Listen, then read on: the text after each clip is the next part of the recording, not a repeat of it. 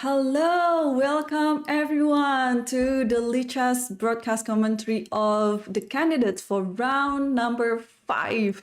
And yesterday we had a very well-deserved rest day for everyone, not only for the players but also for the commentators, because the first 4 games in the candidates, they are very entertaining, and to be honest, there are so many exciting moves and games happening in the last 4 days. And today, I'm your host, International Master Irene Sukandar, and I'm so pleased to be joined by the multiple time Slovenian champion, International Master Laura Unuk. Laura, how are you today?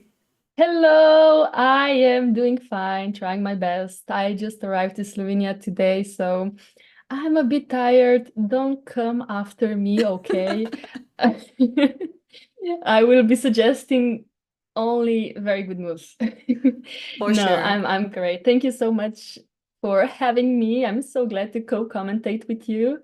I watched your commentary in the World Cup, so it was very much great, and I'm very excited to join in now. Well, I'm very excited too, Laura, and your presence has brightened our broadcast of today, and I'm so looking forward to be commentating for you for the rest of the event because Laura will be with me until the last day of the candidates. How amazing is that? This is going to be like a real treat for all the chess fans of the Lichess viewers. So, Laura, you just came back from Menorca. How was your tournament? Oh my God. My tournament was like, it started terribly because I lost to lower rated opponent, but a very talented young guy. So, these days when you play young players, you cannot really expect too much. And I lost. And then I was just trying to make a comeback. And at the end, I did. I still ended on minus 10 elo points, Mm-hmm. which is not great. But I believe they will come back one day, especially after co-commentating these candidates with you. I'm sure I am gonna get so much experience. So my next tournament is actually a national championship, Slovenian championship. And I hope I'm gonna be more prepared for that.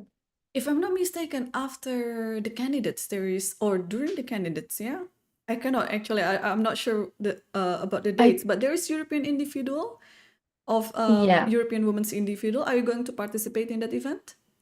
So no, because well, it's a very long story. I don't know if I need to share the whole story, but the point is, our federation put the national women and men championship during European Women Championship Oh, because they were waiting on the dates for men championship to be published. So they uh-huh. just said, let's not care about women European. There's usually one player going Mm-hmm. anyway. So this year I decided, after I think 8 years, to participate again in the national women Slovenian championship. Uh, so I'm not going to Greece, no, to No. European Oh, women that's championship. yeah, that's a Very shame sad. to have both important tournaments clash with each other. But well, I'm Mhm. hoping for the best for you, and I hope this commentary in the candidates can bring some sort of like a very good preparation for your upcoming nationals. Yeah. Okay. Yes.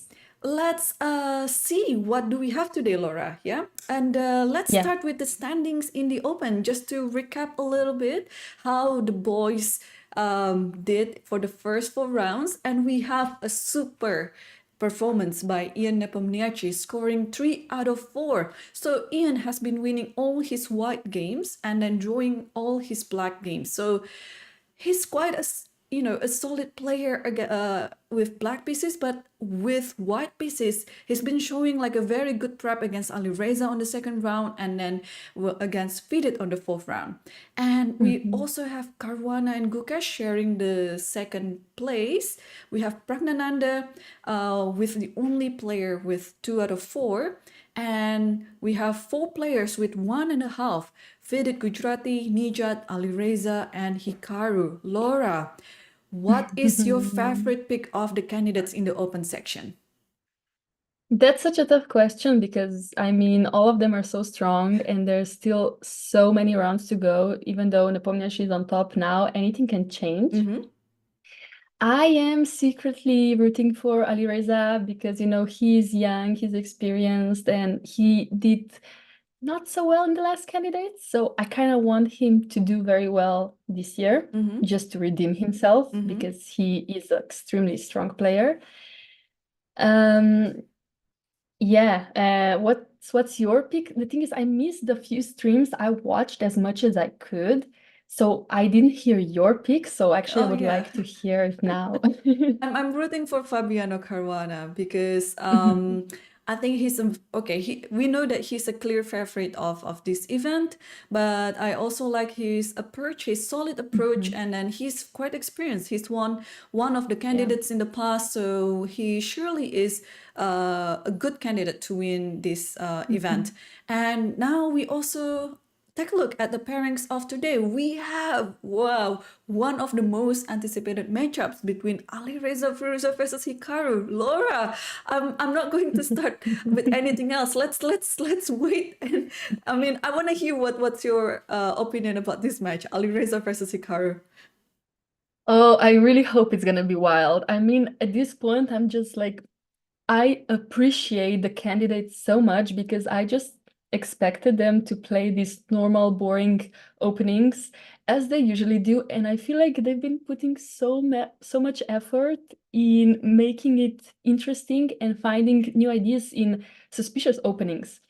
Like, especially Praggnanandhaa, I think he's been doing amazingly, or his team has been doing amazingly in that. Yes. So, I mean, Firouz and Hikaru, I'm just excited. Hikaru is black, so I feel like he will try to play a solid, especially because he is not doing so well in this first half. Okay, he's doing well, but the loss was a bit of a surprise for all, I think. Yeah. Against Vidit, I think it was, yeah. Mm-hmm.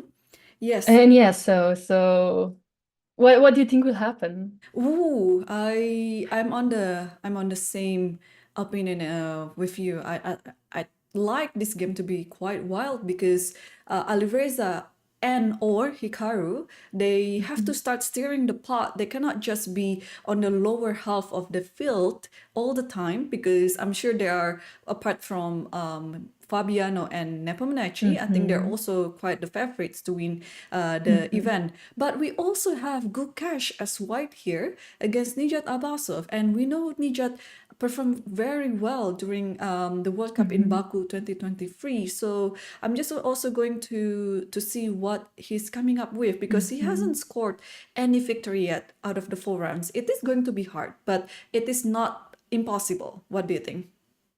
No, of course. I think any surprises can happen. I Mm-hmm. mean, in both sections. So, I mean, even though like maybe just because he's the underdog, people will try to push too much in some games. Mm-hmm. So it can all turn around in any minutes, and we should not just, write him off. Of course not. He's a very strong grandmaster himself. Obviously. Yes, and we also have FIDE Gujarati versus Fabiano Caruana. And we know also in this tournament, Fabi has similar approach as Ian, that they will play very solid. They're not going to over push as black Mhm. pieces. And then on the when they're playing with white pieces, this is when they're going to show their teeth. So here I'm actually expecting a normal and solid game because FIDE has suffered 2 losses in a row against Praggnanandhaa and against Nepomniachtchi prior to this game. So I Mhm. would expect that FIDE would try to regain his Mhm. composure little by little and then not really looking so much on this game, even though he's Mhm. playing against with white pieces. And then last but not least, we also have Praggnanandhaa versus Ian Nepomniachtchi. This one is also going to be interesting in its own right. What do you think, Laura? Yeah, I mean, like I said, Praggnanandhaa and his team have been doing so well to make openings extremely interesting again. Mm-hmm. And Nepomniachtchi is not one to be extremely sorry. Okay, set with black pieces, he will try to be as solid as he can, but I think that game is going to develop very, very interestingly. Yes, I agree. I totally agree with you. Both of Praggnanandhaa's team and Nepomniachtchi have been cooking really well for the preparation. We saw the game between FIDE versus Praggnanandhaa, where Praggnanandhaa played the delayed Schliemann, and then, as you said, this is a suspicious, dubious opening, but somehow it worked well for Praggnanandhaa. And we also saw the game between before the rest day, Nepomniachtchi versus FIDE in Berlin, where we know that okay, at first we thought that this is Berlin, this is going to be a quick draw and so on, but no, they have proven to be quite efficient for Nepomniachtchi and won the game in a very nice fashion. Okay, so let's Mhm. see what we have on the women, the standings after round number 4. We still have the sole leader, Tan Zhongyi, with 3 out of 4, winning the first 2 games and drawing the last 2 games. We also have on the clear second, Alexander Goichkina, with 2.5 out of 4 without suffering any losses. And we have the super solid Katrina Lahno drawing all her games and then standing on half 2 out of 4. Mhm. And then sharing with her, we also have Nurgül Salimova and Vaishali also with 2 out of 4. And on the lower field, we have Conor Hampi, Anna Muzychuk, and Li Tingjie. Surprisingly, the trio of them are the 2500 grandmasters, and they have like 1.5 points out of 4. And taking a look at the pairings today, we will have Li Tingjie versus Katrina Lahno, Vaishali versus Muzychuk, Conor Hampi versus Alexander Goichkina, Tan Zhongyi versus Nurgül Salimova. Which one, Mhm. Laura, do you think will provide us with some fireworks on the board out of these matchups? Oh no, all of them. I'm excited for all of them. Uh, I cannot pick one. Can you pick one? I don't think so. But if I can choose anything that is going to be quite solid, it's between Litinje versus Katrina Lahno. Because Katrina Hmm. Lahno has been drawing all her games. Actually, before we Yeah, entered the rest day, she had a very winning position against Tan Zhongyi, the leader. But somehow yeah, the Chinese has been very resourceful and managed to save the day and drawing the match. So, and the same goes with Anna Muzychuk. She had another winning position against Li Tingjie. But before that, on the round number 3, she also had a winning position against Katrina yeah. Lahno. She must be quite, how to say, like very eager to win, to finally win one of these games that she's been winning on. What do you think? Yeah, I think she's just very upset or confused. Like, how is she not winning these winning positions, which she would usually do in such an easy way, I feel like, because Mm-hmm. she is Anna Muzychuk. Mm-hmm. And I think she's frustrated at this point. So she really kind of wants to score, and I hope it's not going to push her too far. Yeah, well, hopefully, the rest day has given every player, a quick restart to their mind, to their physique, because, well, this is going to be a marathon event. So you are not going to finish anytime soon. We still have 10 games to go. It is a really long battle for everyone, for the players, for the arbiters, for the commentators, and for everyone. But this is going to be a very interesting 2 weeks for all the chess fans in the world. So yeah, I'm just going to be very exciting. And also we see lots of opening improvements, lots of opening novelties. Well, they're not necessarily really, really good, but if you are combining them with the element of surprise, they work really well in many of the cases. So, Laura, you can actually pick one of these ideas for your upcoming nationals because maybe your opponents are not really updated to any of the games, any of the lines, and this is where you're going to hit them on the spot. Yeah, I think I will take the prep from candidates and, just outplay them all in the opening. No, the thing is, openings are such a weakness of mine because I hate deep preparation, I just want to play chess as soon as possible, like, Mm, out of the prep. mhm, So actually, this is very good because I will get experience in positions.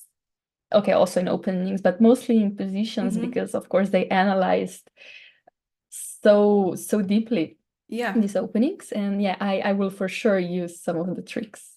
Right. Yes. So before we go to any of the games, I'd just like to remind all the chats, both on Lichess Twitch and YouTube, to also join us, support us on the chat with like your opinion, but please keep the chat clean and respectful. And also, yeah, we have like a 15-minute delay of the broadcast because for the anti-cheating measures, and it's the game should be starting about now actually, or the moves have to be shown about now, but well, it's after the rest day, anything can happen. Maybe there is some ceremonial first move, it's usually what's happening. And yesterday in Toronto, some of the players, Laura, they've enjoyed the view of the total solar eclipse. So I don't know whether you've seen any of the posts about it. It looks really cool. So many. So many, Everybody yeah. posted. Yeah, how cool is that? You're taking a boat to the middle of the sea, and then you viewing the total Yeah. solar eclipse like in the middle of the sea. Like it's gonna be Yeah. really cool. I also like to remind all the chats about the format of these events because sometimes it can be confusing. So both of the opens and women's session, they are playing a double round robin event, which means there are 8 players. They're going to play each other with both white and black pieces. So there will be 14 games in total for both opens and women's section. And they also have different time control. In the open section, they will play with 120 minutes for 40 moves, with another extra 30 minutes increment starting from move number 41, with the increment of 30 seconds also starting from move number 41. And in the women's section, it's a little bit different because they will have 90 minutes for 40 moves, and they will also have another extra 30 minutes starting move number 41, but they will have 30 seconds increment starting move number 1. So in a quick glance, the women's section have a shorter time control, but it's not necessarily like that because in the end, you have this 30 seconds increment starting from the move number 40, from move number 1, so it should add up something in the end for the total of the duration of the games too. And yeah, I still haven't seen the games to be played so far. I'm wondering what's the holdup in Toronto, because usually in such an event you would like to start on time, yeah, like For right on the sure. dot. Yeah, it's disturbing, I think, for players if there is even delay in some games, because as we all know, it happens in all chess tournaments, and when it does, it's not very pleasant because you really want to be on time. You want the stress to be over as soon as possible, the tension to be dropped. Yeah, I don't know, but it's fine. We can still discuss. We can guess what they're gonna play. Oh, let's play a guessing moves. Yeah. What about the game between Ian Nepomniachtchi, Praggnanandhaa versus Ian Nepomniachtchi? Okay. That's all I have. The thing is, I don't know the players that well, so I'm not even sure. Okay, Praggnanandhaa played this beautiful Catalan, and I really hope he will go for Catalan again, even especially because Nepomniachtchi had to prepare it when playing against Magnus. And I just want to know if Praggnanandhaa maybe found something that could be improved, could be interesting, like he did against Gukesh. I know he lost that game, but like it was just so brave of him to go for that, and I think I would love to see another Catalan. Wow, Catalan. And are you a Catalan player yourself, Yeah, Laura? I love the Okay. Catalan. That makes And sense. you? That makes sense. You will need all these Catalan updates here in order to Yeah, also prep all of yourself. them, please. Right. Yeah, and we Oh, have the moves. So which one would you like to look at first, Laura? I would like, okay, let's start with Prague, Okay. because, as we see, there was no Catalan. So should I be disappointed? Yeah, I'm afraid you should be disappointed by now, but let's take a look from the start. So we'll see this one e4, e5. So I think Prague has been preparing e4 for the first move for this event because yeah, if I'm not mistaken, he hasn't been playing any other first move than e4. So e4, e5, knight f3, knight f6, Ian's favorite, Petrov. And then we see this Petrov happening on the board, and after knight takes e4, here Praggnanandhaa played d4, which is a bit, well, it's not surprising because of course d4 is one of the main lines in Petrov. But if you recall the game between Vaishali versus Salimova, here Vaishali and her team has brewing over knight c3 variation and then won in a very aggressive style against Salimova. Yeah. So here Peter Svidler, who is the second of Praggnanandha's, mentioning about d4, because I'm sure Petrov is one of their main preparations against Ian Nepomniachtchi, because we know that Ian is a very good Petrov player. And d4, d5, and bishop d3, bishop d6 is quite symmetrical position we have right now. And Prag goes for this c4 idea. c6, knight c3, this is still one of the main lines in Petrov. And after bishop c4, bishop f5, and we are on the current position. Still going. Still going. Prag played quickly, bishop g5, still on his preparation. What do you think, Laura? Do you have any experience playing with or against Petrov defense? So I'm a d4 player, and knight f3 and c4 maybe sometimes, but so not either with white or black do I have much experience. I know it's very popular. It looks kind of drawish to me, even though of course it's just solid, but it has potential to develop anyhow. There's just a lot of theory, and like I said, theory is not my best friend, so I avoid it. And do you play that with white or black? I play both, yes. Okay. But quite Please rarely. explain things to me. Well, no, it's fine. Don't go too far. well, it's totally playable for both white and black, and then this is a very solid approach for again white and black pieces. So yeah, knight h4. This is interesting because, well, the bishop is already gone on f5. I think at some point you just push it back to g6. You can also push it back to e7, e6 maybe, yeah, e6. Then if you take this, queen takes this. I think this is also one of the main lines. If I'm not mistaken, yeah, bishop e6 is one of the main line like that. So bishop e6 takes on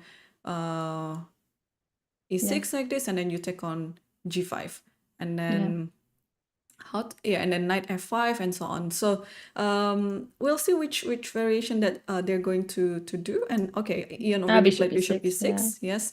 So it's still within the theory, still within their preparation. The bad news is for us, Laura, because we're expecting for some wild games, or wild action on this game. Petrov is not a good sign to start with. No, I mean, of course, like you said, Nepomniachtchi is just doing very solidly with black. I don't think he will risk much, especially because he's already leading. He doesn't need to. And Prag, I think Prag should be the one. So he didn't play knight f5, he went knight f3, yeah. I was mistaken. Knight f5 should be a bad move, because then there is a take on h2. Knight f3 is the move. Okay, makes sense. So yeah, the queen has to go now. Yeah, somewhere. Does it matter where? I don't think it matters actually where. The queen, if you want, go back to a5. You also can go here. You can go pretty much wherever you want to go. It's going to be like an opposite colored game, but it's not necessarily very, very drawish, because I'm sure there are many other nuances that white can play. Because to be honest, I think white is slightly better, but I don't know whether the advantage is that significant enough for white to win the game, because this is going to be a long fight. Such a traveler I am. Yeah. Yes, the queen has gone back to a5, and the bishop could retreat back to b3, and potentially building a battery with the queen. Oh, h3. Wait, h3.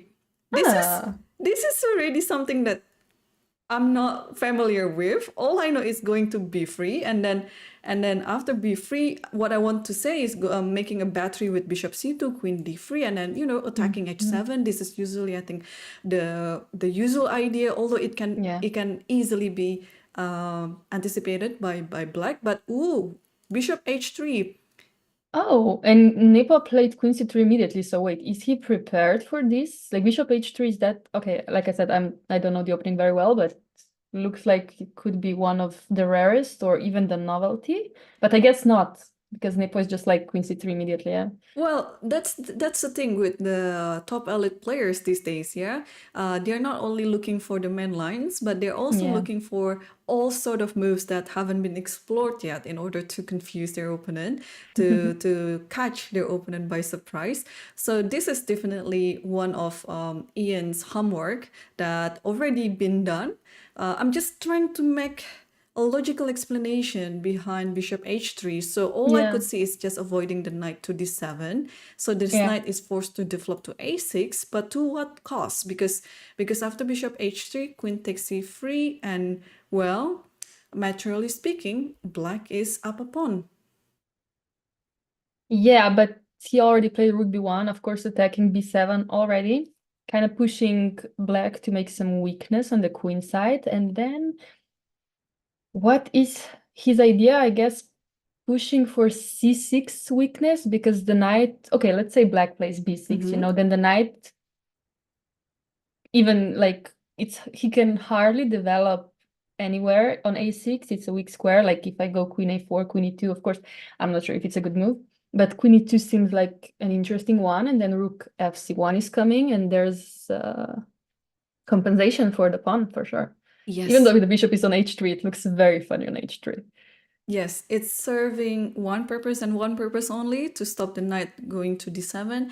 Well, black can make some sort of preparation to make the knight going to d7, but the tempo that costing black might be too much, because then we can tell the queen over here is a little bit in an awkward place. You're not really, okay, you're just grabbing a pawn, but then you don't really have any other follow-up plan to do that. And we have a few Yeah. moves. After queen takes Yeah. c3, rook b1, b6 was happened. Yeah, b6 happened. b6 has happened, and rook b3 And by rook Prague. b3 instead of queen e2. Yeah, no, of course he's still in preparation, and I love what he did, like sacrificing a pawn for compensation in opening. This is kind of my style of chess. Like I like unbalanced positions like that. So I am very excited. Like, how will he prove that the sacrifice was worth it, Yes. Well, for now, we can tell that this is a Yeah. positional sacrifice, yeah, giving up a pawn in order to have a better activities, initiatives maybe. The rook is already, it's kind of like a rook lift from b1 to b3, and then maybe at some point it will transpose its position to the king side, or maybe it stays. We will see, because bishop h3, as far as the master, Wait, yeah, he already played d5? d5 is already on the board. Wow. Another sacrifice? Another sacrifice. So the second pawn sacrifice here. Let's figure it out. So if we take with the queen, this is going to be a very bad move, because since the rook is standing on b3, we can put it on d3, and then we can win a piece right away. Yeah. So what if we take it with the pawn? Let's take a look. Yeah. Let's take with the pawn, and then I think the idea could be knight d4, again stopping the development of knight c6, and then bishop f5, rook h3, and I'm gonna checkmate you, Or also, maybe we can stick with the rook on d3, because we want to take this with Oh. just with the Also tactic. that. Yes, because however you're going to go, okay, let's say you play here, and then I can take this, and then Just bishop taking it, c5, yeah. and then maybe, I don't know, I like to brew something over the king side, just Yeah. some more attack, knight g5 maybe to start with, and then followed by queen, I don't know, f3, g4, h5. This looks Yeah. like a nice Great. a nice position for white, but again, there's something that we have to be suspicious on, because Ian just took on c3 right away, knowing that this is not a free pawn. This is something that white sacrificed in order to get some other compensation. But d5, And Ian is starting to think. Hmm. Is he out of prep now? I don't know. I don't I think mean, so. no, I don't No. think so there. He really took on C3 way too fast to be Yeah. not prepared for something like that. But this game can actually develop in a very interesting way. It can be, yes, it can be developed into a very exciting and instructive, some sort of like middle game, end game style, because this opposite card bishop is always a very interesting theme in the middle game. We had a few cases here in the candidates. I think notably the game between Fabiano Caruana versus Hikaru Nakamura on the first round that ended with a draw, and Caruana had I think 2 extra pawns, but since it was an opposite colored bishop, it was not that easy for Caruana to win the game, and then they agreed for a draw. But obviously, White was better, and in this one, I think it's a little bit opposite. Now Praggnanandhaa sacrificing another pawn, which he also did it against Gukesh. All these sacrifice didn't work against Gukesh, and Gukesh finally played a very calm chess and then starting to gain his composure and then win the game. So Prague has to be very careful about all these sacrifices that he made, because sometimes it didn't work, but sometimes it works too. What he did against FIDE. So I'm very excited on this game, Laura. Just like what you said, it can turn into something that's unpredictable, and Yeah. obviously it's going to be very instructive for us to watch. And I saw you have your cat over there. Let's introduce it to us.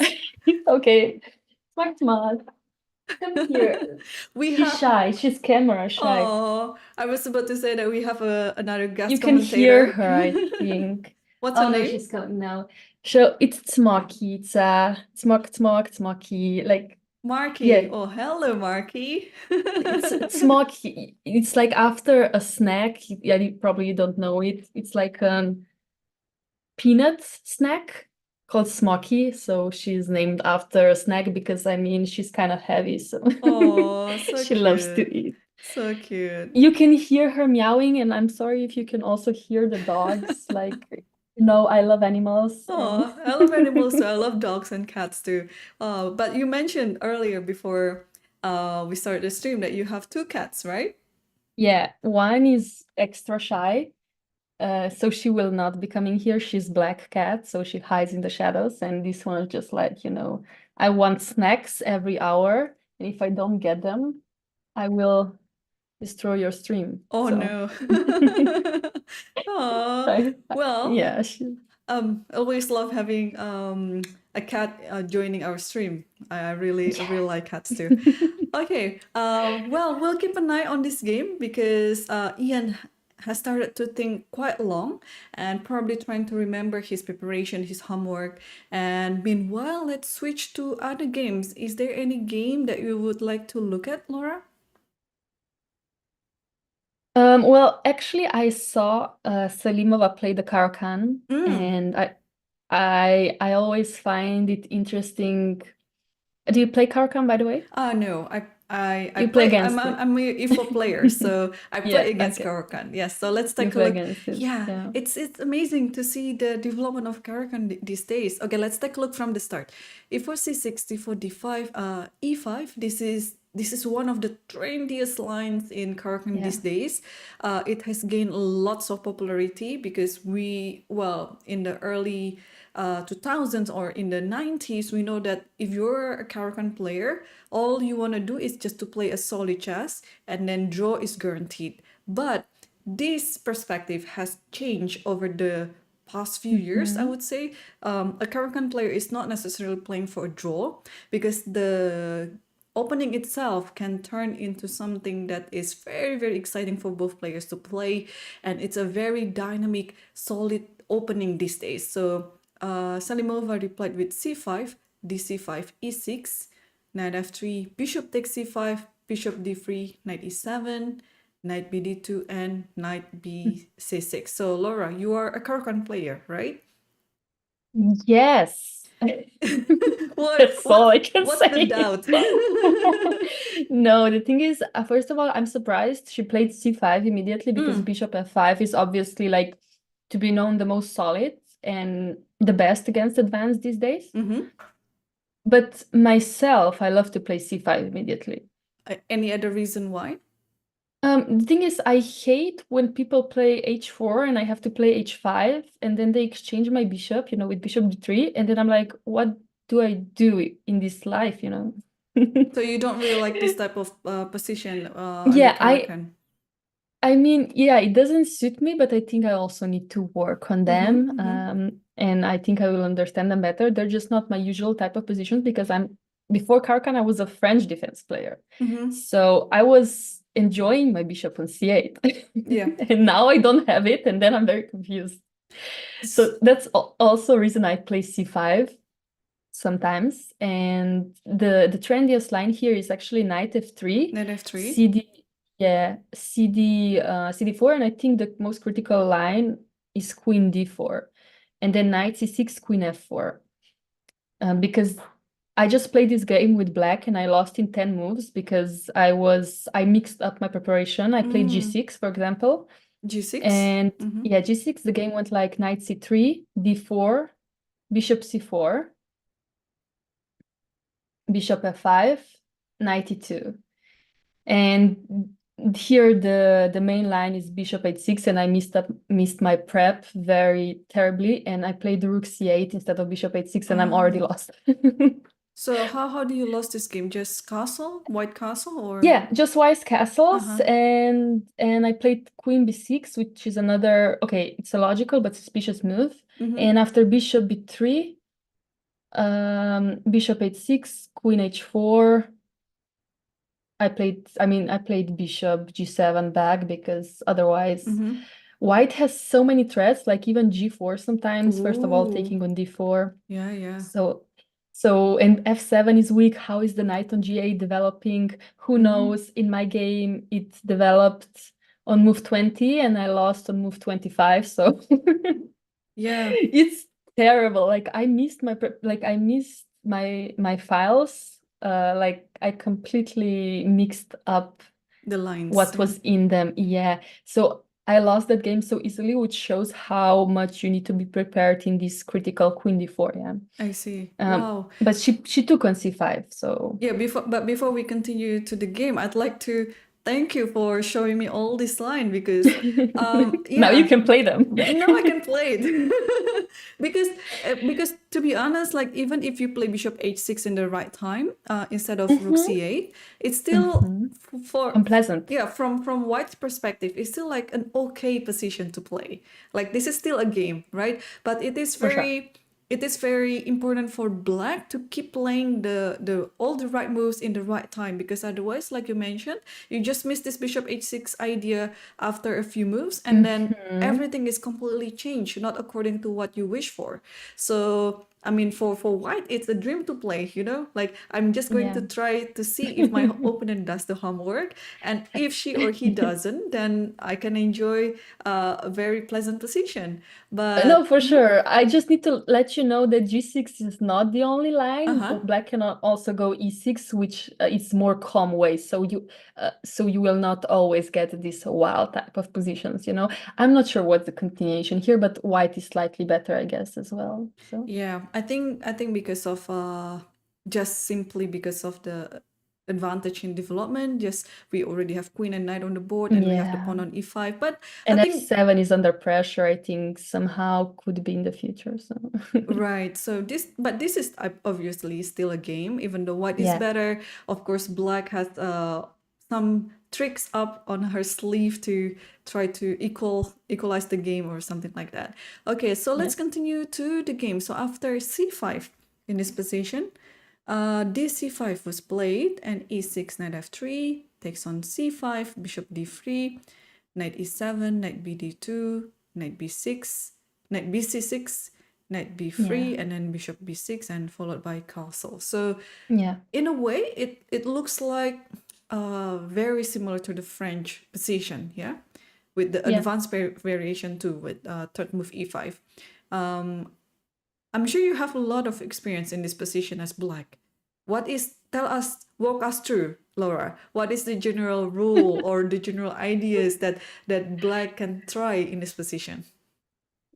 Yeah, okay, so this is kind of classical position, at least for me. Like, yeah, you have bishop on c8, and somehow, of course, the goal is to play f6 and, of course, destroy white center, and then at some point e5. And then this bishop on c8 becomes extra strong, especially if it goes to g4 or f5 or somehow. I tried to play this with white once. I'm not e4 player, and I lost the game very easily as well. So, no, I was just testing, from the other side how it is. So my opponent then just pushed f6 easily, and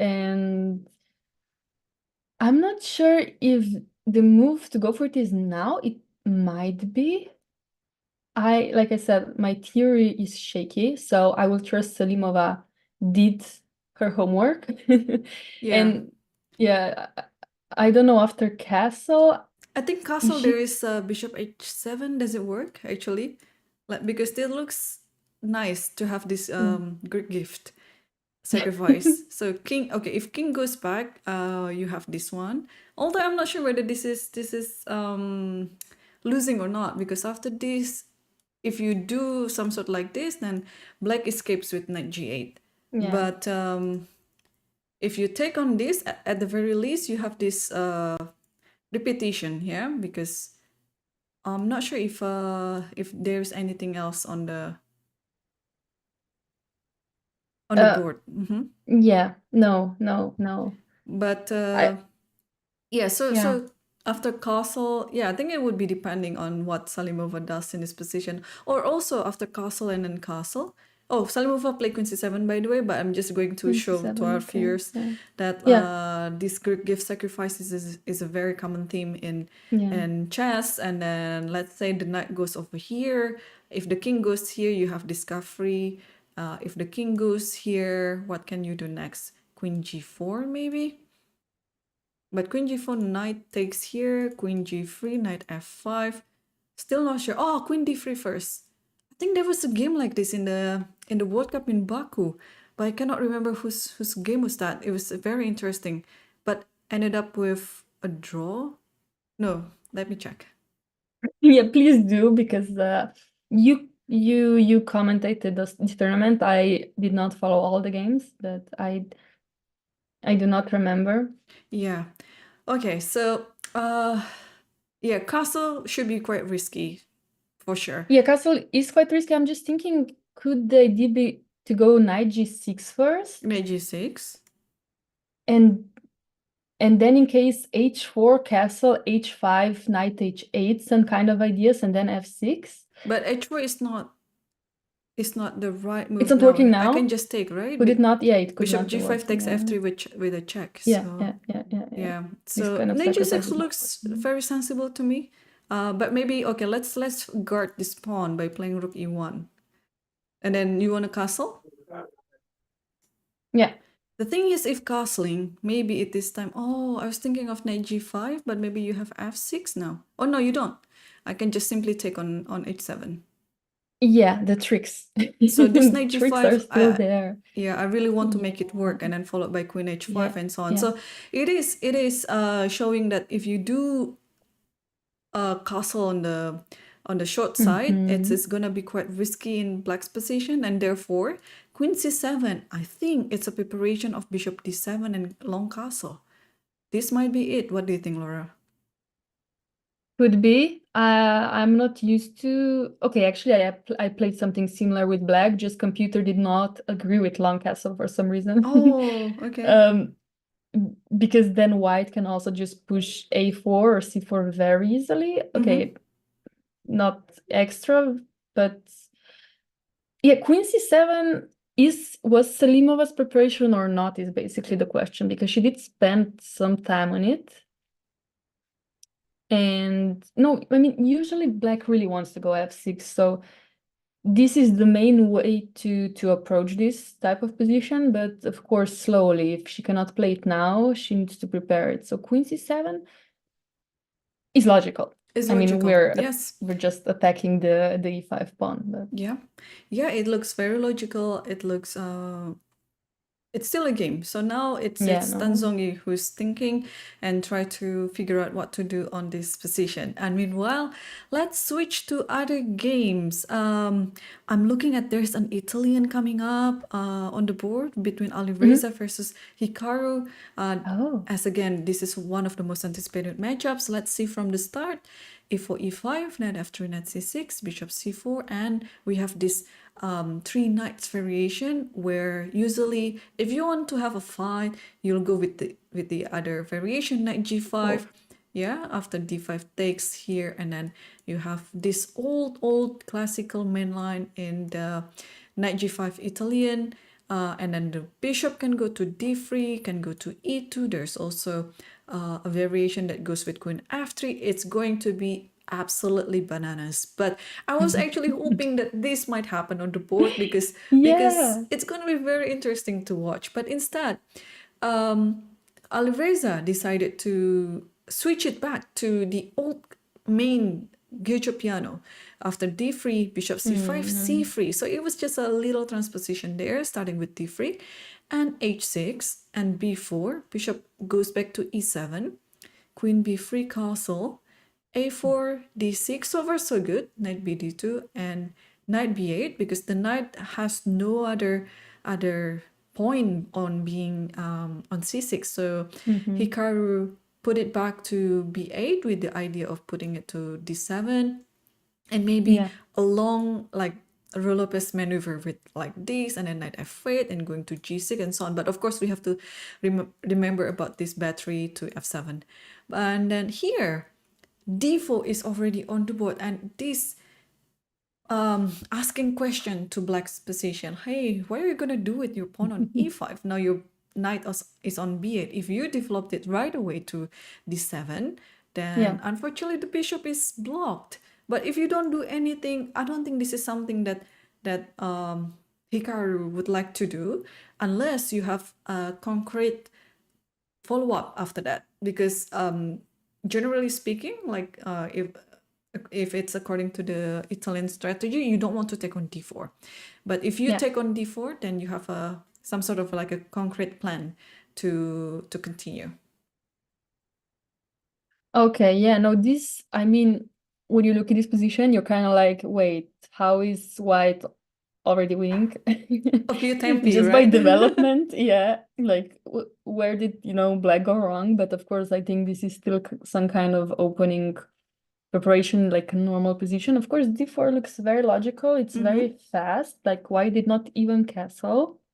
Yeah, that was also my question. Like, if it was a blitz Why? game, I would Yeah. just castle right away and Yeah. then see what's happening next. But apparently, Alireza wants to pressure black in this position by playing d4 and then just to ask this question and then see how black would react to that.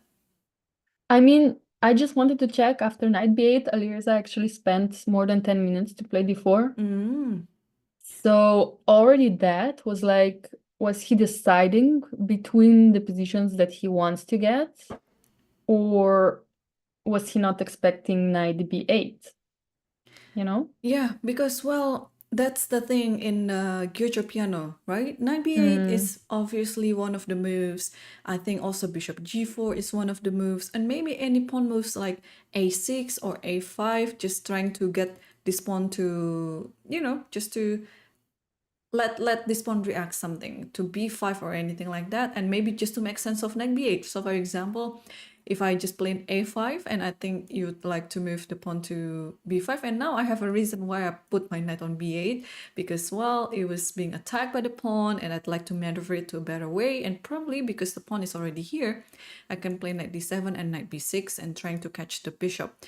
But yeah, knight mhm. b8 right away, it's quite an abstract thinking for Yeah. me, because again, it's not a bad move. I'm sure it is one of the normal moves, but it's just trying to get the reasoning behind the move. Yeah, for sure, for sure. Yeah, especially the question is, how am I developing my bishop and my knight that all of the pieces will be happy, you know? Mm-hmm. Mm, I mean, okay, do we just go bishop g4 and try to no, that's just not usually the approach, no. Yeah. Maybe bishop g4 after h3, just bishop h5 or something, and we're going for like weakness of e4 now that d4 has been played. Yeah. The thing is, since black already castled, this bishop g4 is just inviting attacks to the Mm, black's position. I I can play agree. h3 here, and if you take Yeah, this, I don't mind taking yeah, it with the g pawn, and now I agree. this line will open up, and also because of h6. This is in Italian. It's an invitation. Hey, you can attack me now because now the pawn has already moved. So if you, instead of taking on the knight, you play bishop h5, and then you can just move like this, and possibly, maybe not now, but this idea is going to be there soon. Or you can prepare it by playing this. But okay, e4, we have to play some concrete chess now, yeah, because e4 is under attack. Yeah, yeah, yeah. But this turns out to be quite interesting. We also have another Italian Orguccio piano, which Okay. looks a bit more spicy than what we see on the game between Alireza versus Hikaru. That's the game between Vaishali and Anna Muzychuk. We already have the pawn on g5.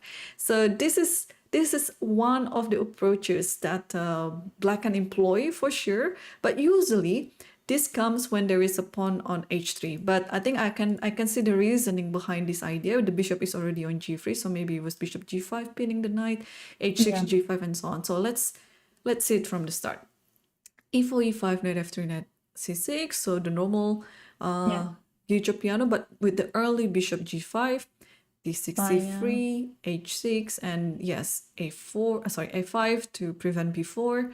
Knight bd2, bishop a7, a4, queen e7, castle, and g5.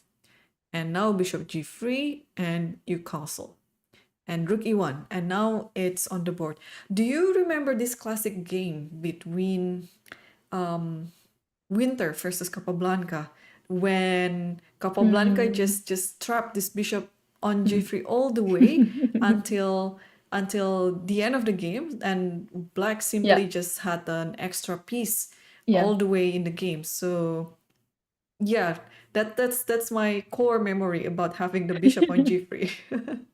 I actually played a similar position with black, Mm, and I have to say I very much enjoyed it just because I felt like, I was safe with the king, and yeah, white was just playing without a bishop, but somehow I got into the time trouble and let the bishop develop, and then I lost that game. So, it's it's still very much playable. Like a lot of people yep, play this with white anyway.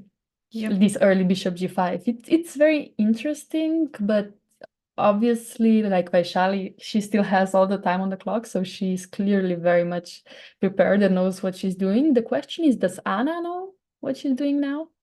I think she's torn between many options because okay, they Hmm. almost have like 30 minutes difference, okay, 26 Yeah, to be exact. But I just want to see which point that took Anna the longest time to think. yeah, So yeah, this g5. g5, okay, this is quite committal, yeah, and I think I can Yeah, understand why Anna took a long time to think about g5, because now it's a question where you want to develop your pieces, where you want to castle, and how are you going to proceed with the game plan, right? And Anna chose to have this game plan by playing g5, and after bishop g3, it's also another question now. You already pushed your pawn to g5. Maybe you'd like to do some long castle, but unfortunately the pawn is already on a5. And mm, if you go for some idea with long castle, this a5 pawn might possess some problem because there might be some b4 happening coming up soon, and your king is getting attacked. So Anna chose to play to castle on the short short, yeah, side. And rook e1 is such a normal move. You'd like to create space. You'd like to also at some point prepare for d4, and then make a very useful idea with the bishop hitting on e5, if it's possible. And here Anna played bishop g4. yeah. I was thinking about that. It's just very Mm-hmm. logical. Like after h3, you can put your bishop on h5, Mm-hmm. and you're kind of extra protecting your king while still pinning the knight. Yep. So that just looks very safe and like easy plan. But white will be probably playing on the queen side now, Mm-hmm. no? Somehow playing b4, 4b4. I think I'm it. not sure. I think it's more like playing in the center because the king is quite exposed. You want to Could like work. prepare for d4. Obviously And not at this sometimes point. e5 Yeah. immediately. Yeah. Especially because queen is on e7 and rook is on e1, and you just want to push e5 as soon as possible, you know? And also Get making use this. of this Yeah. square as well. So I think one of the reasons why rook e1 is being played is to give Yeah. the space for your knights to maneuver. So I would start, if I were Vaishali, I think I would start with queen b3. Yeah. May not actually hitting on this one, but I think, you know, at some moment, if that pawn is really free, I would just grab it. And then now let's start the knight dance. Yeah, probably knight here, knight here, knight here, and then put the Mm, f3, and then bishop here, knight here, and then here. I mean, because white's position is so solid, you just, you know, you can just move around with many pieces. So yeah. to demonstrate to our viewers, I would just show it like this. So let's say black played, okay, rook Mm-hmm. b8, and then I can move here. Okay, I'm just showing my Yeah. idea as white. So like this, and then like this, maybe bishop f2 first is better actually, because I don't like to be pinned like that, and then put the knight over here and the knight over here. I think that white's position is that solid, even though you waste lots of tempi like this, it's not gonna costing so much in your position, because also black doesn't have any idea. Usually if you have something like this, black would like to play king g7 and knight goes to g6, but this is not happening now. So knight here and then push the pawn to f5. But yeah, we'll see. Bishop g4 is already on the board. We'll see Yeah. what plan that Vaishali will take on this position. Yeah. Is I there? mean, yeah. Sorry. What did you want to say? No, keep going. If you don't have anything else to say, then you can recommend us going to any specific game if you would like to. No, I just wanted to say, yeah, this like with this weakness on g5, or kind of weakness, king is open. So yeah, like you said, playing in the center, the question is, even after queen b3, rook b8, can I even go for d4 Ooh, immediately? immediately. And then I, if I don't takes know. I just go e5. e5. Yes, this is Doesn't that also, look like kind of fun? it is fun. It is fun indeed. Yeah, I like this I don't know if it approach. works, but it's fun. Yeah, I don't know why I missed this, because this is like actually we saw this type of approach as well in the game between, I think it was Fabi versus Gukash. It was like this too, and then it's amazing. Yeah, like if you take, then now even though you're down a pawn, but at least your bishop is working, and now you can just simply take this, and this is Yeah. actually, to be honest, this is a better position for white, I would say. I mean, it's, yeah, I would prefer white. Let's say that. I'm not sure what computer is saying these days, but like it's so much more pleasant to play this position for white anyway. So much Yeah, pleasant, so so much easier too. Yeah, because usually when you're attacking, it's way easier than if you have to defend yourself, right? So, well, very well spotted by you, Laura. Yeah, I really like this idea. Yes, I very feel well good done. now. No, Okay. I just wanted to point out the fact where we started Praggnanandhaa against Nepomniachtchi. Nepomniachtchi is still thinking after d5. Ooh, after d4, yeah? No, d5. Oh, Nepomniachtchi, Prag sorry. pushed. Oh, Yeah, this game. yeah, Let's yeah, let's yeah. switch back to this one. Yeah, sorry. No, I just want to say, like, he's still thinking. He's been spending how many? Like 40 minutes at this point? 30 minutes? Let's take a look. 30 minutes. Yeah. I mean, that says something, yeah? Yeah. Well, it's already quite a win.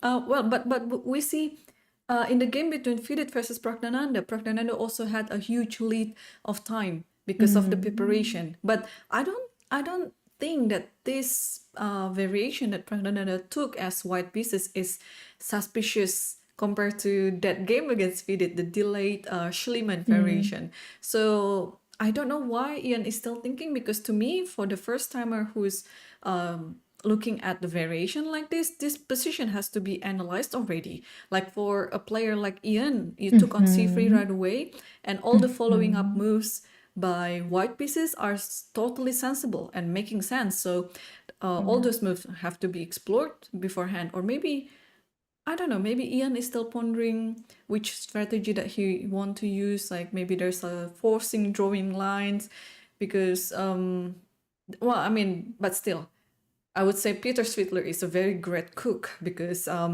bringing Praggnanandhaa up to this point and with all these opening preps is just, he's been doing an amazing job. Absolutely. Yeah, I love it. I'm excited to see how this one continues. But until Jan decides to make a move, where shall we go? Let's take a look at Fabiano Caruana. Fided I versus wanted, Fabi. Yeah. wanted to say the same. Yeah, we just want to check what's going on right there. So what was going on was a Rosolimo. Yeah, Woohoo! which Fabi employed the same approach against Alireza. So in game number, no, just before the rest day actually. So Fabi was also playing with black pieces against Alireza, and then yeah, employing also the same variation at f6 and bishop takes c6, d takes c6, and d3. So Alireza chose a different line compared to FIDE now on this game. Takes bishop g4 and then c4 and knight c3. So Wait, yeah, Vidit has spent a lot of time by now, no? yes, yeah. So maybe this c4 is but before c4 he already spent a lot, like this bishop f4 Yeah, for this bishop yeah. f4. Isn't that a bit confusing or Yeah, was for this type of event, usually all these players would have had like a 40 move long prep. But exactly. and maybe starting you on move number 15 or something like that. But yeah, on move number 7, Fidit already started to think, and maybe the move of bishop g4 might have surprised him. But what else is there? Okay, usually you want to go with g6. Yeah. That's the main line. Playing with bishop g4 right away. Maybe it's surprising Maybe Fidit a that little was bit. it, yeah. So h3, bishop h5, bishop f4, c4. So if you take on c4, maybe take on d1 first, followed Yeah. by knight e4. Black Yeah. stands better. But after knight c3, you just simply take the weakness of your double pawn on the c file. And usually that's the culprit of black's losses in the Rosolimo. But now Fabiano has neutralized it. There's no double pawn on the c file. And he just calmly played e6. And after e6, we saw g4. This is the current position. Obviously, bishop g6 is the only move. And now Fidit is thinking. I think Vidit was thinking a lot after e6 already. So again, making the decision to commit to g4 or not. Does he want to do that? So now that he decided to do that, I think he should also know the response pretty fast. Yes, yes, because this is a very committal move to make. It's almost the same approach like Anna Muzychuk did against Vaishali. If you already have this committed, you've already committed to play this game plane, you should follow it up quickly, yeah, because this is something that's not really usual to happen on the game. So, but on the other hand, I'm just merely asking a simple question here. Where would you put your king? White's king. Is it on the center? You just keep it on the center, or you want to do any of the castle to the queen side or to the king side? Which one would you pick, Laura? I don't think I would go to king side at this point, but I mean, also I love castling on queen side no matter what, even if it's bad. So don't ask me this type of questions. I will always answer queen side, even though it's not objective. It just, yeah, I mean, even at this point now the bishop is on g6, so I think for now, keeping it in the center, maybe developing the queen somewhere and just like kind of teasing, okay, where am I going now? Am I staying here? And, but also black is just going to develop soon, I guess, like finish developing. Yeah. And I mean, white has made so many committal moves at this point, like d3 is kind of potential weakness. G4 was, let's say, yeah, committal. So yeah, at this point, we're just like, we need to do something now. Yeah. So yeah, Queen C2, like we want to kind of play D4 now. Would that be a good idea? Yeah, at some point actually d4. Some point, yeah. But also, I Not also now, I like guess. to just keep this bishop under wrap. So if we move the pawn to d4, Yeah, exactly. yeah, the bishop is suddenly working again. But if we keep the Yeah. pawn on d3, this can potentially be a weakness. So I'm not sure actually what's the follow-up in this position, because actually black looks very comfortable. Like I can just move this bishop elsewhere, maybe to e7 or to b4. Even B4 is interesting right now, especially because that really stops you from going to D4 at any point. And maybe this Because then is, E4. yeah, this looks like a better version of Scandinavian for black.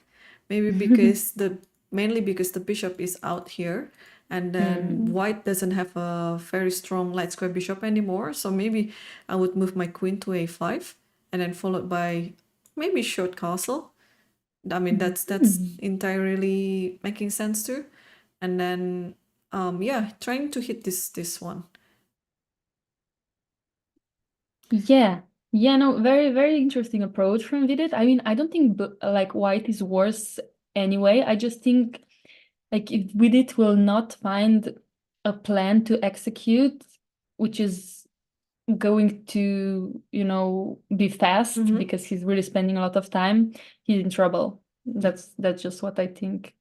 Oh, and as we speak, Vidit chose to play queen b3. So yeah, queen b3 I think is a better move than queen c2, because I don't know why I was so fixated on this pawn. This is, you can just give it for free because this pawn is a Yeah. more important pawn than d3. So yeah, queen b3, I think it's a way better move than what I did with queen c2. So maybe here, how are you going to defend this pawn, or would you play something completely different? Um, well, okay, first of all, we ask ourselves, okay, so queen d3 doesn't work because, okay, I take on b7, and after rook d8, I can even take on c6, so we cannot be aggressive at this point. So I guess defending it is the most logical, just Maybe by queen going b6. queen b6 or queen d7. Queen b6 is, I think, much better because otherwise knight e5 is coming Yeah. with tempo. I think queen b6 just looks very logical. I don't want to push the pawn from b7 Yeah, I agree because with I'm you. just making way Like too this, many yeah. weaknesses. So maybe I just don't have any other move but queen b6. I don't know. Maybe I'm missing something, but what do you think? Yeah, queen b6 is a very thematic approach and response to queen b3 idea, and we've seen this type of idea in many openings, in the Ratty opening, also in London, in pretty much many openings. So queen b6, and especially if you can take it with the a pawn and then make your rook somehow work over the a file, yeah, I think it is a very sensible response that black can play in this position. To be honest, I But the don't. question is, sorry, I mean, the question is if we exchange the queens with black, like if queen b3, queen b6, ab6 happens, how is bishop from g6 getting into the play? Yeah, I Like, think it would be quite a very long route for the bishop to go to f7 later. So since there very, is no other, I mean, it would be the same story like what Vaishali is doing right now against Muzychuk. yeah. So f7 and f2 would be their squares to somehow get to the game. So maybe like develop the bishop first, you do castle, and then prepare for e5. I think this is the most important part, because you cannot play e5 yourself. Otherwise, this bishop is Yeah, gaining for sure. some diagonal, and also the square of d5 is a very good outpost square for the knight of black's knight. So yeah, I think you would like to slowly build this type of pawn structure with e5 and f7, and then put your bishop on f7. But black is fast enough for like activity, or does could Even white be getting some nice advantage out of that from even like if these four yeah, I moves? think even if black is not fast enough after the exchanges of the queen, Mm. white will suffer with the long-term weakness on d3. So even if you try to catch my bishop, it's fine. I think this type of trade is in favor of black. So either you want to catch my bishop or let my bishop go to f7. It doesn't matter. The position will stand better in the end game because of this long-term weakness. So what I was thinking is, if queen b6 happen on the board, Yeah. I think FIDE has to come very quick, not to lose the strategical approach until the end of the Yeah. game, because again, you spotted it earlier, like d3 is the weakness, and I agree with that. And if the queen is already off the board, it doesn't really offer much of any concrete or aggressive lines for FIDE, and in the long run, black is very comfortable in maneuvering its pieces and get a better endgame. So we'll see. Currently, Caruana is still thinking on how to respond this queen b3. Yeah, I think he's calculating all the lines, or could he be considering queen c8 as well? I'm not sure. I think that's a bit too passive. So, right? Like queen c8 is just probably not doing it for black. So I Right. think you're just calculating the lines after queen b6, like what are all white's moves that are potential candidates.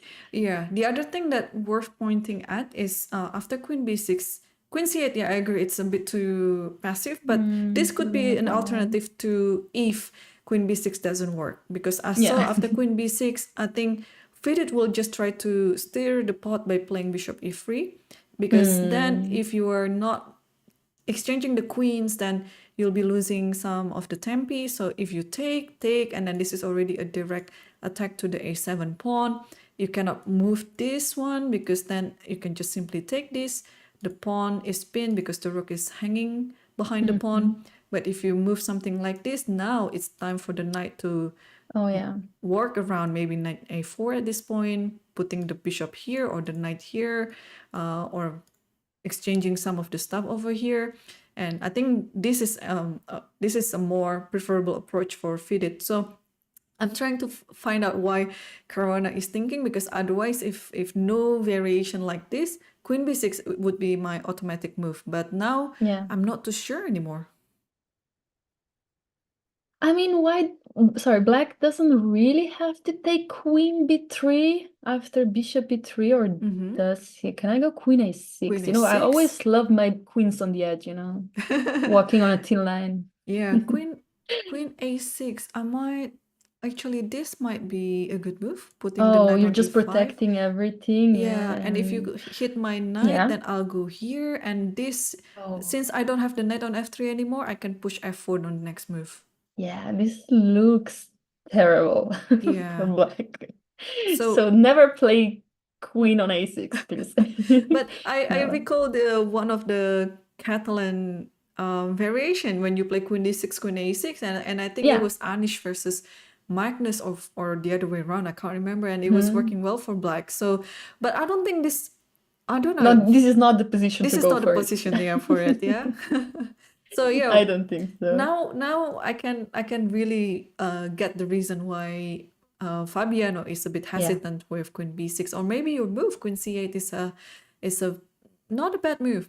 And now maybe we have to Mhm. resort to other ideas with b6. I know it looks a bit Oh, worrying about this pawn, yeah. but at this point, or maybe yeah, it is not a good move. Yeah, like knight e5 is always there. Yeah, and then again you have to go this queen c8 or rook c8, and this just looks like I don't like Yeah. it. Or maybe That's all. instead of b6, can we be more brave by playing b5? But unfortunately, maybe now it's a4, Okay, before. and then the knight comes around.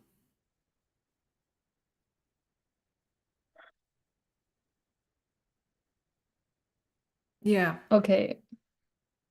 not a preferable way of for the Maran type of structure for black, maybe, because now c4 is kind of Yeah, and the bishop on g6 is just like yeah, so out of the yeah. game.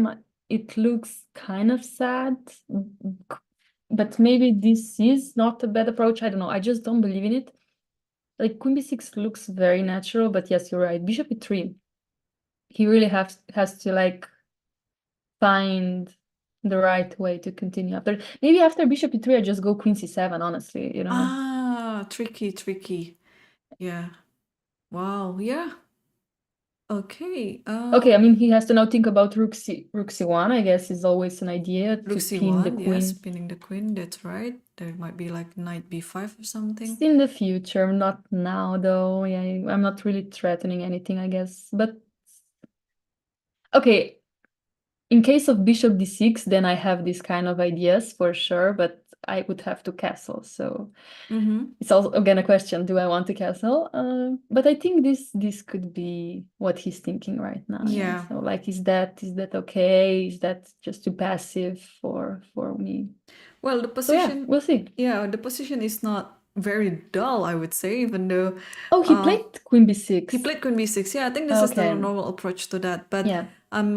I'm almost sure FIDE will come up with bishop e3 because I don't see taking is a good move for white. Because it's just gonna be helping black's position. So yeah, my money would be on bishop e3. Yeah, and I think he will play it soon as well. Otherwise, he's just too low. Too low. He's spending way too much time for these kind of decisions, and he needs to be a bit faster, I think. Yes, and FIDE already in several games. He was down to like 2 or 3 minutes with a few moves to make. So and then also in the open section there is no increment. So it was just like a pure time trouble. You don't have increment on the clock. You have only a few minutes, like 2 or 3 minutes to complete 5 or 6 moves. It's simply in time trouble, and especially when he was not having like the easiest position there is in chess, it was like always complicated and required lots of calculations. So I think for the long run, yeah, FIDE has to try to be adjusted to this type of time control because it is not very common to have this time of time control in the elite tournaments. Usually you have some increments starting from move number 1, but here, yeah, you have to quickly adapt to it and then play your best chess. So while we are waiting for FIDE to make his move, let me direct us back to the game and in the women's section.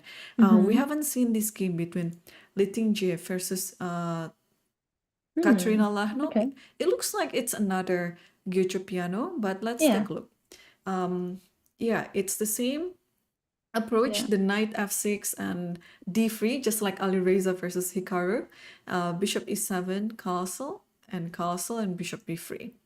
And here d6 and c3. Yeah, you have to be careful about all these little nuances in Gyucho piano because after d6, yeah, black might be planning for something like knight a5, trying to get the bishop. So Lichess prepared it by playing c3, and knight f5 was played, and bishop c2, c5. So we have a similar structure in other games too, but this one is transposing into like the closed ruler pass, I would say. Yeah, because you have this d3 idea which can start it off on different order of moves, like e4 e5, knight after knight c6, and then bishop b5 a6, bishop a4, knight f6, and then d3 itself, and then like maybe b5, and then bishop b3. Yeah, bishop e7, castle, and then d6, c3, maybe here first, here, and then castle. And then sooner or later c5 will be played anyway. So yeah, it's very similar. And let's take a look at the current position. I actually used to play that with black myself against the Italian, but it's been some time since I played that just because it was kind of difficult to play with this bishop on e7, especially because I was just starting to play e5. Like I said, I was a French player before. So when I started to play e5, I played this against the Italian, and this bishop on e7 was, very passive. But I see that theory has improved. I mean, Lei is prepared for it. So, and I mean, Lagno also, like, she has great seconds. So, Yes. Well, she has a team of good seconds behind her. So this is Li Tingjie. Li Tingjie has Rajabov preparing for yeah. her since the World Championship match against Ju Wenjun and also her boyfriend Raymond Song. Yeah. Yeah, so yeah, it's a very nice combination of seconds there. You have like the technical side of preparation, you have also the emotional side of preparation because, well, again, it is a long event, it's a marathon event because it's not only what's happening on the board, but you also have to get ready and anticipate the worst of what's happening off the board as well. You might not liking the food, or you might not be adapted to the weather. Yeah, and we know as chess players, chess tournaments can be very lonely if you go there just by yourself and not having friends around you. And then what are you going to do in your spare time? So I think it's a good way to bring your spouses, to bring your partners, yeah, and then alongside your seconds. So I think Li Tingjie has everything on her pocket, but the thing is, we can also still see that she's still in the lower half of the field right now. So she's not performing that greatly, but I hope she can bounce back in the coming 10 rounds. Yeah, no, for sure. I think she's like such a bright person, and she has a supporting team. And even though she lost the round one, which I think is the hardest round to lose, because there's so much pressure, so much tension to start the candidates. And then when you lose that game, you're just like, what am I doing here, And I just think she will bounce back. I think she's used to this kind of pressures, and that's why I think she also drew a few games after, and she is slowly going to push Okay, for some Laura. wins. Laura, as we But speak, oh my gosh, there is an what happened? interesting development between Praggnanandhaa versus Ian. Look at that. Where does the knight go? So we saw the Wait, position after what? d5, and Ian had a long, long thought, Oh, and he decided to just take the pawn, followed by knight g5. We didn't analyze this knight g5 because we thought maybe knight goes to d4, maybe rook goes yeah. to d3 and take the pawn back. But Praggnanandhaa played knight g5 like almost instantly. So Yeah. it is still Oh within my his God. preparation. Oh my goodness. h6, and now Prague has to make sense of this knight g5 move by sacrificing on f7. Oh And my God. and rook didn't take because my first instinct is to take it with the rook, right? But maybe Yeah. because of bishop e6 and so on, Yeah. he Yeah. didn't want to take it with the rook, and he took it with the king. And now rook d3 is on the board. Laura, we got what we wanted. So next time, be Yeah. careful of what you wish for. You know what? I always believed in Praggnanandhaa. Just saying, I like said, oh my, like that's crazy how risky his opening choices are. Mm-hmm. And what I love is that he's still prepared right now. That's very bad news for Nepomniachtchi. Very bad news. And Yes. Nepomniachtchi has been thinking for, like, he spent 1 hour at this point for taking on d5. Probably knight g5 came as a surprise to him as well. Like, not very natural move. And wow. Oh, I'm so excited. Like, this knight f7 sacrifice. This can, and like rook d3, it's not like even such A an calm move. obvious, Yeah. yeah, it's like a calm move, but you're just a piece down, No, I mean, it's a So calm response to the sacrifice because usually yeah, in this position, okay, I already sacrificed something. I'd like yeah, to get as many material Yeah, as like I queen can get for, h5 yeah, for the now, for compensation. example. Queen Yeah, h5, queen g4, or any sort of checks, yeah? yeah, Like yeah. try to get d5 maybe at some point, or you know, just get something. But rook d5 is on the board. Even if the next move white is still playing, there's at least bishop c5. But now having the king on f7, there might some potentially be like queen f3 and then hitting on a8. So it's messy. Black has to be very, very careful not to lose on the spot. Are you excited? I'm so excited now. Wow, we finally got what we're wishing for. And even though I can switch to the multi-board view right now, we can see the eval bar of the position between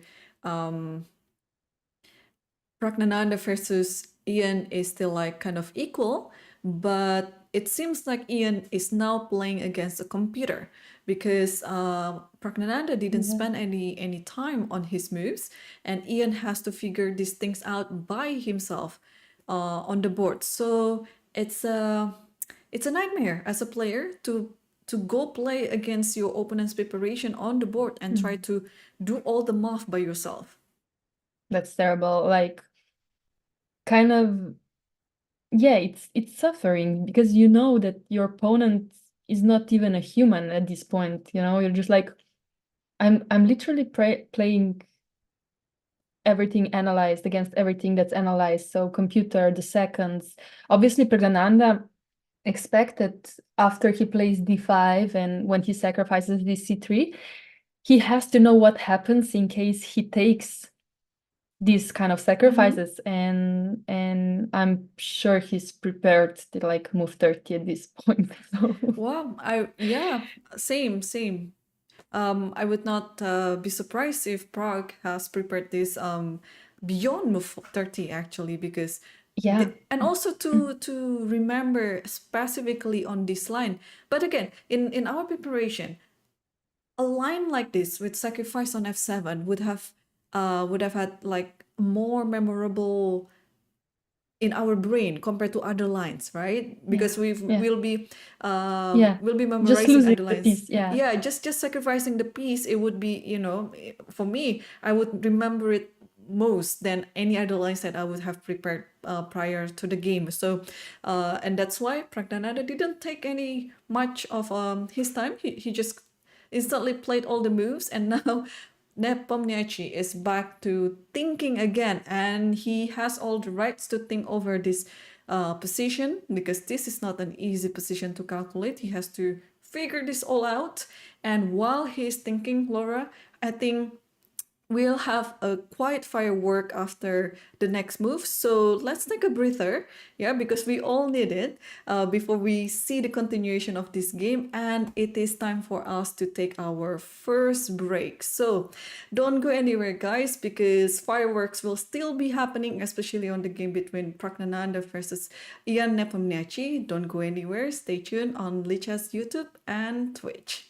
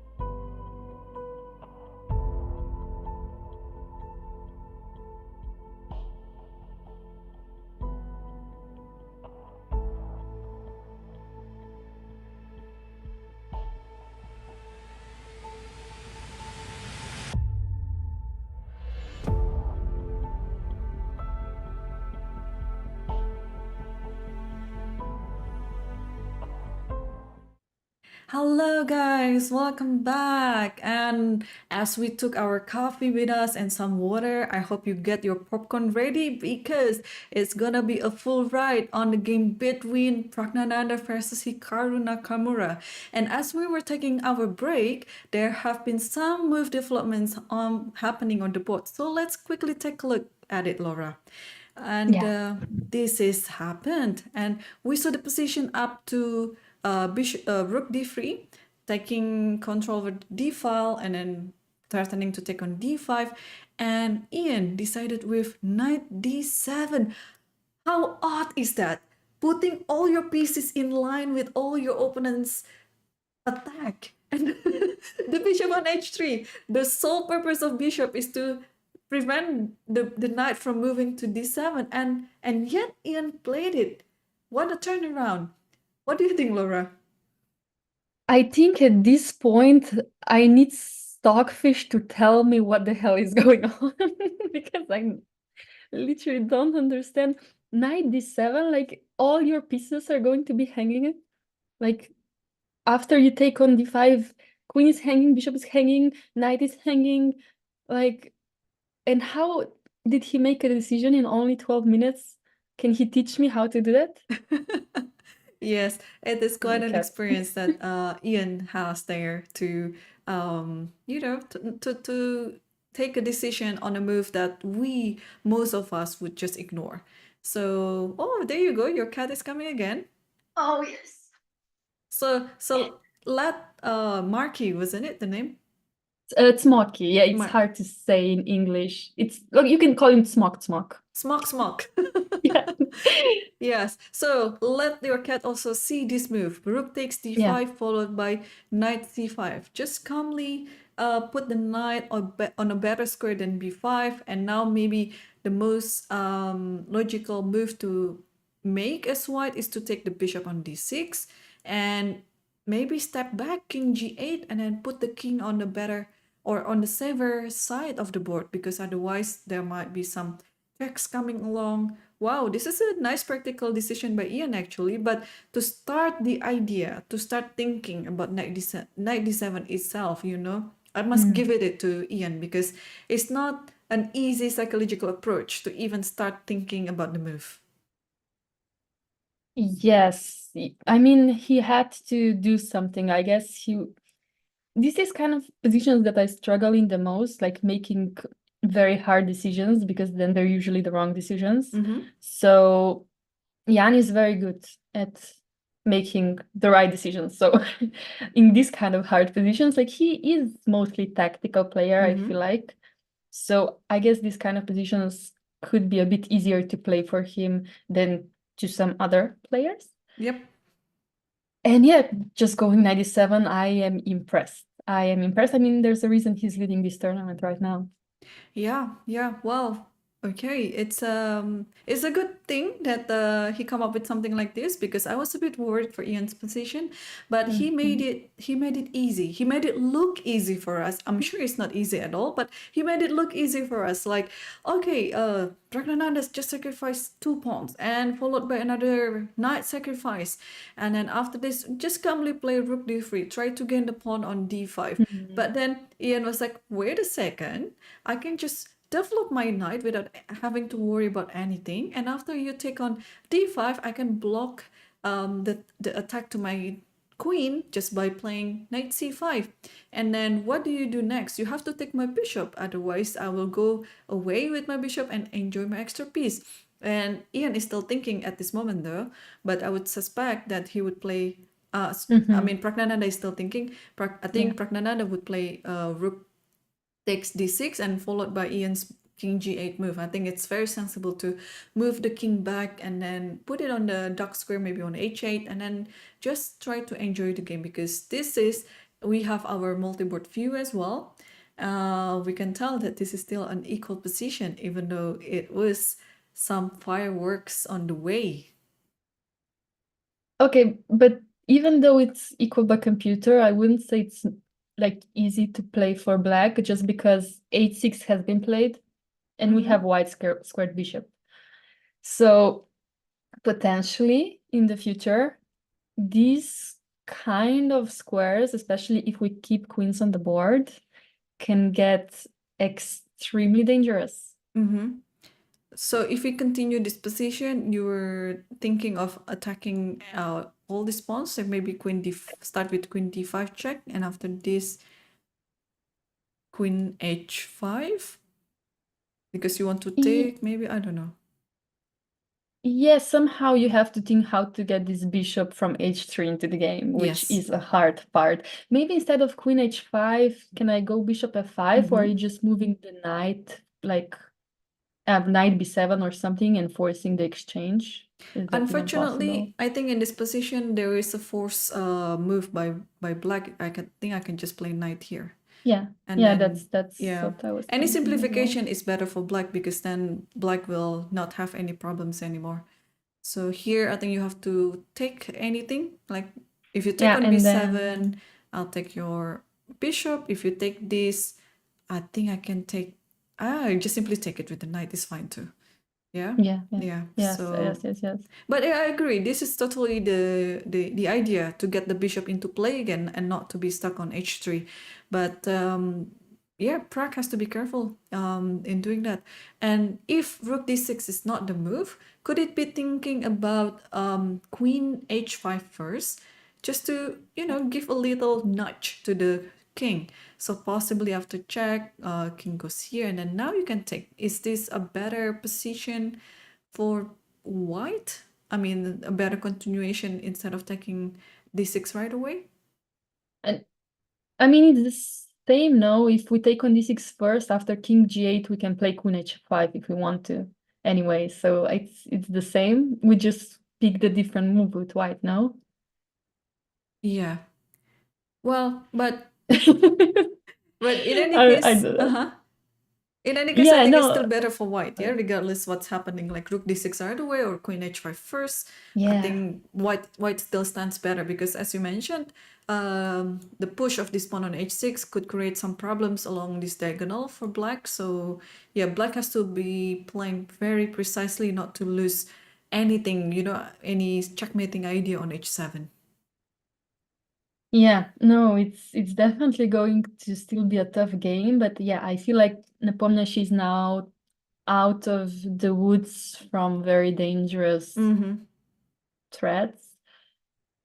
It's not going to be easy, like I said, like these weak white squares are suspicious. Just the question is, that's what Praggnanandhaa is thinking about right now. Yeah, how to get my pieces coordinated in the game.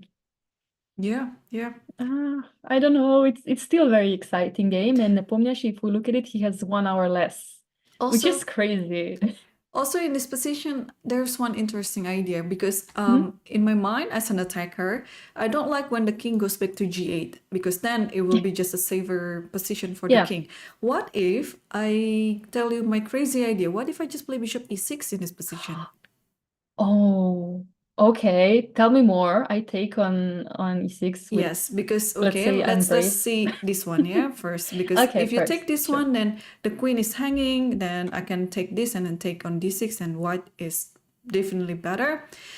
So if you take on with the king, then I can take this one with a check, and if you would like to hide like this, you cannot hide because queen d5 is there. So this potentially is the candidate move that Praggnanandhaa is thinking at the moment. And if not taking anything on e6, where does the king go? If the king goes to e7, maybe this is it, yeah? The king just hides on e7, because if you take this, I'll take the bishop. But what if I start with rook e1 instead of taking? Rook e1, nice. Yeah. Like if we're already in attacking spirit, let's go all in, Or maybe this sacrifice, because I think this is fine for black, yeah? Having all the pieces on the center. And then, I think that's it, yeah. Yeah, I think that's it, because now there are 3 pieces for the queen, and I think black is just enjoying this position a lot. So therefore, all the bishop e6 optically look very interesting, but it might possess some problem to white's position, and Praggnanandhaa decided to just take on d6 right away, not to be in such a complication. And now Ian is back to thinking again. Not for a long time. I guess king g8 is just such a natural move to go for.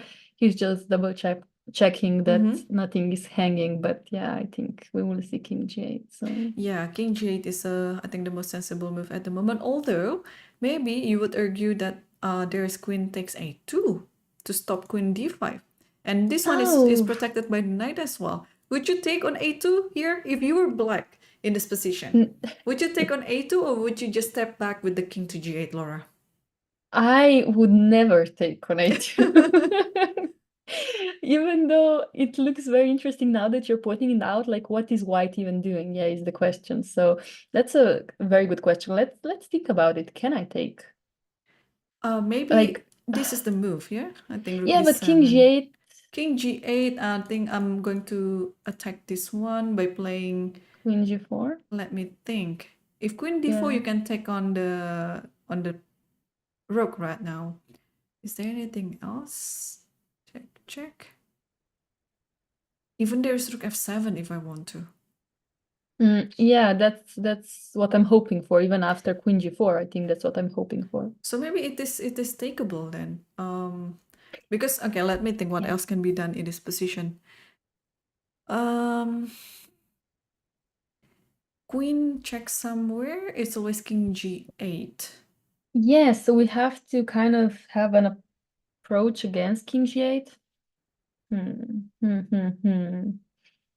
I mean, in the worst case scenario, Laura, there is a repetition or some not repetition, but perpetual check, like after queen h5 here and king g8, I can just simply take this, in any case, that if black is worried so much about all this stuff. So I think white is still fine. Yeah, and then just to show it to our chat, yeah, at least you have this perpetual.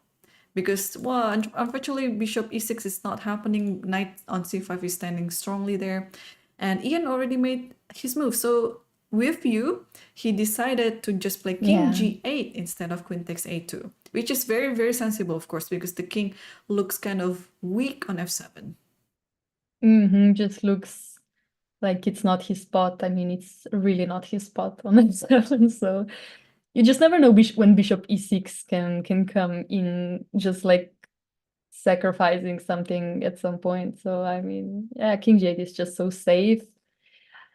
But it turns out to be a mistake. What? Yeah. What? Oh, wait, yeah. I'm not watching the evil bar, but now that you're pointing it out, I see it. I don't know what's the move. Let's figure this out. This is okay. We don't use the engine, but at least we see the evil bar is in Praggnanandhaa's favor. I'm sorry, my cat has just taken my headphones. Just a second. It's okay. Sorry. Okay, I'm back.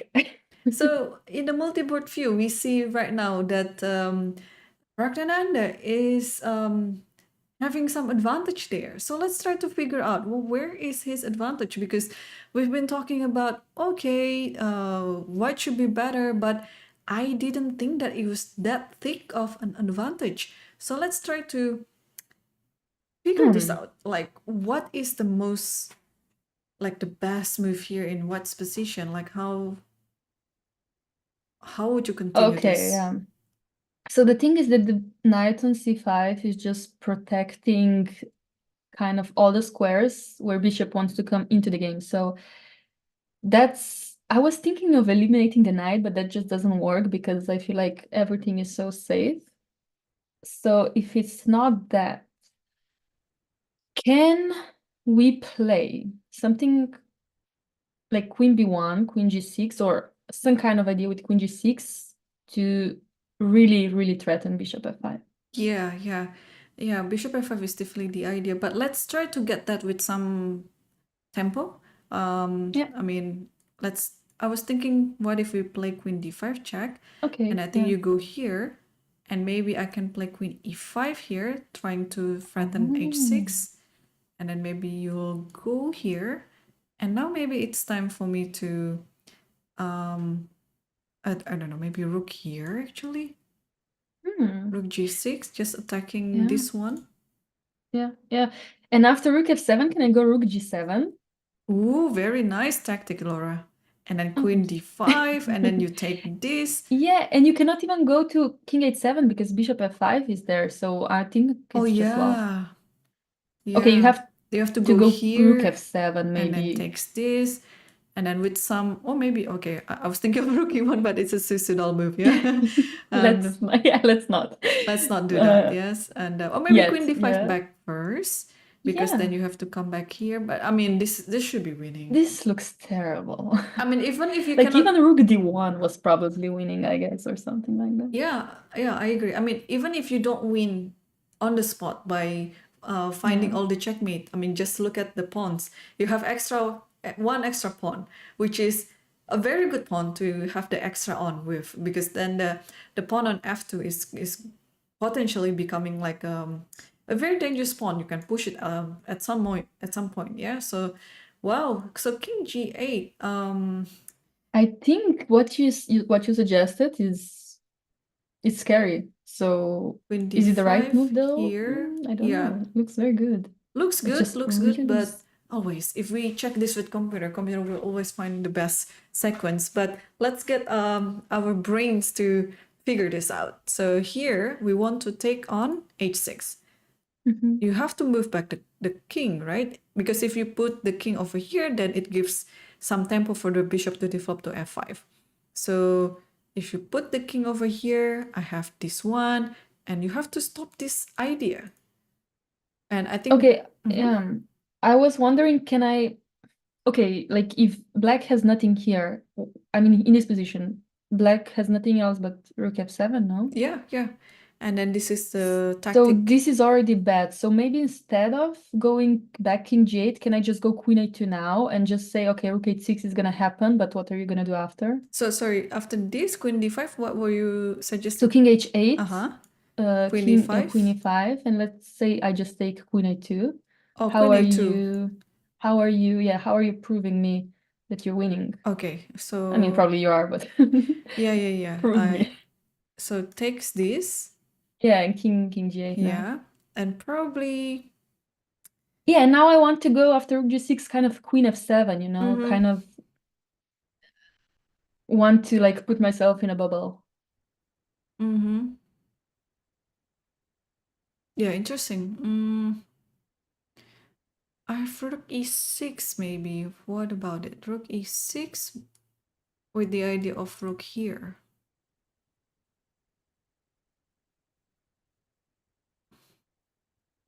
I am already considering some kind of rook f2s. They don't work, so no. But can I go rook f7? No, king rook e8 is then coming. No, no, I cannot. Yeah, let's just see. Rook f7. Yeah, Rook e8 takes. But maybe rook back. king No, h7, I will not or change. just like that. Yeah, I will not change my rook there. Yeah, maybe. Also, this is interesting. Instead of there, I just go here and then takes on c5. Clear plan. Can I go rook e8 now? Yes, rook e8. I think it's a good move. Because now I'm threatening queen f2 if you don't stop some tactics, you know? Ooh. Yeah, let's show it too. So I played like queen let's play h5 queen or g5, something. Yeah. and then ooh, this is such a nice tactic. Takes, Oh, and then it would be nice to win like that, yeah. yes, and then checkmate like that. Yes. Okay, so gotta be careful. Yeah, you're right. Yeah. Actually, queen a2, not be afraid of it. Okay, maybe rook c6 is not really the good move. It's tough, yeah. It's not so simple as it seems. Yeah, it's not that simple. Yeah. Like even if I go rook h4 with ID queen h5, I think queen f7 is coming, yeah. Queen f7 is Or there, but rook I think you e8 can play even, rook e8 yeah. right away. But because again, after this, you have this idea, yeah. Yeah, the same idea. So it's not. So maybe just queen e2, yeah. Is that? Oh damn, it's so tough. I just like it looks like you have everything, but do you really not have? I kind of don't want to believe that that's defendable for black, but maybe it is. Like rook e6 seems such a good approach, but if rook f7 is protecting everything. So I think taking is fine. Or maybe in this position, would it be better to, instead of queen e5, queen d4? I don't know what difference it makes. Maybe it's just because it's controlling f2. Okay. Let's say I go for queen a2 again. Yeah, and then I'll take this Yeah, one, this one, and now.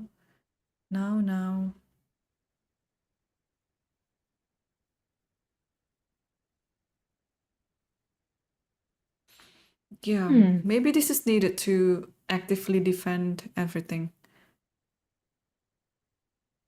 Or, Yeah, okay, because I let's. don't think black has any other ideas. Oh, let's play here, because now I can put my queen on h4. Ah, that's the difference.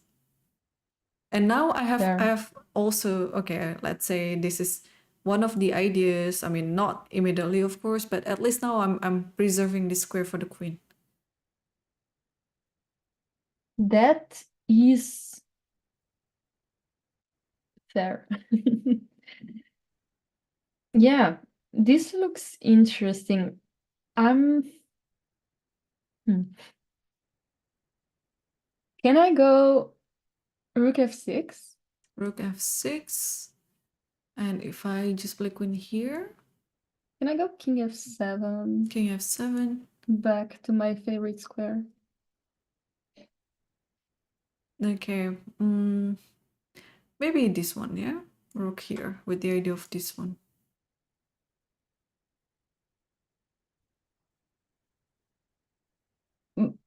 But if I go rook d8, how are you gonna beat me?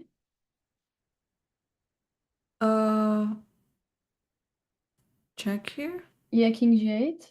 I have to, I guess, yeah. And then maybe bishop f5. Okay, yeah, now you're close. Yeah. At least, oh, this move bishop f5 stopping you to take. Oh, but anyway, Yeah. rook d1 is covered by the queen anyway, so. Yeah.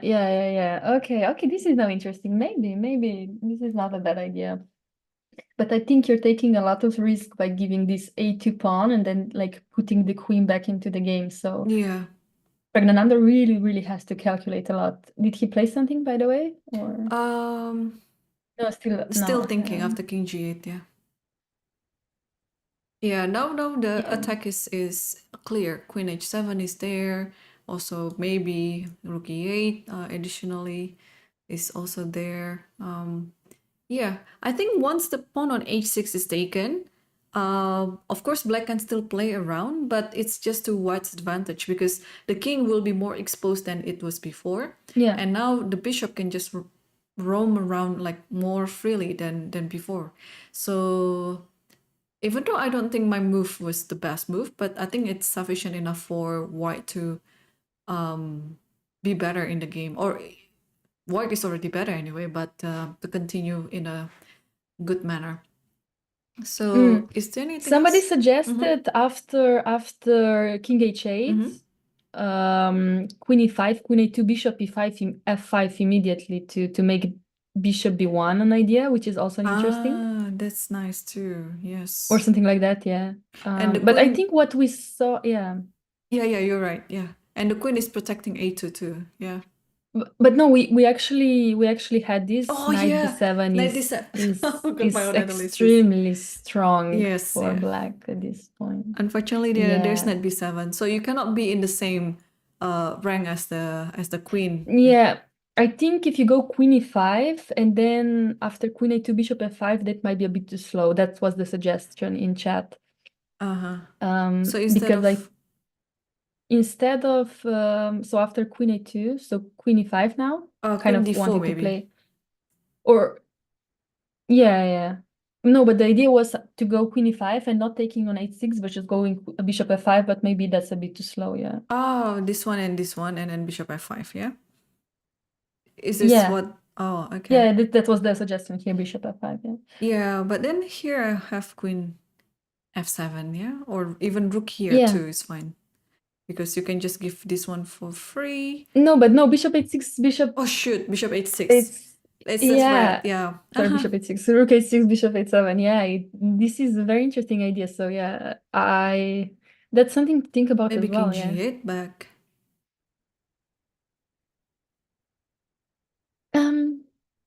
Maybe. Maybe. Yeah, maybe. I don't know. Yeah.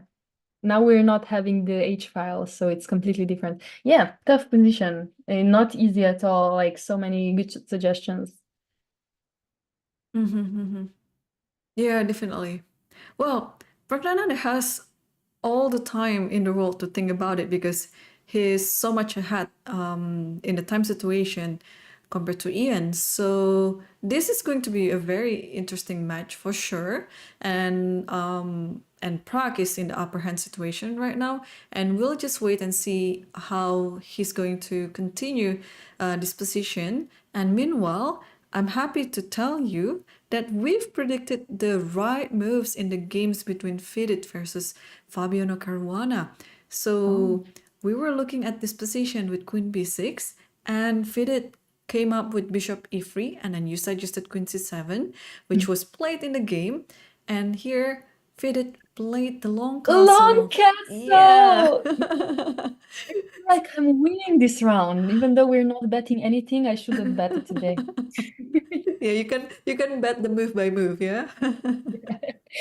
And here Fabi played knight d7 and followed by knight h4. So Oof. Okay. I think this is kind of like an invitation for bishop e7, but also the preparation for f4. So Yeah, I love it, but I hate it, you know. you love it, but you hate it, yeah? Like knight on h4, like I really don't want to give this knight for the g6 bishop, but I really want to play f4. So I was thinking, do I really have to move it to h4? You know? Because Couldn't I have because after bishop, because after knight h4 there is bishop e7, and then you have to do something with the knight, yeah? Yeah, would you want to go to g2? Or like this knight belongs somewhere else. That's what I was thinking, but that's why I was thinking maybe move it to d2, for example, in the first place. Yeah, because now I think you have to make sense of having the knight on h4 by taking on g6, but this is something that I wouldn't like to do because why would we exchange our knight with the passive bishop on g6, right? Yeah, it doesn't seem right to me, but but at the same time, like where is Black King gonna go? Yeah, if he's gonna short castle, then if he has double pawns on the G file, that's kind of good for white. If he's gonna long castle, that's a different question. Right. Yeah. Yeah, not too sure, not too sure. But again, Fabi is for choices right now. It's a long strategical battle here for both of them. So wow, there's a I just like to switch back to the game of Praggnanandhaa. Yeah. He chose to play queen d5 as we expected, and now I think king h8 is kind of like an automatic move. And I think Prague has been thinking for, let's see how many minutes. So less than 20 minutes. So he has to come up with something after then queen d5 and king h8. Because this is going to be like quite a concrete calculation and response. So Yeah, Jan already played king h8, so now it's up to Prague to see. Because as chat suggested, this queen e5, bishop f5 idea is very interesting, but I don't know, are they watching the stockfish lines? You know, maybe they know something we don't, so we'll see. We'll see. I mean, Prague is kind of like stockfish, so I think we'll just see the game. yeah, so this queen move also is interesting because where will you go with the queen? Queen d4 or queen e5 with similar ideas, but of course there's some differences to it. So Prague is still thinking, and we had this queen d4 move too, right? And then if this one happened, because we saw if you just move the king back and then we just play here, and then this is I think kind of like force move for black, but if this line happens, then this is only better for Praggnanandhaa. So after queen d4, you shouldn't place your king back to g8, but rather takes this. But then after this, and then this, and then you're reserving this square for the queen. Yeah, it's gonna be a bit tricky here. And if I see the evil bar correctly, queen d5 was the right move, yeah? He's still kind of winning. So, yay, we guessed one move. Now the second one, it might be more risky, but this is exciting, honestly. I love it. But I would like to leave it to Prague to think about it and see if he finds the right move. If he doesn't, we will check the engine. Yes. And also, he will take some time on this one. And let's quickly update ourselves on the game between, I think we haven't seen this game at all, Cornero versus Gorchkina. Because, No, yeah. yeah, we haven't seen this at all. So let's take a look quickly about what's happening on the game. So, Oh, yay. D4 was played finally. I love it. finally, yeah? Yeah. My time to shine. So c5, we see Tarash Oh, Tarash, on their lovely. game. And e3, very, very symmetrical. And d4, bishop c4, a6. So still within the opening prep and opening theory. And e4, this is a very interesting pawn sack. And you should not, at all costs, take on e4 if you don't want to get attacked easily on the king. So, of course, both players know this. And Gochkina chose to take on d4 instead. And knight d4, knight c6, and then take on this. And the game equalized rather quickly.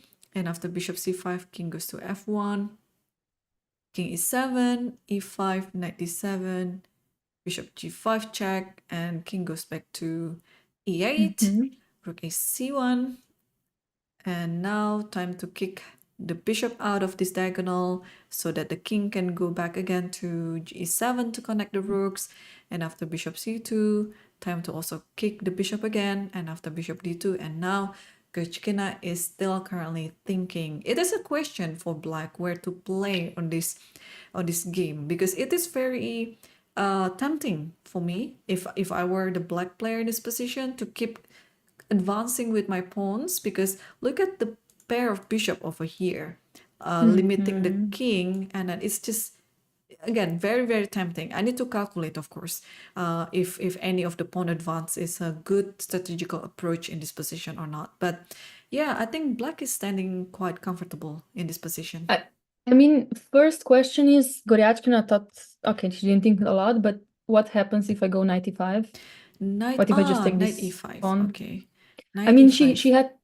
she has to have something prepared. I'm just not seeing it right now because I have not thought for 1 hour like her and I'm not familiar with this position as much. I think So this one is the move, yeah? Like bishop e4. Just trying to okay. open up the c file if possible. Oops, knight e5, bishop e4. Okay, let's say, are you threatening anything? Yeah, I want to take this and then put my knight on e4, so I can win But some even of if them. I go rook c8, rook a c8, for Rook example. a c8, yes, this is a good move. And I if don't I know. take this... Okay, do I want to take... I think I have to take with the rook. Otherwise, some knight b5s are idea if I take with a knight. So then the problem is this one, yeah? And then maybe I have some sack like this with bishop b4. Okay, so bishop b4 is the problem, yeah. That makes a lot of sense. Or Yes, also... well, Oh yeah, it depends on your next move, yeah? So like this maybe... in any case, this is a problem, yeah? Rook and then c5 or just knight c5 and bishop b4, this is lost already. Okay. So this is a I'm pawn glad stack we cleaned it then, up. yeah? I mean, it is good to work this out, of course. We have to be suspicious. You don't have to trust your opponent all the time just because there is a free pawn that looks like not a free pawn, but of course it's nice to figure this out. Yeah, so it turns out knight e5 is not... It's not a free pawn, yeah? There's some compensation behind the sacrifice. So yeah, let's see it once again if I'm putting this correctly. Actually, I like this bishop e4 idea, but if you come up with something else, then let me know. No, I like that idea because you really want to open up the C file because there are way too many pieces that are not protected there, or potentially will not be protected. So I like bishop e4 and somehow it works, yeah? Especially because after you move the knight, bishop b4 is such a strong idea. Yeah. So I So would say that's if black just simply take this, then you can just take it back. And again, bishop b4 is the idea, yeah? And the king has to retreat to the back rank. And maybe it's check in one, actually. Checkmate in one with knight f6. like bishop b6. Yeah, for example, bishop b4, king b8, Yeah. knight f6, GG's. Yeah, and then just checkmate suddenly on the board. So wow, Yeah. this is a nice pawn sacrifice by Conero, and this bishop d2, you know. I like how she played this because at this position, after maybe it was not immediately, yeah. I don't think you can play bishop d2 right away, but it's nice to see, like, after h6 she played bishop f4 first, and after this yeah, I think she's really preparing for bishop e4 idea, because otherwise why else would you play bishop c2 in this position? And after g5, just simply calmly put the bishop on d2 and the pawn on e5 that looks like a hanging pawn. It's and turn out it's untouchable. And if you don't take the pawn on e5, if let's say you protect the c file, let's say rook c8 looks rook logical. c8. Yeah, I think we still come up with bishop e4, yeah, because I think this I is a think so. very good square for the knight ladder. That's why I think we should somehow move the rook from h8 into the game, just in case something like this happens. So let's say like this, yeah. Yeah, okay, I'm not sure. But the thing is, now the bishop is kind of pinned, yeah? And now my next move is b4. Also, so maybe, yeah, sorry. No, go ahead. No, I was thinking like from the beginning, just rook ac8. Oh, rook hc8, okay. Maybe just like from, like, maybe I just want my king safe. Like, is king safe on e7? Like, so far, we're getting checkmated, yeah? Right. So here, that's why and then just move the bishop back, maybe. Yeah. You have to be ready for no. There's a tactic like this. Yeah, you have to be ready for a lot of tricks. Yeah, so many tricks. Oh, wow. And then white will win the exchange like that. And that's why Goich gonna play a5 to stop any idea with the bishop b4 or b4 itself. So tricky. So now what happened after bishop e4 then? Can we...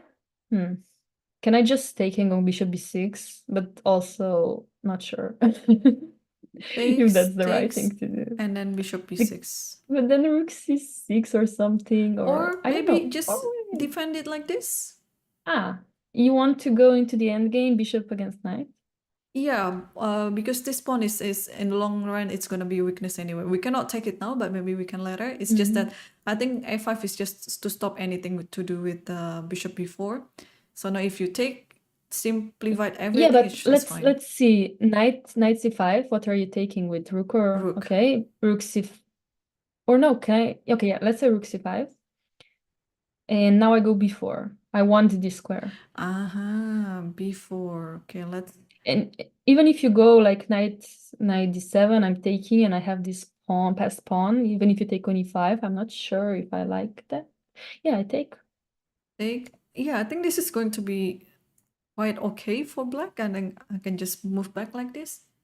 I mean, I agree. White is more pleasant in this position. Yeah, but I guess it's fine for black. Yeah. There are just not enough pieces for white to take advantage of this very nice bishop on d4. Yeah, okay, sure. I think Goryachkina also knows what she's doing. I think she played this kind of positions so many times. She's just such very calm and positional player. I trust her, you know. a5 must be good. Yeah. Well, let's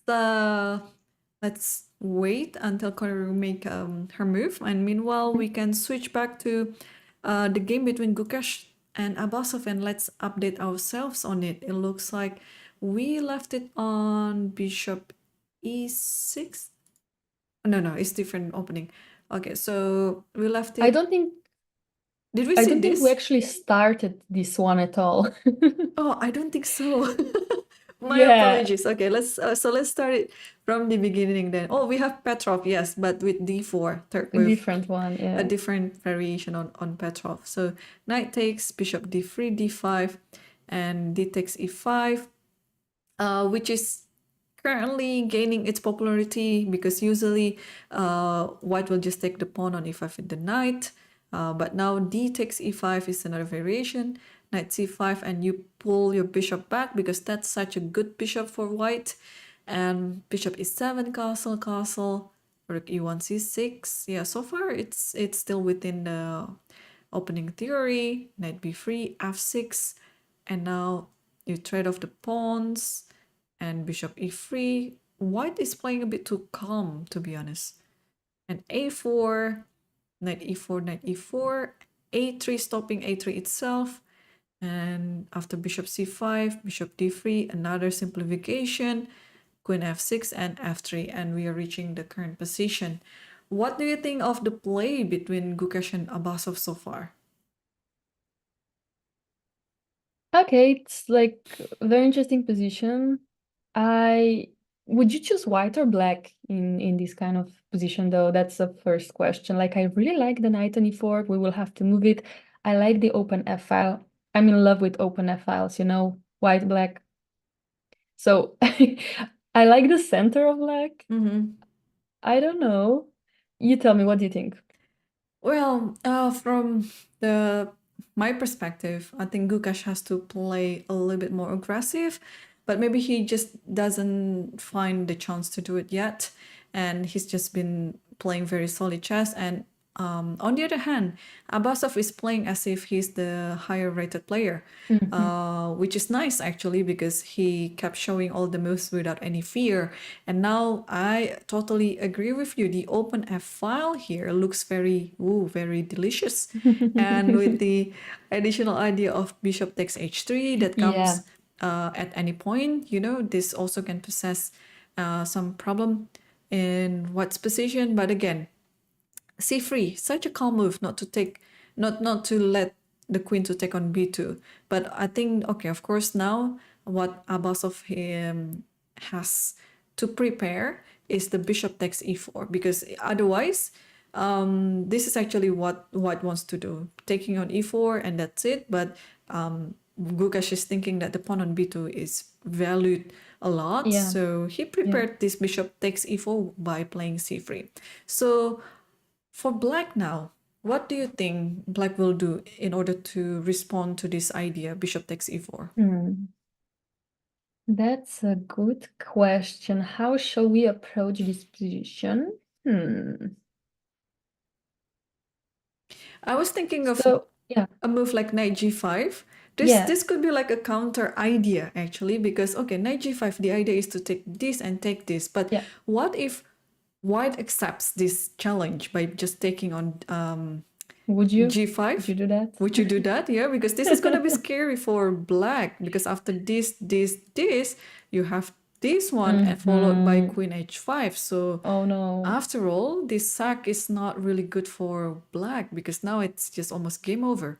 So after knight g5, if you happen to take, I think black has to take it back. But now I think, okay, the position, I'm sure it's still roughly about equal. There is no funny business, I would say, around this area. What do you think? No, looks solid, but for both, kind of, right? Like I feel like just at some point black will play bishop f5 because there will be no attack anymore. Like even, you know, if something like queen e2 happens, and even though we have an open file, white has an e file that's he's controlling. So this feels equalish, or am I wrong? Yeah, I mean this should be equal, but I still like white's position a little bit, just for a little bit, because of this bishop anyway. But as you said, if black successfully trades off the bishop by playing bishop f5, then I don't see where is the advantage in white's position. So let's say after queen g5, rook g3, where does the queen go? Maybe h6 to stop at queen h5 maybe. And then the bishop f5 is coming. Maybe how to stop it? Queen here maybe. But then I can just play bishop d7. Yeah, and then followed by maybe b5 and put the rook on e8. Yeah, black should be fine. Black should be fine in this position. Yeah, there's not a lot of sparks in this game, I feel like. But, blunders can happen in each type of position, so of course we should keep alert anyway. But yeah, after c3, Gukash just played very solidly. And then, yeah, okay, maybe what if we don't go knight g5 though? What if I decide to go knight c5 Knight instead? c5, we have many moves, yeah? Bishop f5 as Yeah, well. oh, Knight even that, bishop c5. f5 immediately, yeah. Yeah. Let's Knight actually, c5 bishop is good. f5 is okay. Let's go over all moves, All the okay? moves. Yeah. So I think if knight c5, then bishop c2, yeah? Just Yeah. take a small step back and move the queen around and probably develop the rook elsewhere. Yeah. So okay, let's say after bishop c2, bishop f5, and then Yeah. we'd like to play this move, yeah? Mm-hmm. What to do? The thing is, my first instinct was knight e5, but that just doesn't do anything for white. Like I can even take on c2, go knight e4, I can go rook e8, so that just seems to be bad. I guess I should take on f5. Yeah, take on queen Yeah. d4. Yeah. Oh, sorry, queen d4 lost to knight b3. Nah, that's not gonna happen. It's late, okay. Don't judge us. Yeah, knight c5. Pretty good. Like it's very, very sensible move. Bishop f5 as well. Yeah, after knight bishop c5, knight d5, just bishop g6. It's also a good move, yeah. So I would say that Abasov is spoiled with choices here. Yes, any move in this position, like all the sensible candidate moves, they are okay to play for black. So yeah, we'll keep an eye on this, right, Laura? And meanwhile, there is one development in the game between Praggnanandhaa, and then I just can see the bar went down back close to equality after bishop f5, because we saw that after bishop f5, at least there is this one, yeah? Knight b7. Wait, did he actually go bishop f5? Yeah, he did. He went with bishop f5. I'm sad now. No, yeah, knight b7 seems just to be such a strong move, and I don't think Praggnanandhaa blundered it. I just think that he did not see. He was not sure what happens after queen d4 or queen e5. Maybe he didn't want to risk it. And like bishop f5 is just like a safe move, at least I have a draw or something, right? I don't know. I don't know why did he go bishop f5? Yeah, there's Fuck. this game actually, I think potentially can finish anytime soon, because I think is this a draw? Takes and then check here. You have to go here, and then I'll just go here. Because if you go outside of this blocks, then it might be a bit dangerous, and you're being mated in fact, yeah. Yeah, you're just being mated. So you have to keep being inside the Go box, back, yeah. go back here, and then just a repetition. Just a draw. I don't want to jinx it, but I have a feeling that this actually might happen. Yeah, if knight b7 happens, I feel like okay, I don't know if Praggnanandhaa wants to play this endgame with a pawn and a bishop. Does he want to do that? Possible, and pull the bishop back, and then, or maybe even in this position g4. I mean, this is still a more for example, pleasant endgame for white, actually. Yeah, right? I think so, yeah. So maybe he just wants to play it safe. He did not find a concrete win. But I want to know now, what was the win? Can we check? Were we correct? Yeah, I think so. I can check it for you. It's fine. So correct. Instead of we will bishop have f5, our yeah. eval bar here. So after bishop f5, actually, I can only see the eval bar. So in this position, yes. So let's say in this one we played +2. Wow, we played okay. what, queen d4, right? Okay, still. Oh, that was also winning. Okay. It's still a better move than bishop f5. What about queen e5? Let's go queen e5, yeah. Oh, so it was. And after queen a2, after queen chat a2, suggested bishop yeah, f5 I think it now. just takes this. Oh, bishop f5 now. No, check bishop f5. I think they were just looking at the engine. Yeah, just check it. Okay. Bishop f5, yeah. Bishop f5 or check first? No, bishop f5 first. Sorry. Uh-huh. Yeah. Okay, so chat was looking at the engine. We saw this position, yeah, after king g8. Yeah. And I then don't understand how is that winning though. Bishop b1, but queen f7, like what's going on, you know? okay, you sacrificed another pawn, but this is fine. I think if you can put somehow your Queen queen on b2, can I go queen c2. b2? Yeah, can Yeah. I go queen b2 now? Oh, queen b2, okay. Oh Or yeah, and then queen c2 is coming, and then how are you going to stop this queen h7? yeah, and bishop a2 is such a big threat as well, so you have to stop everything. Right. Oh yeah, bishop a2. Wow, wow, what a sequence. It's very interesting and very instructive too. But chat, listen, bishop f5 in this position where you have rook h6, you just don't play bishop f5. And we call it right away too, yeah? We didn't have we don't need any long time to think. After bishop f5, knight b7, it should be like the move. And indeed, Ian played it right away. Yeah.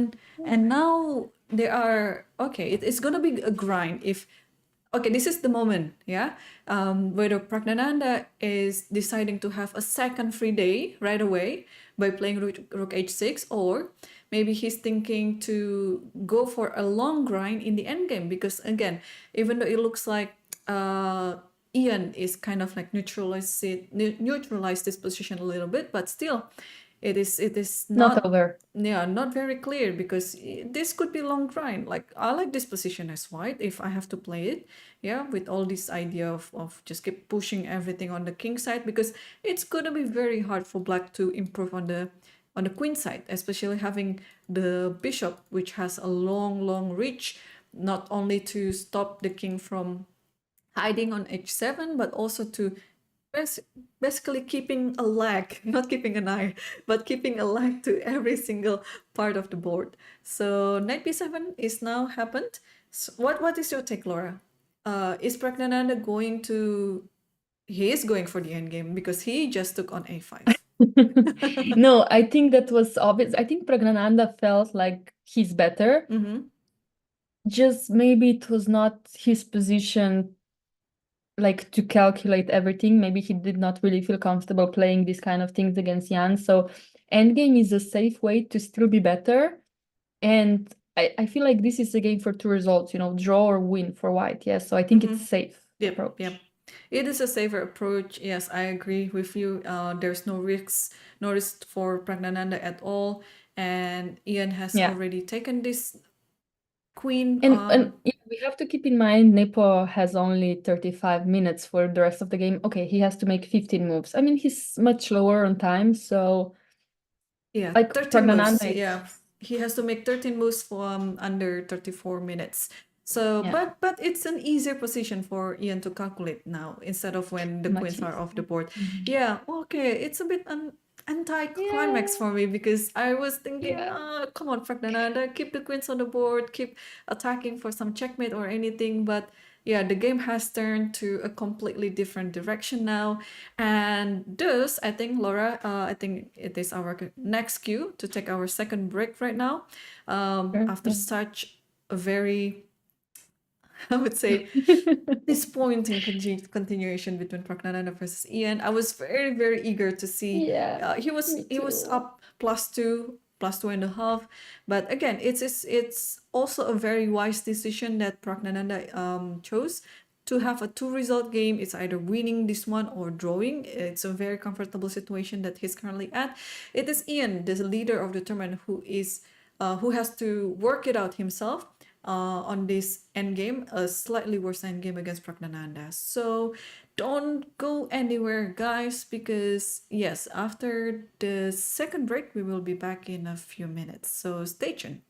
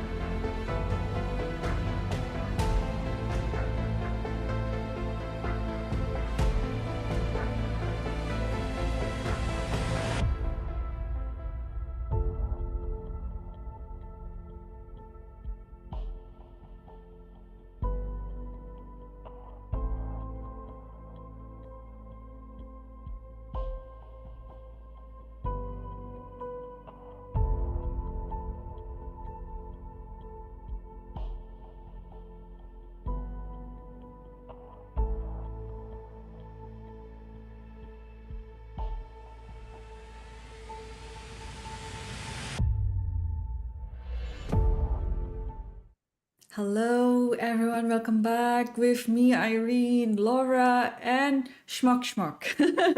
Yes. Yeah. Oh, Oops. do you have another cat coming? Yeah, I'm sorry. I have water fountain here for them to drink, so. It's okay. It's okay. It was a very well deserved break, Laura, because I really need to take a break of what just happened on this round. And we can quickly update ourselves on the game between Praggnanandhaa versus Ian Nepomniachtchi. And we saw the position up to knight takes the Yeah. queen on a5. And then here, as we expected, that Praggnanandhaa would continue with g4, protecting the bishop on f5. And here, Ian continued with knight c4, hitting the rook on d6. And where do we go with the rook? So the question is, what happens if we go to c6, let's say? Like, how is black? Is he playing b5? Is he going somewhere? Maybe knight e5. It's going to be tricky with the knight jumps around. Maybe rook c7, yeah? Yeah. But again, The after question is, can we this, go g6 or yeah, there's something? g6 hitting on g4. If we move, let's say, the bishop over here, maybe, I don't know if taking is the right one in this position, but it's something to think about as well. Yeah. Also, the idea of like knight f3, knight d4, Yeah. knight d2, just taking this Yeah. bishop. Yeah, we'll see. So this is gonna be quite a long grind. I'm sure Praggnanandhaa is trying his best to make the best out of this position, and since he has a better end game, yeah, he will try to prove it that white is definitely better. So meanwhile, there are some updates in the other position. Let's come back to the game. Actually, this is interesting. Lichess versus Lahno Katrina. Okay. Because I hope there's no Wow. like Wait, what happened here? like what happened. We didn't touch this one for quite some time, and then I think we see the position up to bishop Yeah, c2, c5, rook e1, knight c6. Yeah, everything's still looking in normal, yeah, quite here, yeah. normal. Yes, and h3 and bishop b2. Yeah, knight h5. Yeah. If you put the knight back, it's very thematic. Yeah, And normal. yeah, knight g3, queen f6, d4. Yeah, finally we see this d4. Yeah, this is what white has been break. prepared for. And then this one takes and takes on b4 and takes this one. So this is like a reverse bingo type of sacrifice on the b file. And bishop b1, a5, bishop c1, knight g6, and knight h5, queen d8. Yeah, like I feel like these positions are always hard to play with black, as you are a pawn up, but you're kind of defending, you're kind of proving taking a pawn was fine.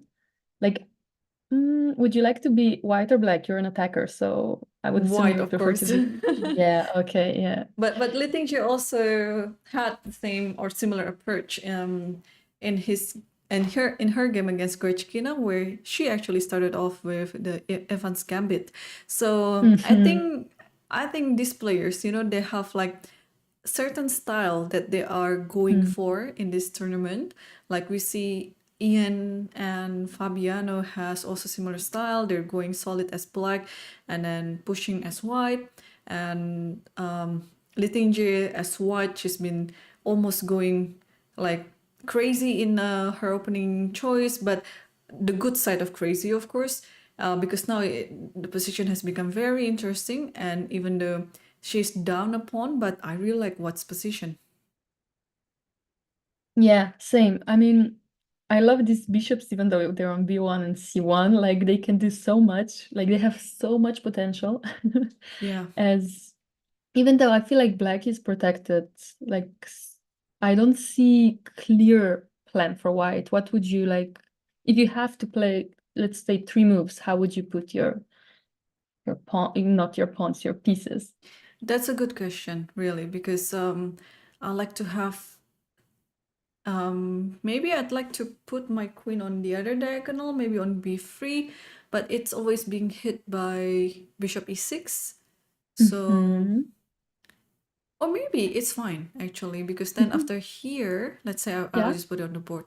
Bishop e6, then I play here with the idea of queen c3, bishop b2, and then hitting this one. This could be a good approach. Mm-hmm. But what else? Because I don't see any future for this bishop on this diagonal. You're hitting on h6, but then what else? Like you just don't want to sacrifice your bishop for nothing. So maybe But yeah. But this bishop just came from b2 to c1 like Exactly. 2 moves ago, no? What was the idea? Yeah, good question.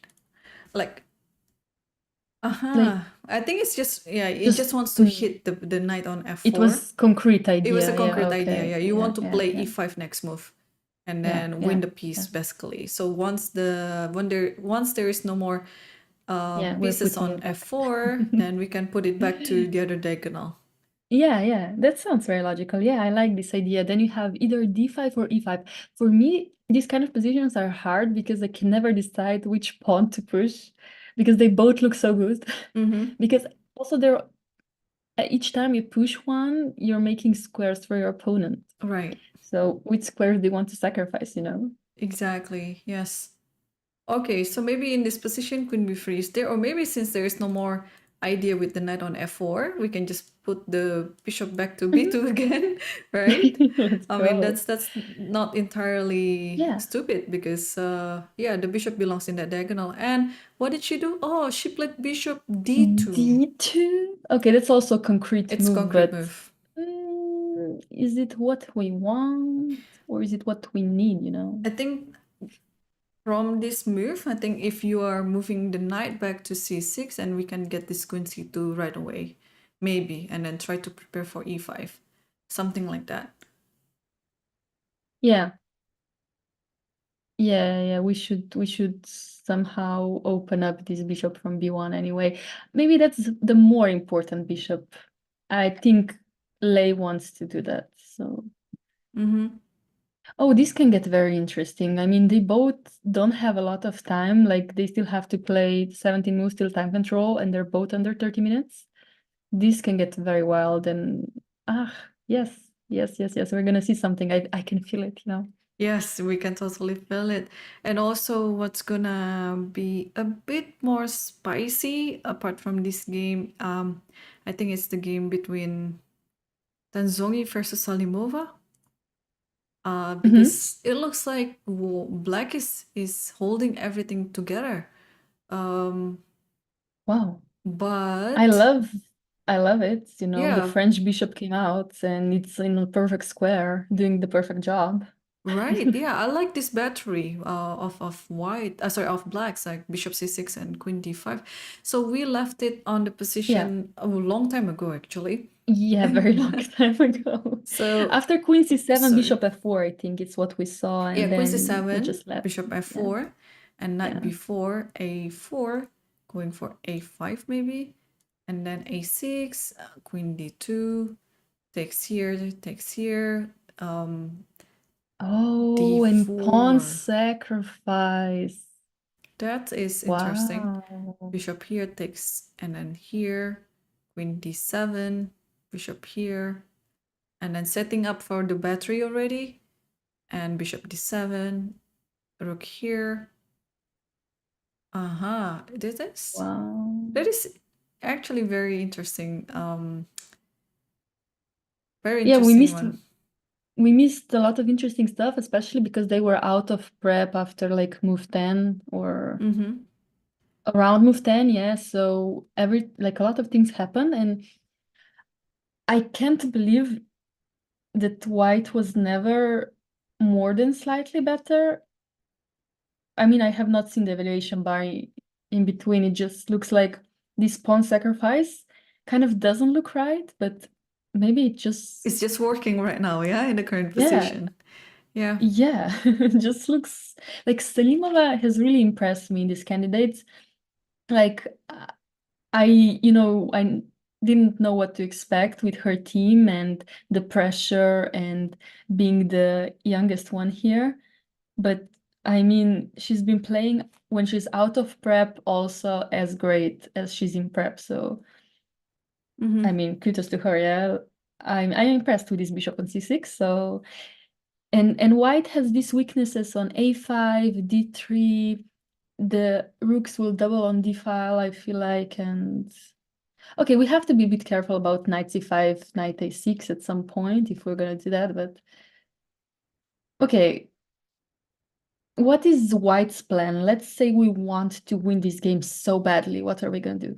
I think the first step to do is to move this knight because you cannot win by just having the knight on b3 all the time because Yeah. the rook is stuck guarding the knight anyway. So I would move it to c5 and Yeah. then possibly push my pawn to b4, or it's just another story if I want to let black take this pawn or not, because then I want to move my knight to e4 and put the knight on d6. So that would be my concrete idea on how to continue this one. So have an outpost on d6. I like that idea very much. So I think knight c5 is going to be a big idea. So Salimova has to do something, and she has only 15 minutes and 16 moves to make time control. Yeah. So Yes. this tells you how much this is a tough position to understand as you are a pawn down. What are we doing with black? Let's think about it. How are we approaching knight c5? I like this idea with f6, but I'd like to prepare it with rook f8 maybe. Like, okay, rook f8, knight c5, f6. Let's say this happens and I take ef6, rook f6. Isn't white... Ah, okay, we're threatening rook f4. Okay, okay. So let's Okay, play we're doing knight something. e4, and then maybe, I don't know, rook f7 or rook f5. Maybe rook f7. Yeah, I cannot even go rook c5, queen d3 is coming. Okay, no, yeah, this bishop on c6 is just, even here, doing a great job. Yeah, Yeah, the bishop I did is not just believe in rook f8, believable. but actually, kind of, yeah, it does sound like a great plan. But Salimova played queen b5. I think she just goes for a concrete plan attacking on d3. So queen b5 and then put the rook on d5 and put the rook on d8. And yeah, just pressuring on d3 and trying to get the pawn back. Because I think in white's position in this one, the extra pawn compensates the bishop. Otherwise, the bishop just stands very well on c6. And if black can equalize the material, then only black can play for win in this position. For sure. Like, if Zhongyi wants a draw, she can probably even go queen e3 and Salimova might repeat, yeah? Or you think she would play? No, she would play. Yeah. You think she would play? Oh. No, I think in this position, the best practical approach is to swap the queen. I agree. Yeah, just not to have anything to do with the g2 anymore, so that the bishop, although it stands well, it doesn't have really good purpose anymore. So but rook d3 is working now for black. That's good. That's true. So if this happens, then no, takes. Wait, I can just no, take... we're not getting No, it checkmated. doesn't really work, yeah, because I have this rook, and then knight c5 is coming. Yeah, this doesn't look very pleasant. Yeah. So yeah, I like this idea. Just queen c5, so that a pawn is a pawn, because once the queens are off the board, then we can finally use the king to somehow do this, yeah. And of course, you have to be reminded the pawn on g2 is hanging, but that's for an additional idea. So here after, yeah. So this is going to be my choice, but you don't have to take the queen. You can actually play queen here,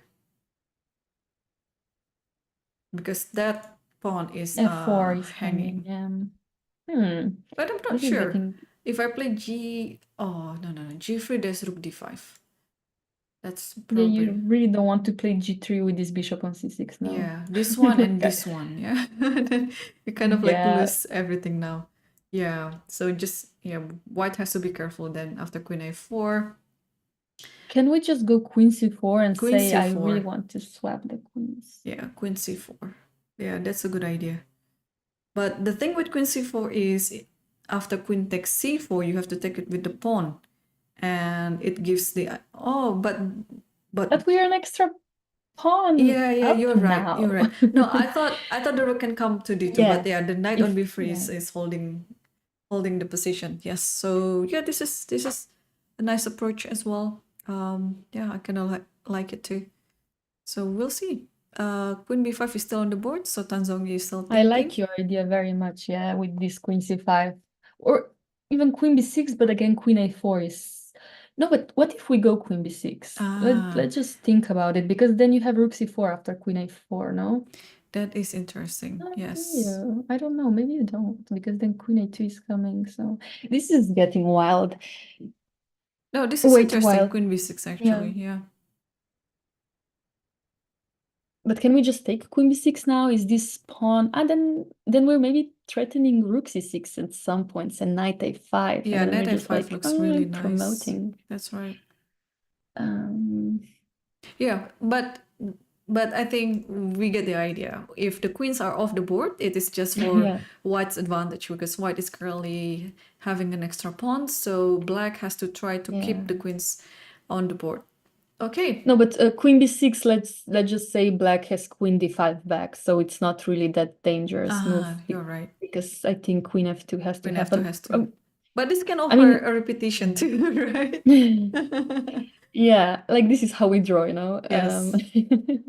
Yeah. Yeah, I would like to update ourselves on the game between FIDE versus Fabiano because there was some spicy stuff that we saw earlier on after knight h4. We thought it was going to be bishop e7, but Fabi chose to play bishop d6 instead, try to trade the bishop. Yeah, stop f4 and possibly trade the bishop on f4. So king b1 was played and he was not sure where to castle. So instead he just went for an attack with a5. And after knight g hg, d4, and then hitting the queen over here, and after knight takes a4, b5. A pawn sack that we see on the board right now.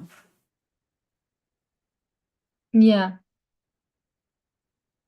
I mean, this position has gotten... I mean, it has been interesting from the start. I don't know how to feel about it. How do you feel about it? I want to know your opinion first. I mean, this is an interesting pawn sacrifice, of course. I think, again, black shouldn't put the king on either side, but at some point the rooks have to be connected anyway. Yeah. So the king might be a bit safe right now on e8 because then white will not be able to gather the time to attack on the king side, because otherwise, you know, what black wants in this position is just to accelerate the attack on the queen side. So I think the question for white right now is where to put this knight, because if you put it back like this gives time for black to play knight here and possibly knight here, or push the b4 pawn. I think knight c4 is more sensible anyway. But and then maybe when white is busy enough with the attacks on the queen side, black can castle and then double up the rook on the a file. So I think that is what Fabi is going after. So now let me see. Actually, FIDE spent already like 4 minutes on this move, which looks like, oh, knight c5 is also an idea. Like it is knight c3 or knight c5. But I guess then here we're taking with a knight, right? Or do you want to take with the bishop and go knight e5? Well, no, we cannot do that, right? Because of bishop f4. I think you have to take with the knight, otherwise I black think so, yeah. black will have white will have a good outpost on d6. So if we take it with the bishop like this, and then even where you go anywhere with the knight, rook d6. I just wanted to go to c4, but honestly it doesn't do anything, I think so, yeah. So I think we have to take with the knight. So after b5, if knight c5 happens, then yeah, take with the knight and dc and maybe bishop e5.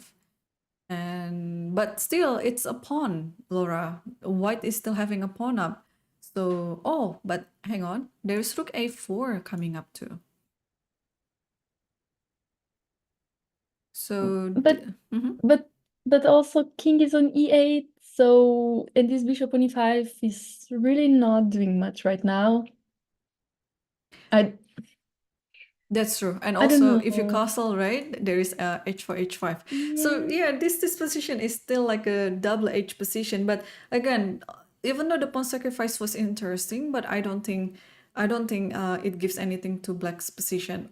Maybe at that point, it already is giving a sign that hey, Black's position is in trouble right now. So I have to sack a pawn in order to give some room to breathe, because otherwise after d4, yeah, this already looking very nice for white, because you're just pretty much catching where the king is going. Yeah, if the king is going to the other side, to the short side, you have this h4 h5, so this is going to be like a very imminent attack. But if your king going to the other side, first of all, the a7 pawn was quite hanging, so I don't think so. Let's say in this position you go for long castle. So taking on a7, there's b6. Yeah. But in this position, I think white can just, oh no, white cannot. Can white play there? No, because just bishop takes. Yeah. What can white do? Maybe rook c1. Rook c1 looks very natural. Like knight Yeah. b5 is such Knight a b5 is the beautiful idea. idea. Even if your Yeah. king goes here, you still play knight b5. So, Or I can take on a7 oh, first. that's true. Even. That's true. No, maybe I'm sacrificing too much if I take on a7 first.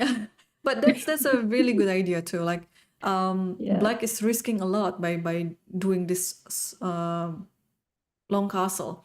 And alternatively, the king cannot just stay on the center all the time. So Black has to force some position by playing a5 and then just go for the other alternative, that is to attack. But then just takes here, and d4. Yeah, I think FIDE has been playing quite a very good chess, like very good thinking by him. So after a4, you just simply take it, b5, and then FIDE went for knight c5. Oh, he went for knight c5. Yeah, I was thinking, I just thought I liked the Black's position from the beginning, you know, this knight h4. Do you think bishop d6 was like not the best idea to go first? Maybe bishop e7, asking where do you want to go? Do you want to play f4, d4? Because when you go to d6, like this d4, like you said, it was kind of like natural, you know, where he took on g6 and played d4, and then you said, yeah, it's starting to look. Yeah, so this position, tricky, asking but the I knight think, where to go. Yeah, but I think from what we saw in the continuation, knight g6 was going to happen anyway, as we did already, you know, took on g6 in the game. And I guess Caruana was just like, I'm giving him too many options with f4, d4. He has to wait too big of a center. Yeah, again here. So it was, I mean, I guess it was just from the beginning very hard position for Black to even, like, I know it's equal, but when you're playing over the board, is it really equal, you know? Yeah, it's a hard call to make, which to evaluate this position. That's true. But I mean, it's always pleasant to see how white has all this space for every piece actually. And maybe this is a better approach to make, and maybe in this position, since the king is still on c1, maybe we can have like a concrete continuation by playing long castle here, because then there is no rook c1, and then once white is preparing for that, we can also try to prepare for that. And then in the long run, this pawn on h3 is becoming weak. So yeah, I would agree bishop e7 would have been the most natural choice for me. But maybe his idea is actually not to take on g6. If the bishop is on e7, and then just simply put the knight back to g2 with the idea of f4 and f5. Yeah, this also looks very scary for Black. Like, I just don't know, if I was in Caruana's shoes, how do you stop all these pawns from advancing on d4, f4, f5, d5? I see long castle just, does the job. I Yep. was right, Just Yeah, always this long long castle, castle, don't this is just a very good colora, really. yeah, Yeah. no, yeah. Of course, lucky again. A lucky first day sometimes. Well, Um, let's also update ourselves on the game between Alireza versus Hikaru. We haven't touched this for so long too. oh yeah, So we were so excited about this yeah. game, but we're not even covering it at this point. Oh, So let's go after for knight it. b8, Alireza played d4 and Hikaru had a long thing and he decided to just take on d4 with a concrete continuation with a5. And after e5, knight h5, b5, and this knight goes to f4 and d5, such a very well-timed move. And after bishop here, knight nestled on e6 and then creating this sort of position and put the knight on b6. And after takes this, bishop c3 and then c5 attacking the center. Rook fb1 attacking the knight, and after this c5, this is now Hikaru who is leading in the time situation. Yeah, also, Black has kind of coordinated his pieces too easily, in my opinion. Like, of course, now he's thinking with what to take, but bishop c5 kind of seems natural, right? Mm-hmm. Bishop And I c5, feel like yes. everything's kind of protected, except, this rook on a6 is kind of not really great rook, but I just feel like d4 could be a big threat for white, for black to play against white. But I think you have to take on c5 first, right? Yeah, Because no, for sure, yeah. but Like both bishop c5, let's say, yeah. bishop c5 is fine, knight c5 is also fine because it's hitting the Oh yeah, queen. also, yeah. Yeah, both are okay. But I think I like the flexibility in white's position because you always have an idea to put something on d4 to stop the d5 pawn from moving. And also this knight is a little bit awkward. It cannot move to c4 because this knight is just guarding there. If you move back, then this pawn will be weak and this rook is tied to this knight. So I would say that Alireza is enjoying the position. Like You would say so. I feel like bishop d7 is coming and I'm just taking your pawn, a4. Yeah, that's also nice. So how are you going to take this pawn then? Okay, let's say knight c5 as you Knight suggested, c5. even though something about me says bishop c5, but let's forget about it. Knight c5, let's say you go, where do you go? To c2? I think I'd like to go up queen. Oh, no. Queen b5, bishop d7, yeah? Bishop d7 looks very nice. But that's maybe the thing that I should go for in order to tie myself to the rook on a6 because after bishop d7, I'll pull my queen to e2 maybe. Trying to make it a little bit uncomfortable for you. But what are you threatening if I just take knight ba4? Knight ba4 and okay, this is hitting this one. And maybe now it's bishop c5. I mean, I know I'm still down a pawn, but I think white has the compensation here. Yeah, no, I don't think white is worse, but I also, in time trouble, anything can happen here. So yeah, but we have some moves happened on the board. So instead of bc5, it's knight takes c5, and the queen has to go. So Alireza chose to play queen b5, followed by bishop d7. So we saw a similar position. No, I think bishop c5 was played instead of knight c5. So bishop c5 and queen and b5, then queen c7. Yeah, sorry, not the other line. Yeah, so this is the current position right now on the board. Yeah, so bishop c5 is more active because this f2 pawn and this diagonal is kind of can be suspicious in the future. Of course, it's not right now. And bishop d7 is coming. No, wait, it's not coming. Bishop, because rook on a6 is hanging. So what is going on? Yeah, well, I like this queen c7. It's preparing something with bishop d7 and also rook goes over to maybe, I don't know, a8 or c8. The question is, can I if it's black's move, the next move, can I go bishop f2? Is that a threat? Okay, this is white's turn. Yeah, I know, but is that a threat? That's what I mean. This could be a threat, yes. Or maybe not. Or maybe not, because then, okay, let's play something like this, yeah, just to show that this one takes and this one, because this one is hanging, so I can play something like this. But now I was Queen b4. okay. After Yeah, queen but now you b4, I have have rook this. c8 anyway. Yeah, and I No, have yeah. I have this with a check, so Yeah, doesn't work, yeah. doesn't work. So yeah, maybe it's not even a threat, right? oh, it is potentially it potentially can be a threat, but not right away, because of also the counter attack that white has in this position. Exactly. Especially about the rook yeah. being on h6. Yeah, it looks like a very bad rook on a6. So, but I guess the idea from Hikaru is to go rook 8 and bishop a6 or something like that. Then that is just put it nice. Yeah, rook a8, on bishop the way. a6. That's a very good diagonal for the bishop as well. Yeah. But why did he go queen c7? Why couldn't he start with something like that? Good question. So if here was bishop a5 a threat? Yeah, bishop a5.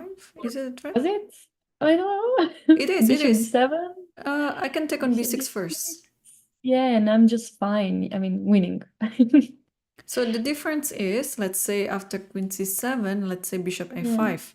Yeah. And now, oh, now I cannot play bishop d7 because the rook is hanging. So what is the idea? Hikaru knows. Yeah. No, it's a very good question. This is a very good question now. What was his idea? Was it just knight d4? That just looks too Just take, bad. I guess. Yeah. Takes and then Yeah. there's a pawn. Or maybe I just play feel rook like I'm c1. too pinned. Yeah. Oh, I don't maybe like it. actually it's not that stupid, because here I can have this queen takes. But knight f3. At f3, that's true. I don't believe in this. Black is not coordinating. Yeah, this rook is not playing, this bishop as well, and then this rook also is a very bad move. So yeah, what's the idea This of the queen bishop a7. f5? There's somebody in the chat that knows all the moves, and I really appreciate you for telling us all the best moves. But you know, sometimes it's very nice to try to think with a human brain at the board, because Hikaru had to go through all of this, you know? He just couldn't say, oh, you know, I'm just gonna go queen a7. Like, he had to come up with queen c7 idea. But yeah, queen a7 looks absolutely amazing. Oh, because queen then a7. Yeah. I see. Right, and then hitting on a4. And then if black is done with the pawn on a4, then it's easier. Yeah, I can understand. Yeah, queen this. a7 is very good idea, and of course I don't think I would have spotted it so easily by myself. So that's a very good idea. And also, if you have knight b3 here, there's bishop d7. Ooh. Everything's working suddenly. Everything is working, yeah. So it was a brilliant move, yeah. Wow, this queen c7. So it turns this queen c7 move is a very multi-purpose move, yeah. It is a developing move. It is also a prophylactic move. In case of bishop a5, we have queen a7, and it's also in a way kind of like attacking e5 too. Maybe at some point d4 could be a real attack. Yeah, exactly. Yeah, Therefore, Alireza in this position played rook c1 to stop d4 pretty much, and not to fall into this bishop takes a5 trap. But I think we can still try queen a7, can we? Let's do it. Queen a7. Because I want to play something like knight c4, and I want to, or even bishop d7, like something like that. Yeah, this totally makes sense. I mean, yeah, this position is nice. Queen a7. Whoa, what a planning by Hikaru, because it is more like, okay, you have to calculate, of course, and you have to get all the things like concretely, but also as important as a concrete calculation is about the strategy that you have on the board, where you put your pieces. And I mean, if you ask me at this point, where would you put your queen? I wouldn't have instantly find this idea, queen Yeah, c7, queen a7, and then try like to, yeah, try to believe that that is actually the best configuration for your pieces. So, but this is such a sign that, you know, for good okay, players. so I think this is also what makes chess art, you know? Like you have to come up with this idea going with queen from d8 to a7, where it does nothing, you know? But it does so much at the same time. Yeah, yeah. So nice find by Hikaru. So we kind of agree that in after rook c1, queen a7 is a good move to make, and also to make sense of this idea with queen c7. So we'll keep an eye on this one, and let's update ourselves on the game between Praggnanandhaa versus Ian. So things have turned quite equalish now. Yeah, it looks like that after the position, let me find Mhm. it. I think it was this one, and then g4 Yeah, happened, and g4, then knight c4. c4. So Ah, rook d5 happened. Okay, we have not seen that yet. Yeah. and then rook goes to e8 and h3. Knight goes to e5, centralizing the knight. And after this g6, kicking the bishop away, and now g5. So if you want to, you can come back with bishop f5. Yeah, I can do that. I mean, it looks natural to do that too, but also I want to develop my rook from f1 going somewhere. Uh-huh. But I think it is yeah, it is of choice. Yeah, you can also go d1, not to Yeah. have anything over here. But what I like about bishop f5 is because Yeah. I have a concrete plan on the next move that I want to play rook goes to c1 and then going to the You seventh want rank. Yeah, and the you cannot 7th rank. offer any trade with this rook because this knight is hanging. So I think that would be an automatic move by me to play bishop f5. But let's see. No, I agree. It's also the first move I think about. Like, I want to stop your rooks from being active, and I just want my bishop to do the most, yeah? Yeah, but Brock is currently thinking, just yeah. So after g5, he has spent roughly about 3 minutes, and I'm just wondering what he might be thinking on this position. Okay. I guess, Mm-hmm. yeah, this is a point in the game where, you know, of course there's an end game now, but also like Prague has to think how do I even try to win this? Yeah. So like you said, bishop f5, rook c1, rook c7, but he has to find some concrete lines or also know the best move for the opponent. It's Yeah, so he just, I mean, I guess he wants to calculate bishop already for a4. spawns. Yeah. There are many moves to score, but also Nepo has 15 minutes, so I don't know, but Mm-hmm. only 8 moves to go. So I was thinking that he maybe wants to have direct response to Nepomniachtchi's next move, but 8 moves is not It's not a so big long deal, to yeah? go for. Yeah. Yeah. So, okay, bishop f5 would have been a nice move, but let's see a concrete approach. I was thinking of bishop a4 because you have to keep an eye on this knight. So maybe in this position you only have rook e7 or rook e6. So let's say you play rook e6 and then in this position you have this. And Yeah. now this knight is kind of doomed unless you go for some um, temporary sacrifice like here. So because after you take, then you have this check and then you can choose which rook to, oh, actually you have to take on the e6 rook because then this is hanging. Yeah, so after this knight takes, but even in this position, it is better for white. So maybe this one, aha, knight here. Still not I clear though. mean, yeah, these positions are always tricky because rook and bishop always work better than Better. rook and knight. Mm-hmm. So even though computer says it's equal, it's so easy to mess up these kind of end games. Yeah, for I'm human, it's always yeah. some problem, yeah, to work everything out, to calculate everything. So Yeah, especially because Black King is also not active and there are so many white square weaknesses that yeah, you like it's not over. It's still not over, even though I think Nepomniachtchi is pretty confident in himself. That's what I think. Like he knows. he's not gonna lose. That's my opinion. Yeah.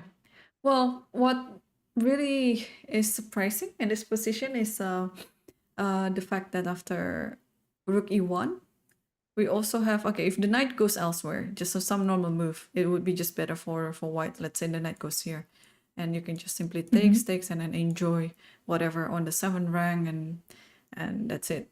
But black always has this knight g6 idea, which I think the intention of Ian's to play g5 in this position, that is to preserve this square for the knight in case there is any attack with the e8 rook or e5 knight. So you always have knight g6 in store, which is very, very cunning and tricky by Ian. Oh, he's a tricky player. He knows this kind of blitz tricks. So yeah, this is a very good one. Rook e1, knight g6. It's something you can easily miss if you're not careful about tactics and only think about how to win strategically. So yeah, I mean, the Praggnanandhaa will not miss that, but I would. Well, yes, we'll keep an eye as always on this interesting matchup between Praggnanandhaa and Ian. But what is currently in trouble, or rather who is currently in trouble, is Fabiano Caruana versus FIDE. And we saw this position in our analysis, Laura, the rook on a4. So let's see a little move back. Look, so after knight c5, knight takes c5, and bishop goes to e7, not e5. E7. And after h4, rook a4. So yeah, this h4 is I think it has to be played now, because bishop e7's idea, you just want to play g5. If you don't play h4, black will play g5 and stop everything there, and then black will have the compensation having the h3 backward pawn. So therefore, FIDE just play h4, and this cannot be taken. I can just show it to the chat. So if you, let's say, take it like this, I can just take it, and after takes this, I'll just play rook h1, and then, well, you can play bishop e7 and like this, but this position is just, I think it's just better for white. And if you play g5, then I got what I wanted, and I can just switch my rook back to the center square, because this bishop is not going to do anything in the position. Are you not playing bishop g5 after g5? Oh, that is actually a very nice touch too. Yeah, the thing is, I was worrying about this. And if I take rook h4, how? Rook h4. Yeah, so I can I take which one? e4, on e4. On e4, queen c2. Yeah, queen c2 is there. So So I after give a check again. you want bishop c1 though. Ah, bishop c1. That's right. Yeah. Oh, tactics. So bishop g5. Yes. Yeah, just has to be careful about these ideas though. Is there anything else? Can I? I mean, that's why he didn't play it, of course. Yeah, but yeah. I just believe bishop g5 is kind of a nice touch. I don't know, just by feeling, but maybe. And I think this bishop g5 also works after you're taking this and then this one. Yeah. Oh, yeah, I think so too. Yeah. Okay, so that's therefore Fabiano didn't take this one, and then instead he played rook a4, attacking e4, and then FIDE just replied with bishop d4. And yeah, white is just standing better in this position. Yeah, I would not like to be black's king right now. Wherever you go or wherever you are, it's risky, yeah. And Evil Bar says what? It says white is better. I think just by, better, yeah. by 1, I think +1 or something. Oh, wow. Oh, wow. Yeah. Yeah. I think Caruana kind of misplayed this position at some point. I also don't know where. I think it was just extremely hard position to go for. And FIDE played very well. Yes, FIDE played very well. And there is a different turn of events in the game between Vaishali versus Anna Muzychuk, because now it's looking like Muzychuk is in control. So what happened? We saw the position very long ago after, not even in this position, after rook e1. Bishop g4 was the move. Happened, yeah. And at Knight f1, f1. bishop moves back to h5, and then knight e3. And this knight has to be taken, otherwise knight will jump to f5, and it's going to be very inconvenient for black. So bishop takes, rook takes, and then king g7, a very thematic approach in this position for black. Queen b3, knight moves back and presumably going to e6, and knight d7 and d4. Now, yeah, Vaishali has to really force the matters because f6 is already there on time. And this is where I got the idea of the winter versus Capablanca, because the bishop on g3 doesn't have anywhere else to go. So finally, knight moves, and after this, rook moves. No, I'm trying to make sense of this sequence by Vaishali. It might be taking too long for her to get all this maneuver on the board, because I can understand rook e1. I think she wants to play knight f1 and then knight e3 and then go here. But Anna replied it in a very active defense, attacking this bishop. So you have to trade this one. But after you trade the queen, then it's just an easier way to play with black, because as we know, bishop is better in the open position, whereas in this one you can only hope for one trade of pawns and then keep the position intact, like close for the bishop. And after rook takes f7, f3, now finally the bishop can have somewhere to breathe. But knight e6 is such a very good position for the knight. Knight b3, knight c4, here, rook goes here, and after d5, yes.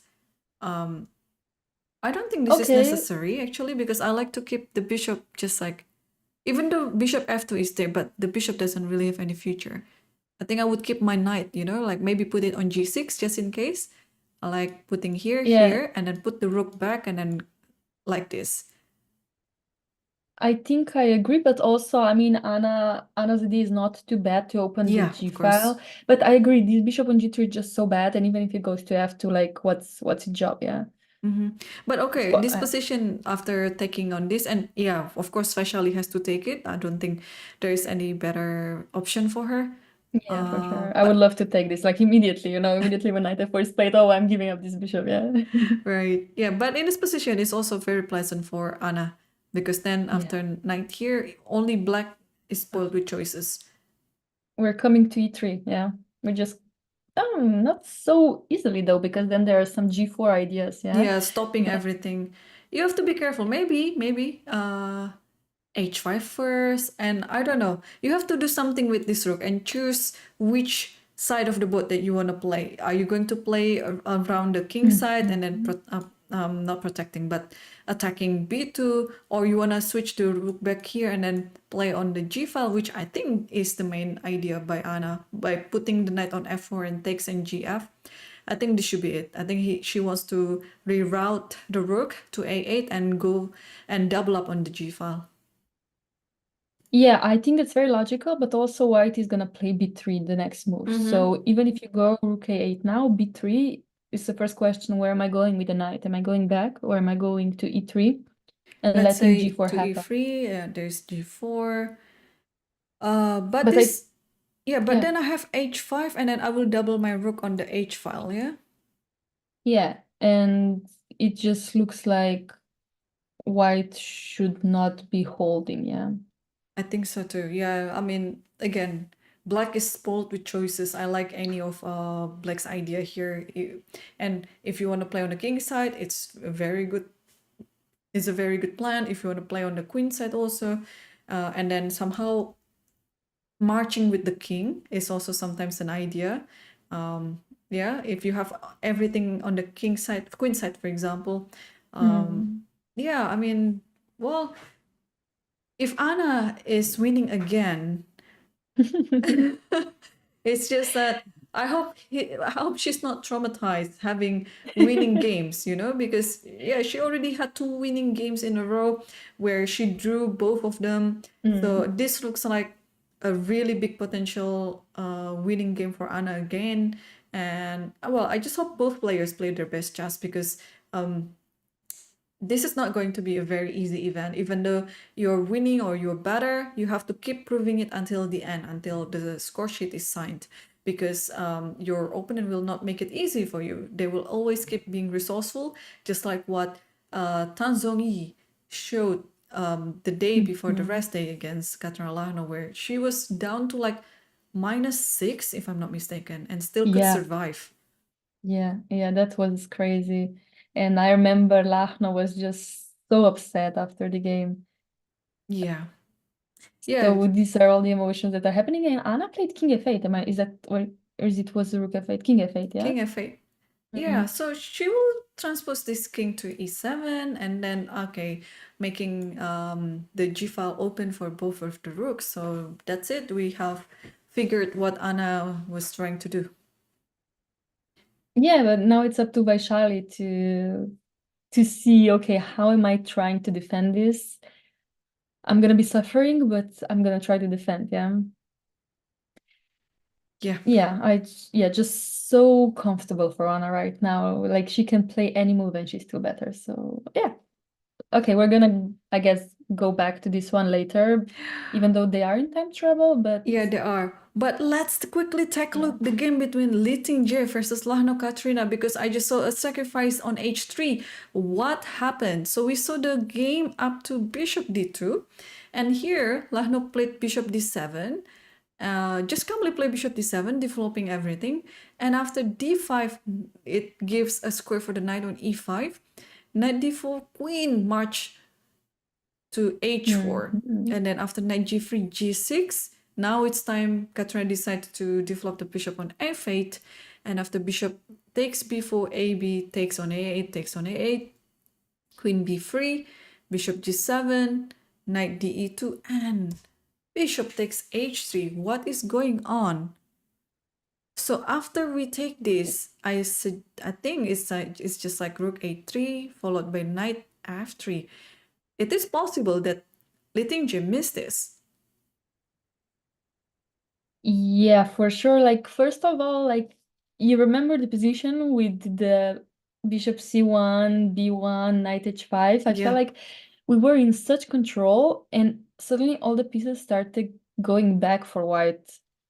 So already something went wrong there, and now I think this is just icing on the cake. This rook a3 coming, knight f3. Oh, yeah, like I think bishop h3 was a blunder, or even if it wasn't, she knew something bad was coming after putting all these pieces. I mean, look at this bishop on b1. Yeah. Isn't that like the worst bishop ever?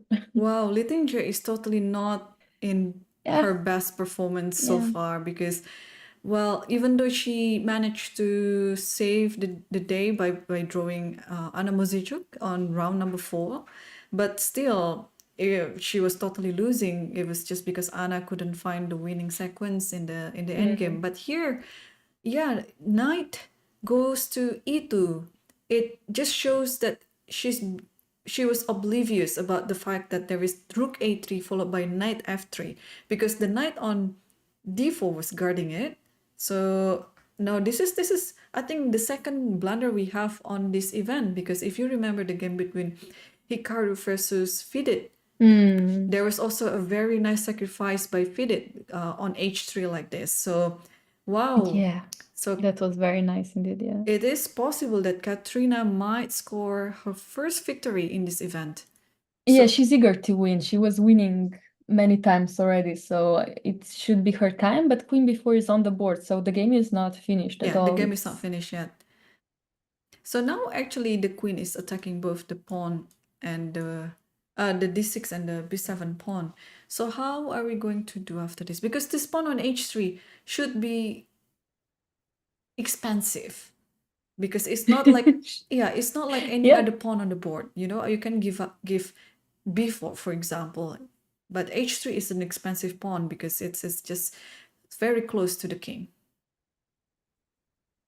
Yes, I agree, but also if I take on d6, that one is expensive, you know? So value. Value. Of pawns. I have an idea here. Instead of protecting anything. Actually, my move is kind of like protect one of the pawns. I'd like to play queen here. Okay. Because then if you take something like this, I Yeah. have this one. And I want to Oh. get a checkmate like this, and then, okay, king Oh, here. that's gorgeous. Yeah. And Yeah, I know that's you very have nice. this, yeah, maybe it's not the end of the Oh. day, but oh, I'm sacrificing too much, Laura. You have to stop me at some point. No, I love sacrifices too much too, so you know, I just want to win like that, but this knight d4 is, yeah. Or It bishop was here. slightly too much. No, now there's knight from G coming to E2 now. Oh no, then we're taking f2. Wait, Yeah, this yeah, could yeah. work. Yeah. Wait. That's true. You can just Wait. go here, it's fine. Like here. Oh and yeah, then king here. E2. Yeah, the king escapes. Yeah. Okay, so queen takes b4. What can black do in this position?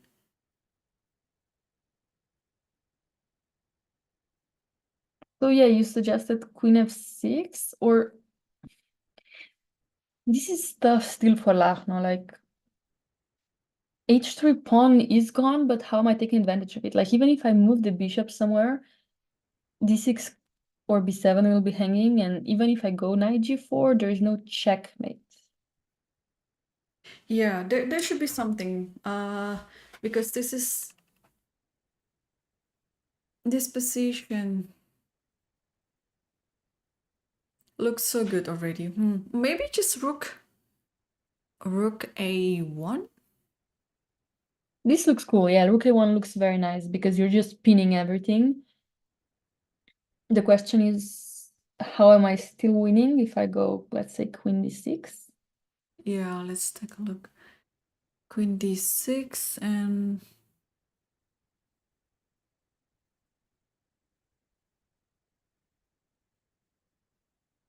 Like it's not so easy to find the win here. Like I want to go knight d3. I want to move the bishop from h3 because it's not really attacking right now. Maybe oh, bishop g4 is already on the board. yeah. Okay. Yeah, this makes sense because now you kind of want to take queen e2 and knight g4 now. Something like this is an idea, and you're moving the protectors away from white's king. So if you take on b7, can I go rook a1 now? Rook a1. Or is that too ambitious? Queen b8, king h7, queen d6. Let's say I just take all your pawns because I have nothing left to do, even though. Also, alternatively, you have bishop f8 to stop it. I don't think you I don't think you need to sacrifice it. Just bishop f8, and I think you'll be standing better because this bishop doesn't have anywhere else to go. And at some point you would like to reroute your knight to g4.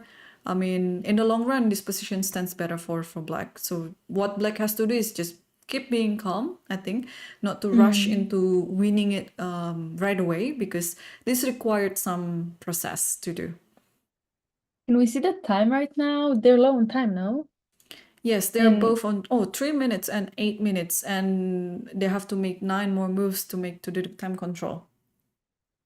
Okay, maybe we should stay on this one for some time just because I want to see what Lei will do, because it's so easy to blunder here with white, yeah? Yeah. Even make a bigger blunder than bishop h3. So 3 minutes for 9 moves, that's my kind of time trouble. I love time trouble. And this is not an easy position to make moves too, because I think every move really counts for something. So yeah, she has to make the decision wisely, and she took on d6. Yeah, okay. I really want to see what Lachner is thinking. Like I want to know what her plan is to try to win. Because if I were black, I panic easily, and if I started losing all my pawns and d6, d7 is coming, I would just like collapse. So I think Lagno is of course very calm. h5. Nice. Wow. I think you just want to play queen g5 and then use this pawn to open up there. h4, h5, h3 may be possible too. Yeah, so very calm approach by Lahno. Yeah. She understands that although this pawn is a passer, but there's nothing that you can do with it anyway because this Yeah. square is protected. This square is also protected. So yeah, even though the materially speaking, it's equal right now, but it is looking very good for Lahno. Yeah. Okay. So I think I trust Lachno to get into a winning position. Will she win? That's a different question. But I kind of she seems calm. She seems to know what she's doing. But can we go to Vidit's game because he just played Queen G3 and he might be winning completely.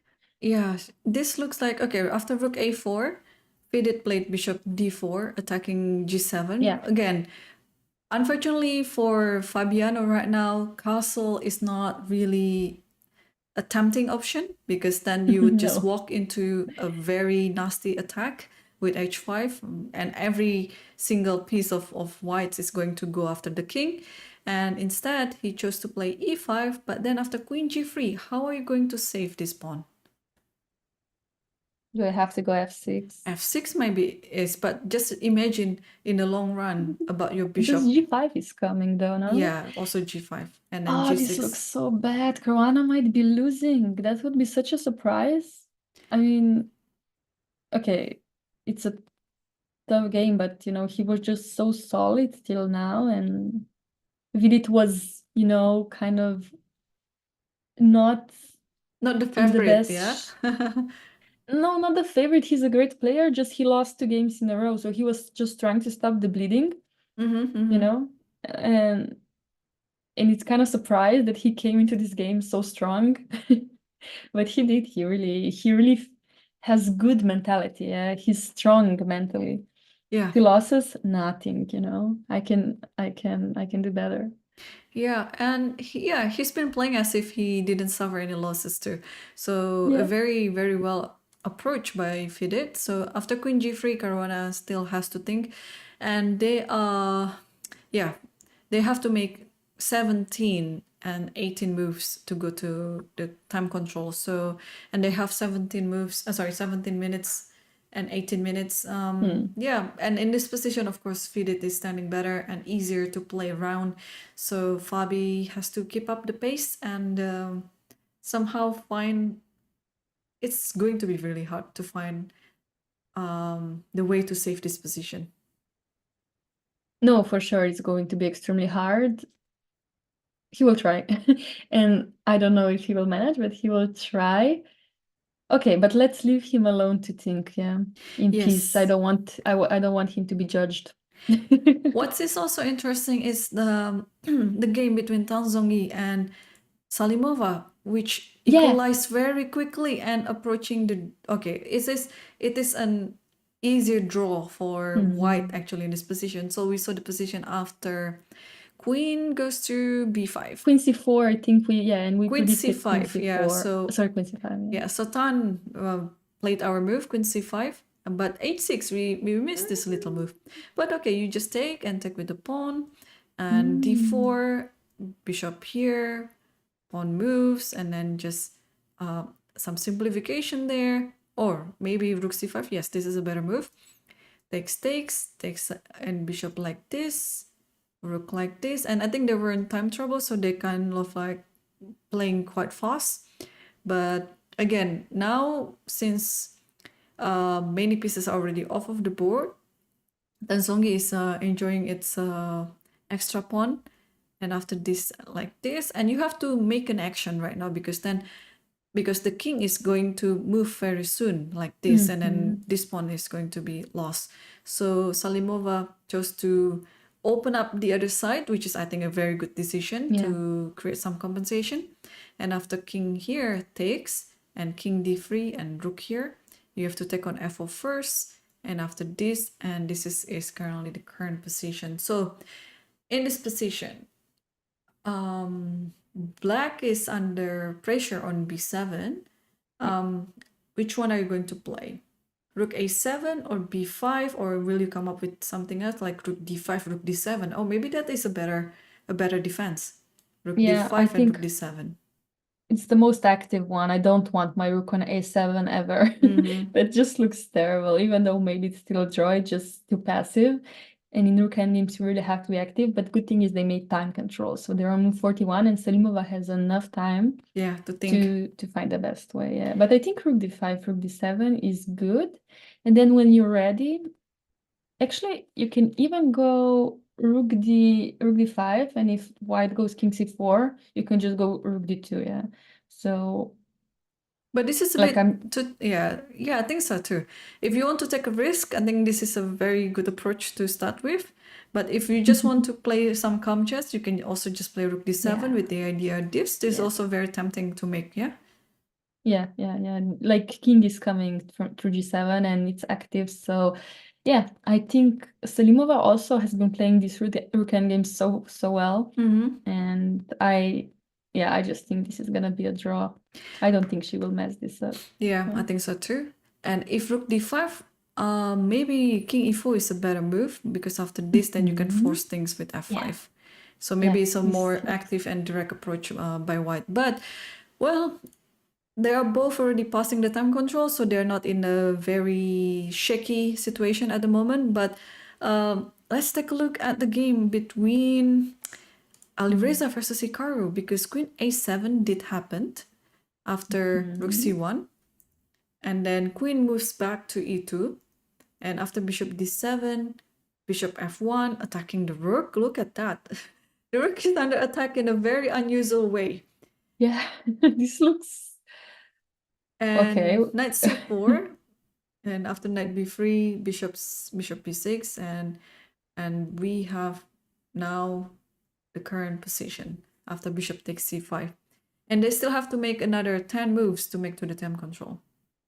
This is kind of a wild position, you know? Everything's gonna be hanging at some point, like d5, knight on c4, pawn on a4, pawn on a5. I just see everything hanging. Like, who do we even like here? White, right?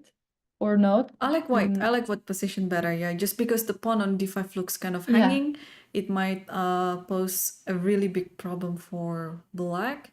But on the other hand, I think black is also trying to create some sort of a compensation here. I don't know, maybe we can start with rook e6, with rook e6, bishop c6. I think the bishop belongs to c6 anyway, just to control over this diagonal. Yeah, for sure. I wanna start with knight d4 though. I just wanna open up this bishop on g2. So knight d4 now. Yeah, I just it feels attractive. Yeah. So knight d4. I don't have to How is take it black now, yeah? activating? No, for sure not. But I'm gonna go knight b5 and then again like d5, c4. You never know what's hanging, and knight c7. So knight Okay. b5, I feel like yes, a big threat. Let me get this pawn then, like here. So if you play, knight c7 is there. After knight b5, there are many other. Yeah, way too many things are hanging. Yeah, so many things hanging. Yeah, this is messy. Okay, knight d4. What else can be done here? Because if you go bishop d4, I don't know, this bishop on d4 can become so strong in my opinion. But also Like at the even same time, e6 sometimes. Yeah, sorry, yeah. it's okay. Also at the same time here, I can stop with bishop here. And I'm inviting you to push your pawn over. But then I might, this knight on c4 is also standing very strongly. So there might be some compensation to that. But bishop there just feels so much better in this position, doesn't it?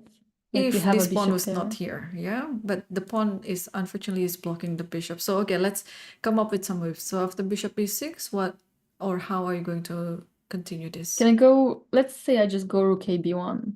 Rook a b1. Yeah. Then I can offer the trade. And if I go rook b5? Rook b5.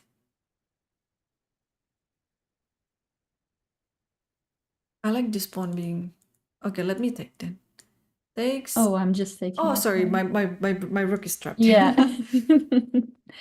Oops. So, oh, yeah, it's fine. Oh, but knight h4. Knight h4 But why was is everybody really... playing knight h4 today? I don't like it. Yeah, it seems like Oh, this yeah. the idea, but not a bad one.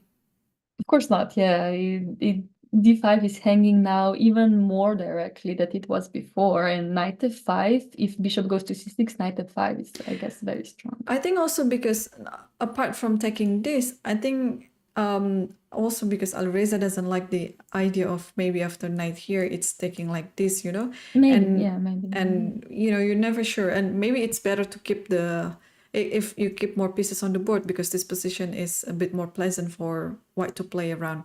So after knight here, after, let's say, bishop e6, also you might think about this move, maybe. You can just give it like this, because then this one, and then take on this one. Maybe. But otherwise, what else can be done here? King here, maybe, and then f4, f5. This is also nice. Yeah, that's nice. Something is attracting me to rook b1, rook b5 all the time. Yes, rook b1, rook b5, yeah. But maybe it doesn't do much. I just want to sacrifice rook d5 at some point, you know. Also probably not the best thing to do if you want to play safe play. But knight f5 is very interesting one. Just maybe let's prepare it. Yeah, but first of all, we have to prepare this d5 is being hanging right now. So we don't have many options here, bishop c6 or bishop e6, but I don't see how bishop c6 is better than bishop e6. Same, yeah. Yeah, so I think bishop e6 has to be played anyway. Yeah, you're right. White is just doing so it's more pleasant, yeah, to play this, because this d5 pawn. Oh, he played knight b6. Okay. So to protect the d5 pawn, Hikaru just moved the knight back to b6, and yeah, we will see what Alireza is going to play. But there are a few games right now, especially in the women's section, that the players are currently having time trouble. So let's take a look at that. Wait, can we just consider e6 right now? E6. Wow. Before we go somewhere, because bishop e6 is losing to queen e5 now. No, or am I wrong? You know what, Laura? I think this is almost certain e6 will be played. I have a feeling that e6 will be played. Because then, this is just lose on the spot after this. Yeah, so I think black has to take with f pawn, and then I have no continuation, so I don't know what's going on. Still, you can keep going on, I think, like this maybe. Rook f7. Rook f7, and then I have this one, for example. If you take like this, I can take this with the rook. This is getting wild. No, this is getting wild. You cannot take this, because I'll just take this and then take this on the next move. Also, I mean, this one is also hanging. So if you play queen f8, let's say, I just take this. You have to take... No, this is just bananas. Like, what is this now? But this is the most interesting move that might happen on the board. So let's keep an eye on this one. Yeah, very well spotted, Laura. I'm really happy you found this move. Let's see this one. Humpy is under a minute, and well, she has to make 2 more moves actually, which is not a very difficult thing to do, but she has to be precise, because look, rook d1 is currently attacking, and then if you go here, this might be possess some problem because b4 is there. Yeah, takes, and then takes this, and then in the end, this one. Although, there's king here. So, oh, no. Knight d5. Okay. Yeah, Knight okay. D5, okay. Yeah. So do not stop calculation. Yeah. Never. So if the bishop goes... So bishop e3 was played, and knight d5 immediately by Goryachkina. Yep, so this is the clever alternative to that. And still has to be careful, because not too easy. One more move to make though. And 24 seconds to go. Kanaru has to play quickly now. 20 seconds. What do you want to play? Knight f1? No, that's too passive. What do we even play? Knight e3 is such a big threat. Maybe f4. You have to shut down this diagonal. Yeah, I think so. F4 first, or g3 first, and f4. So f4, yeah. Humpy chose to play f4 right away, because it's always something to do with this diagonal. You have to do something about it, g3 or f4. But again, I cannot tell which one is better, because maybe g3, but g3 will fall into this one, I think. And this is maybe a bit better for, I don't know, actually. Like this is No, fine. I think the g3 was also a very, very good move. She just decided f4 was safer to not blunder anything, I guess. Yeah. I think it's a good practical choice. Yes. So f4 is already on the board, and I don't think it's quite a difficult decision for Goichkina to play on the next move, right? Within 3 minutes. So she's in the good situation right now.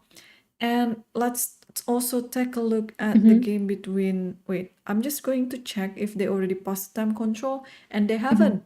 They are a few moves away to get to the 40th move. Well, Also, what is this position? so messy. Like, what happened here? Oh, wow, this is crazy.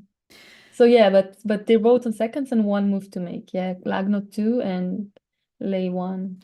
So we saw the position after h5, and Yeah. Lichess played queen c7, b5, d6, knight here, and rook d8 takes, queen here, and then bishop e5 looks very good for black.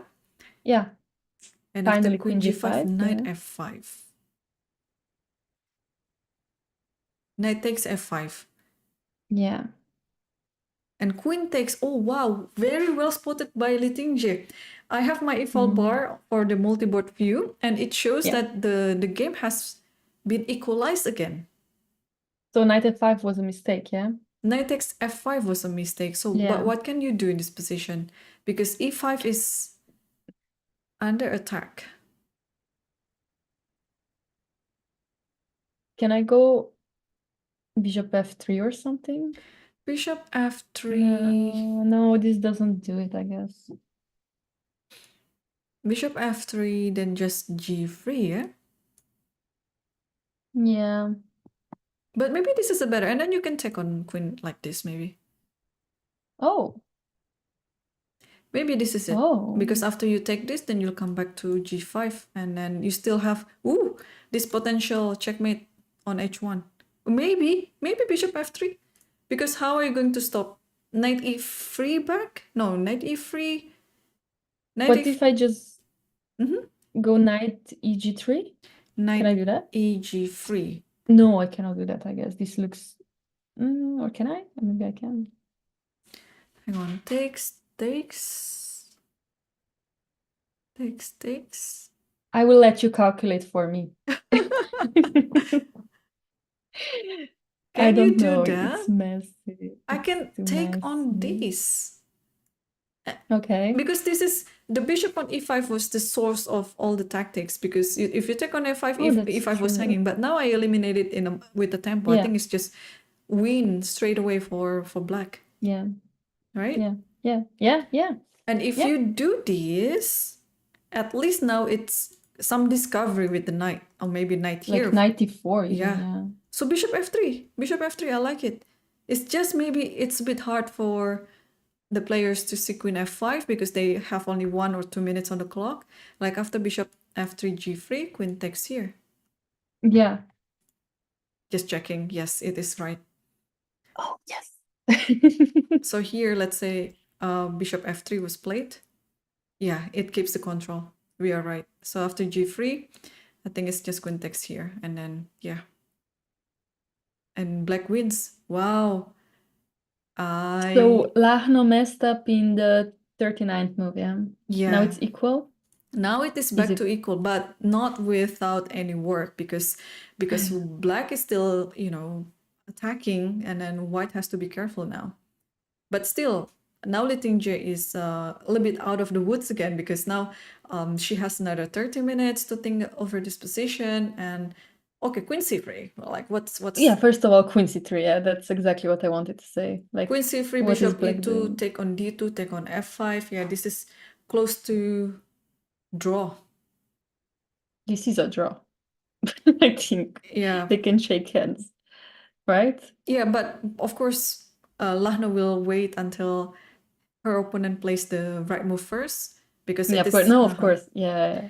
Wow, what a game again for Lagno. She was better and she was close to winning, but now Lichess again has proven to be quite a very resourceful player, and managed to equalize the position again. And we already have our, oh my gosh, this is a shocking result. Laura, What? the game between FIDE and Fabiano has ended with a draw. What? What do you mean? We thought it's going to be a win for FIDE. Okay, what happened? So queen g3, queen a7. And here FIDE took on e5. Rook takes a2. Okay, there is rook a1 idea and so on. Queen takes here. Rook f8, queen e5, queen a4. And now mating attack is coming up soon.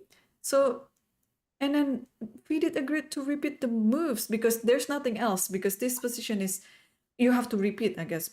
Yeah. But the question is, could he do differently before that? Because looks like after here you have to take on e5 anyway. You have to take it. Fine. But then after in this position, now white has to come up with something that's like even queen g7 is still fine because you're forcing rook f8, yeah. But now, do you have to go queen e5? Because maybe he didn't see anything to stop queen a4. Like, how do you stop queen a4? And also there's rook a1 too. We have to calculate there's rook a1 at some point. So I don't think there is, because then you have b3 and bishop b2. Oh, that's true. So can I just go b3 now? b3 right away, yes. Can I? And I play queen here, let's say? Yeah, and let's say I go bishop b2. Also, you play rook d3, rook h3. Can you just stop it like that? I can't do that. Yeah, Yes, because just this rook bishop on h2 like e7 is just useless. Yeah, bishop c5, but queen e5 then. So this is just winning. Yeah, queen e5 queen and e5. fine. And you have to come back, and then you have this, and then you have this, and wait, yeah, let's say maybe this one even, it's fine too. Yeah, but yeah, also this one's fine. Also bishop b2 instead of queen b. No, actually, yeah, everything's winning. I mean, not everything. Most of things are winning, so it's fine. Yeah. Wow. So FIDE missed queen a4 then in his calculation. Like maybe he thought about rook a1, and then there is b3, bishop b2, and then okay, white is safe. But after queen a4, wow, queen a4, wow. you don't have any other things, yeah. Wow, no, that's. Let's check it with the. Impressive. This is just drawn. Okay. Wow. So queen a4 was missed. Lucky. Yeah. So wow, Fabi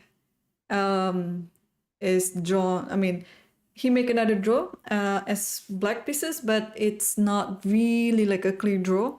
FIDE should be able to seize the day, but unfortunately, he made some miscalculation, I would say. I mean, he must have understood that there's queen a4, but maybe the time situation and other things, you never know what's going on with the players. And yeah, fortunately there is a repetition happening on the board, otherwise black might be a bit better in this position.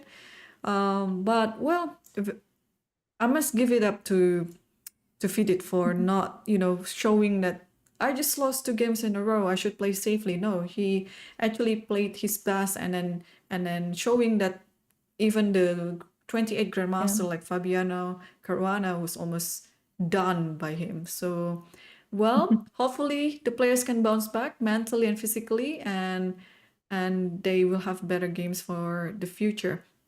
And sorry. And no, this game is done, but also who is in the time trouble right now is Gukash. Is it? Versus Abbasov, yeah. Oh, this can get interesting. Oh, this pawn on d3. What is the pawn doing on d3? How is that allowed? Yeah, but at the moment, okay, Gukash has... Okay. I'm such a pawn grabber, Laura, so I like to have more pawns on the board, and this is exactly what Gukash has on the board. So king h2, and Gukash is under 2 minutes. And again, in the open section, they don't have the increment, the 30-second increment. So Gukash has to find all the rest of 6 moves under 2 minutes. It's going to be tough because it is all pure calculation from this point. But now Abasov is thinking, I'm sure on the board, Gukash is just sitting down and then thinking everything that he can Yeah. possibly do in the short time that he has right now. So King H2, what do you think Black will continue? I mean, the idea of King H2 was to, I guess, to stop Queen B1 from being a check, right? Because if Rook E1, that was very fun line. If King goes on G1, Queen B1, Rook E1, Queen E1, Knight E1, D2.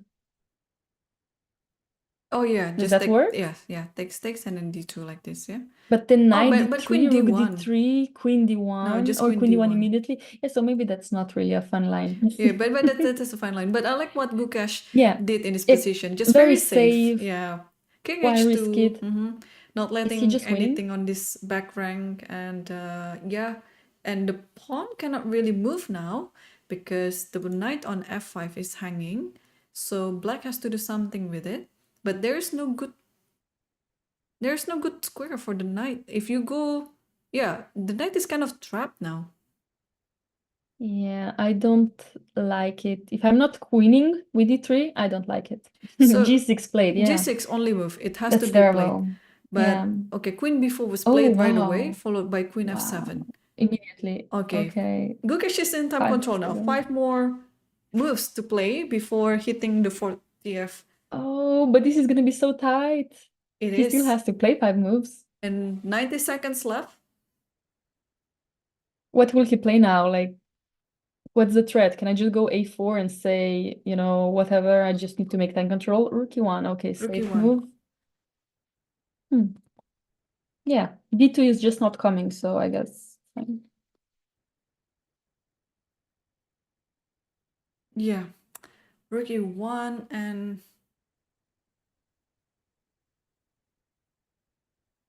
what to do in this position? There should be better moves than Rook E1, but I can understand why Gukesh is playing it because he doesn't have enough time on the clock. And I think he just wants to meet this D3 pawn in case it moves to D2 and then just to safely guard the back rank. Yeah, I mean, what does black even do now? You can go Rook D5, but... Rook D5, Queen C7. I think black is still holding on. You think? No, I mean, he's trying, but is he holding on? Oh, Rook E8. Rook Can I- E8, offering the trade. Would you trade your rook, Laura? Yes. Yes. That's my answer right now, but I'm not calculating, so I feel much better about it. No, if I trade Rook E2 is coming, but even if I move the Rook E2 is coming. Like, do I go Rook D1? You would go Yes. Rook D1. If Rook D1, there's Rook E2, yeah? Oh, this is, oh, Gukesh has to keep playing. 4 more moves to make and with 50 wow. seconds on the clock. Okay, so... 50 seconds, 3 moves to make. I don't want to watch that. I'm so nervous all the time about this time. I love it, but I'm nervous. Is there any good timing to push D2, actually? Now? Don't I mean, just take any it? time, like, because if you want to keep your opponent confused, and we have a result, by the way, in the game between Lichess versus Sano Katrina that ended exactly what we predicted, in the way that we predicted. So we'll take a look at that one after this one. I think we have to stay on this Gukesh versus Abasov because they are entering their critical moment. Yeah, for sure. No, we should stay on this one. Yeah, the Lagno game we saw is gonna be a draw after her not great 39th move, so that was expected. So Rook F e4. You cannot push D2. No, not yet, but I want to trick you how to push D2. So do I take Rook E... No. Do I go Queen D5? I don't know. What do I do? I don't even know what I do with black at this point. I have to find a trick. You know, some nasty blitz trick. Nasty blitz trick, yeah. So it is obviously in Gukesh's favor if one of the rooks are being traded because it's just gonna make the position easier to play with only a few seconds left on the clock. But on the other hand, Abbasov has to create some sort of a complication, which I don't know if it can happen in this position. I mean, you have a pawn on d3, so I'm sure he has to find some kind of idea. Yeah, okay, let's say rook e4, yeah, queen e4. And then, can I go d2 now? Or rook d1? D2, rook e1. The thing is, in these kind of situations, when Gukesh has to play fast, you really don't want to play these kind of moves where it makes it obvious for white. So, like, okay, Yes. queen b, like, this doesn't, just too obvious, yeah, to protect everything.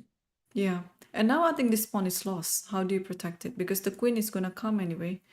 I don't, yeah. Yeah, I so don't protect it. so if you play d2, then the pawn's gonna lose. But if you don't take on e4, then white will take on e8 himself. Yeah. Yeah, for sure. Okay, I can go rook f8, but that just looks Rook like f8 back like this. desperation. First of all, there is knight e5, yeah? Oh yeah. Oh, I don't want rook f8 now. I guess we'll have to see, but I think that Gukesh is doing so well. Like, the moves are kind of obvious for him to play, and he doesn't have like one move option, he has many move options. So yeah, okay. Let's wait for sure, but also in the game, Praggnanandhaa, Nepomniachtchi, there's a rook endgame, which is a draw, so only a matter of time where that ends in a draw. Yeah, that's right. Yeah, they might actually wait until the 40th move to make a draw or make some repetition. Yeah. We'll see. Yeah, this one. Okay. Okay, Abbas, so let's go. I want to see your tricks. Show me the tricks. Rook takes Rook e4. e4. Okay. So this has happened. So instead of taking with the queen, Gukesh took it with the rook. I mean, that's fine too. It's almost like a pre-move for him, maybe. Yeah, he's already with his hand over the rook on e1 and then just take on e4 right away. And he needs to make two other moves to make to the time control. Oh, it's I was actually thinking it was queen takes e4, but rook takes e4. Like I said, not only one move, but many moves, yeah. Okay, I can go queen d5 now and say, okay, I'm gonna push this pawn on d2 the next move, but maybe here. I guess knight d2, yeah. And now, can I go something like knight b4, or are you just taking queen b7? Yeah, b7 is hanging. So, okay, totally can I play was that. hoping, yeah, I was hoping I can somehow go knight e6 and take on c5, but I guess that's just way too slow. And also the fact that black has two pawns on the 6th rank like this, it makes the 7th rank way weaker. Yeah, g6 that was played before just wasn't like that looked bad, and it is bad, of course. Yeah, I really don't see any tricks for black. I really want to see some fork so badly, or oh no, my queen, but there's just nothing, you know. Yeah, 50 seconds to make two moves. Can do it. What complications can Abbasov come up with in this position? What kind of complication?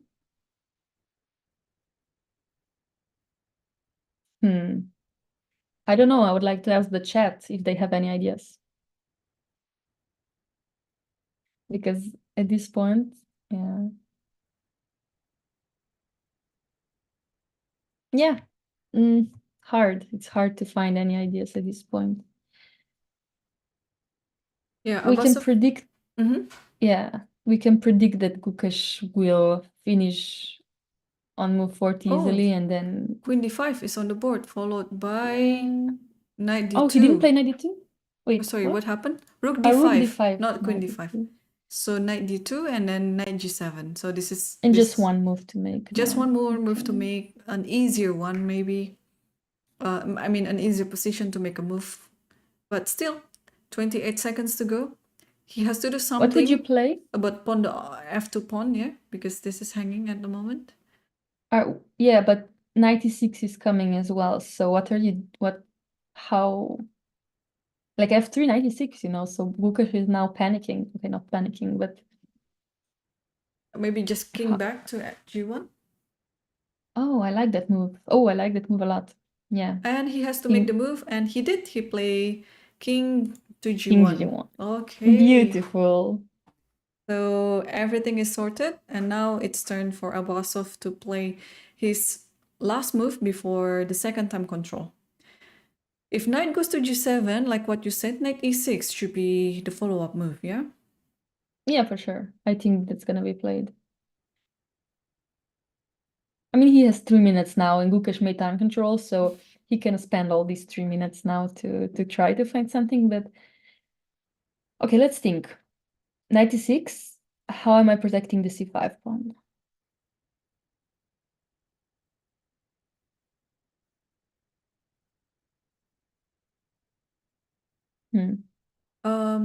Because knight b3, I guess I could just go d2 or something now.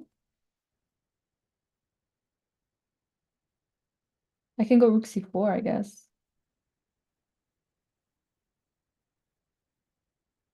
Yeah, well, it's interesting position. Yeah, knight e6 is already on the board, and this is Gukash's turn. But fortunately, he already has 30 extra minutes on his clock. So there are still so many interesting games going on, Laura. But I think it is the time for us to take our break again because I need a breather. It's really very intense so far. We All the deserve games it. in the open and women section. Yeah, I think you also need to take a breather too. Yeah, for Yes. sure, for sure. So we will reconvene within a few minutes after our short break. So yes, don't go anywhere, guys. We will be back again very soon.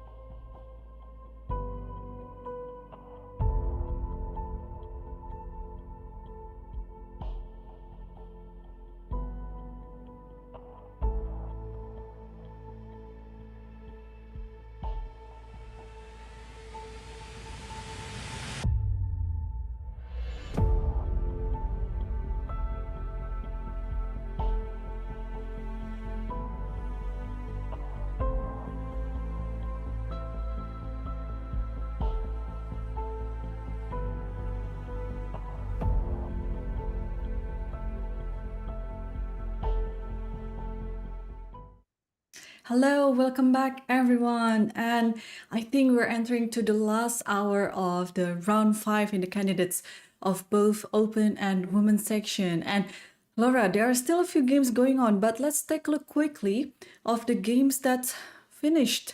So, because I believe most of the players here already passed the time control, so they're in Yeah. the safer time situation right now. So the game between Dating J versus Lano Katrina. We saw the position up to, let me pull it on the board. Let's do it. So here, after queen takes e5, queen d2 was played, and indeed, Dating J played queen c3, offering simplification. And after bishop takes e2, takes on d2, takes a no. This is not this one. No, there's some error in the moves here, so it should be like rook takes, and then maybe takes this, and then after that king g7, king and I think fg6 was played and it was a draw. I think this is how it ended. This was the draw offer, fg6, and then both players agreed for a draw. And as we expected also in the game between Praggnanandhaa and Ian, it ended with another draw. So in this position, we left it far back because it was a little bit too calm how the game turned out. So after g5, bishop f5 back, and after rook e7, rook d6, and I think black would just play all in the dark squares and then not to risk anything. And after this, knight g6 is there, another trade, and then king f8, and after bishop e4, the pawn just moved, king also moved. Both players I think already knew in advance that this one would end with another draw as well. And after takes, h4, rook c6, hg, and after rook b7, a4 with a draw offer, I would presume, and they shook hands and agreed for another draw.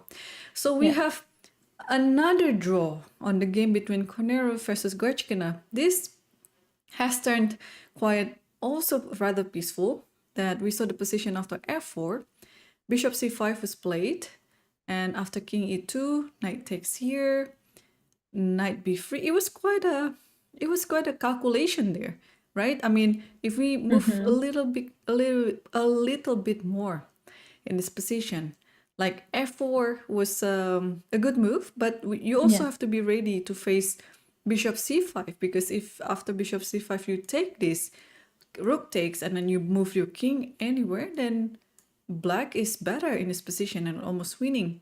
But what a good find by Koneru, that after bishop c5, she responded it with king e2, and then knight takes e3, knight b3.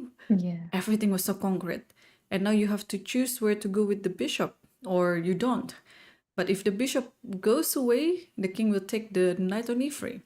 So Goichkina chose to play rook d5, takes c5, and takes e3, and another draw offer, and also another draw on this round. So we have 4 draws so far, Laura. 2 in the open and 2 in the women. What do you think?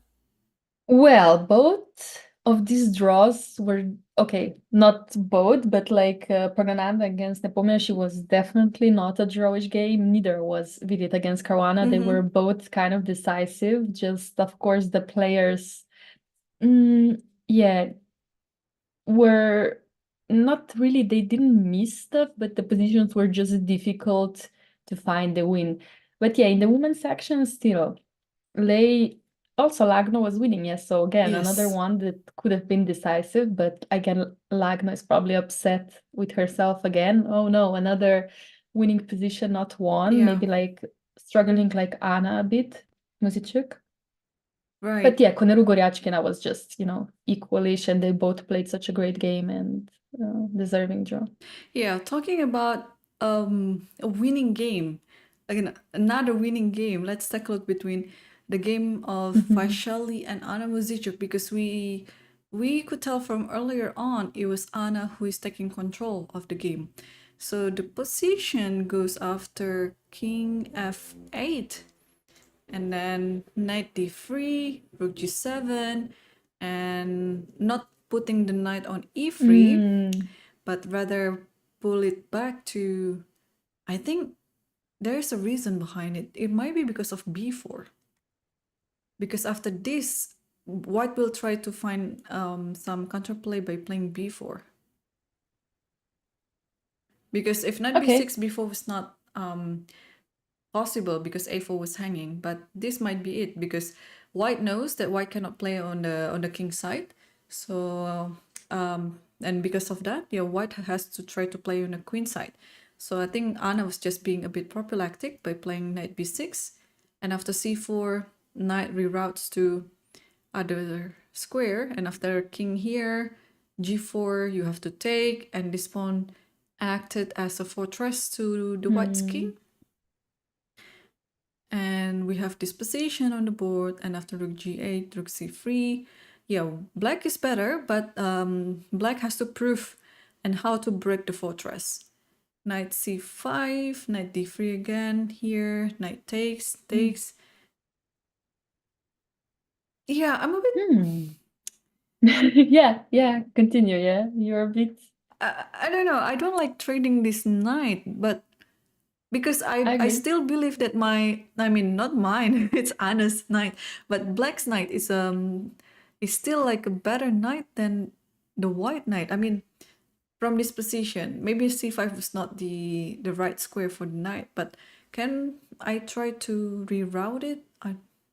It would be a dream to go to h5 and then f4, but Oh, yeah. Can we do it? but in order to go there, you have to go to g7. And in order to go there, you have to go to e8. And how do you get to e8? That's the question. That's extremely good question, yeah. Yeah, there's no other square. Maybe because of there's no possibility of the knight jumping to e8. Yeah. Anna decided to just trade off the Yeah. knight. And after this trade, still a better position. And now, and c6 was there, takes. Yeah. Okay, rook goes back to g8 and rook goes to g2. Okay, Yeah. so if we can switch, yeah, between the king and the rook and potentially putting e4 and then king e5, maybe this was the winning idea. Yeah, but can I just... You mean you don't think this is winning anymore? I mean, I think this was the winning idea that Anna was thinking ahead, you know, because otherwise, if she didn't have this idea, she wouldn't have voluntarily entered this position, because it's going to be quite a risky fortress position. But also at the same time, if black is preparing for the switch between the king and the rook, white can also prepare that by playing rook e3, rook e4, and then just stop it like that. So I don't think we can play like that, because then rook g5 is coming. So I don't that's think true. rook should be. So I think king has to King go has to to e4. e4, and then rook goes to f3. Yeah. Yeah, I think this is how it has to be. And then the question, is that a draw or not? Because it looks kind of drawish. Oh, no? I can reroute this rook to this one, and then here, and then here, and then put this rook over here. Ah, okay, but what if I just go king e4, rook f3, rook f1, rook f3, rook f1, rook Yeah, f3? you can just go here, yeah, like all the time. Yes, that's true too. Okay. Or I can give a check to g4 at some point if the king is on e4, and then have this pawn march up to h1. Yeah, that's a dream. That's a good dream, but I don't believe in these kind of fairy tales. So rook g5 is already on the board, so I think Vaishali has to play king e4 anyway. And maybe after that, it's time for the rook to go to d8, and then put the rook on h8. Yeah, the king... Oh, it was a draw. Draw was arranged. She offered to draw. She could not find a win. No, but this is still interesting. Okay, let's play this a little bit more. Just for... I'm still curious about it. So, okay, I'll play rook d8. What is the fortress idea here? Rook f3. Let's say I go rook f3. Rook f3. I'll go king d6 first, just so that there is no d6. King f1. Sorry, not rook f1. Rook f1. I'll go here. Rook f3. Rook f3. I'll go... Okay, I would like to have your rook over there. I really wonder what you want to do. Mm-hmm. Okay, let me switch my plan to here actually. Okay, Rook rook f1, let's f1 say. again. I can make some ideas like this maybe. Okay, rook f3. And then can I give a check now? I take. Okay. Okay. You have to take because otherwise rook d4, right? Yeah, And then yeah. So now king here, d3. I just take with g rook. G No? rook, yeah. Yeah. Yeah, that's why the rook has to be behind the pawn. But still, even if the rook is behind the pawn, you still can play rook. Maybe rook h3 and then h1. Okay, so let me switch back this idea. This one, this one, this one, this one, and then I'll go for h5. Okay. I mean, I have to Rook wait for f1, your I have rook to go for it. Yeah. Yeah. Or maybe I go this one first. Rook h7 first. Oh, sorry. Here, rook h7, and after here, then I have this. It has to be in perfect time, and after check you takes, and Yeah. after this, you can just take. Yeah, this is not winning at all. Yeah. This one and this one. Oh wow. Oh wow. It looks like it's winning for black, but it's hard to find where is the entrance to the position, yeah? Yeah, I actually really wonder if that was ever winning or was it always just a fortress, you know? If it Because it was might have, yeah. if it was really a fortress, then it's a really good call by Vaishali to sacrifice the rook with this en passant. Because if you don't take this en passant, then white is standing okay. Yeah? You have to take the en passant and then make that pawn as the fortress. This one. And then even though the pawn is perfectly protected, but it's hard to make a way in for black. Could Anna take on f4 and put the knight on e5? Or no, that was just too active for white, I guess, yeah? Take on, okay. Yeah. Take like this. Yeah, I think it should be better for black still anyway. And knight But e5, yeah. yeah, white is now very active. I feel like even knight e6 is coming, knight h5 at some point. Like king g2, we start with king g2, and then again, how is black proceeding? Yeah, it's almost impossible. So maybe it was a fortress. Maybe she did well. Yeah, there should be something along the way. But yeah, Vaishali has been very resourceful, and after king e4, offering the draw right away. And then, but what I'm surprised with is that Anna took it right away. Because as a black player, Yeah. you can play around first, right? And then if this idea doesn't work, then okay, you can, because there's no risk in black's position, like totally no risk. You can just put the rook back, and then you're still enjoying the control, even though maybe it is a fortress. But okay, at least Vaishali and Anna, okay, they shared another draw. And but what a shame it is for both Anna and Katrina, because they both were winning, and they also both made another draw, like third draw in a row. So, well, let's Yeah, switch. tough for Anna again because she was clearly better. Yeah, almost winning. Like it was on the edge, but I feel like she could have won this one. And again, I think she must be slightly upset with herself, but it's okay. Yeah. She will come back. She will come back for sure, yes. So let's switch back to the game between Alireza and Hikaru. And it has been neutralized quite a lot compared to what we saw last. That was Did we see e6 or that didn't happen later? oh my No, gosh, you're right. Hang on. It was wait, where like did we? Yeah, this. yeah, Keep going. yeah, And yeah, then keep yeah. going. So we didn't Oh see. no. Is a6 a good move actually? I think it should be the best move in this. Oh no. It's not the best Not the move, best, but it's not the best move. interesting It is move. super interesting, right? Okay. So bishop d4, just offering another trade. And also, I remember that both players at that time, okay, 8 minutes and 15 minutes, so they didn't really have much time on the clock. h3, what a little move that Alireza made here. Rook c7, g4, queen c8. It looks interesting from white's perspective because you have both pawns on e5 and f5.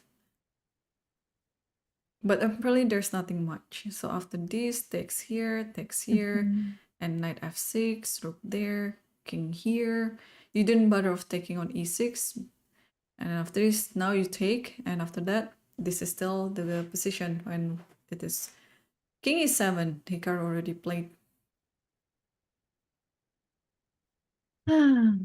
Yeah, this doesn't look like it's going to be a decisive result, right?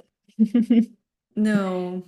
Well, Yeah, black is standing fine here, I would say, because the king has stopped the pawn, and now the rook on e8 can somehow play. But okay, rook b2 is on the board, very normal, yeah. potentially going to b7. So, and rook c8. So after rook b7, just rook c7, exchanging the rook.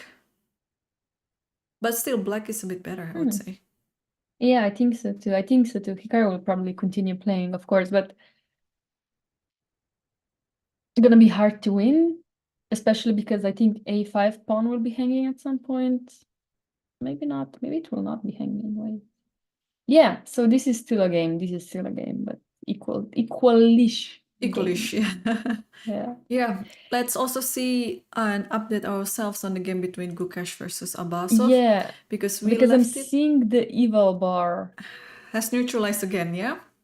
Yeah. So we saw the position up to, okay, so king g1 was King played, G1. knight e6. Knight e6, yeah. And here, Gukesh decided not to protect the c5 pawn and just played rook e3, knight c5 and queen c4.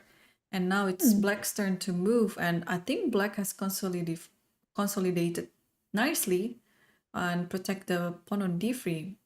So Yeah, wait, so should have we protected it, the pawn on c5 with rook c4? Was that the correct way? I think that's because there's a queen somewhere, queen e7 or queen f8, and then you will lose again anyway. Again, yeah. So what was the right move then? I don't really understand.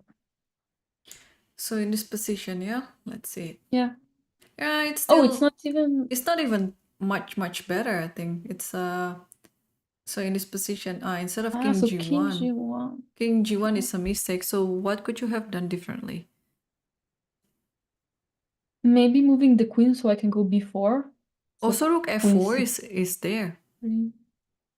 Rook f4. It's there. Yeah, I think it's the move. You just attack the queen, not to be on this Oh yeah, and protect the diagonal. f2 pawn. Yeah, and I forgot we were hanging on f2. And then if the queen goes here, at least I can offer this trade, no? Or maybe it's not a good trade.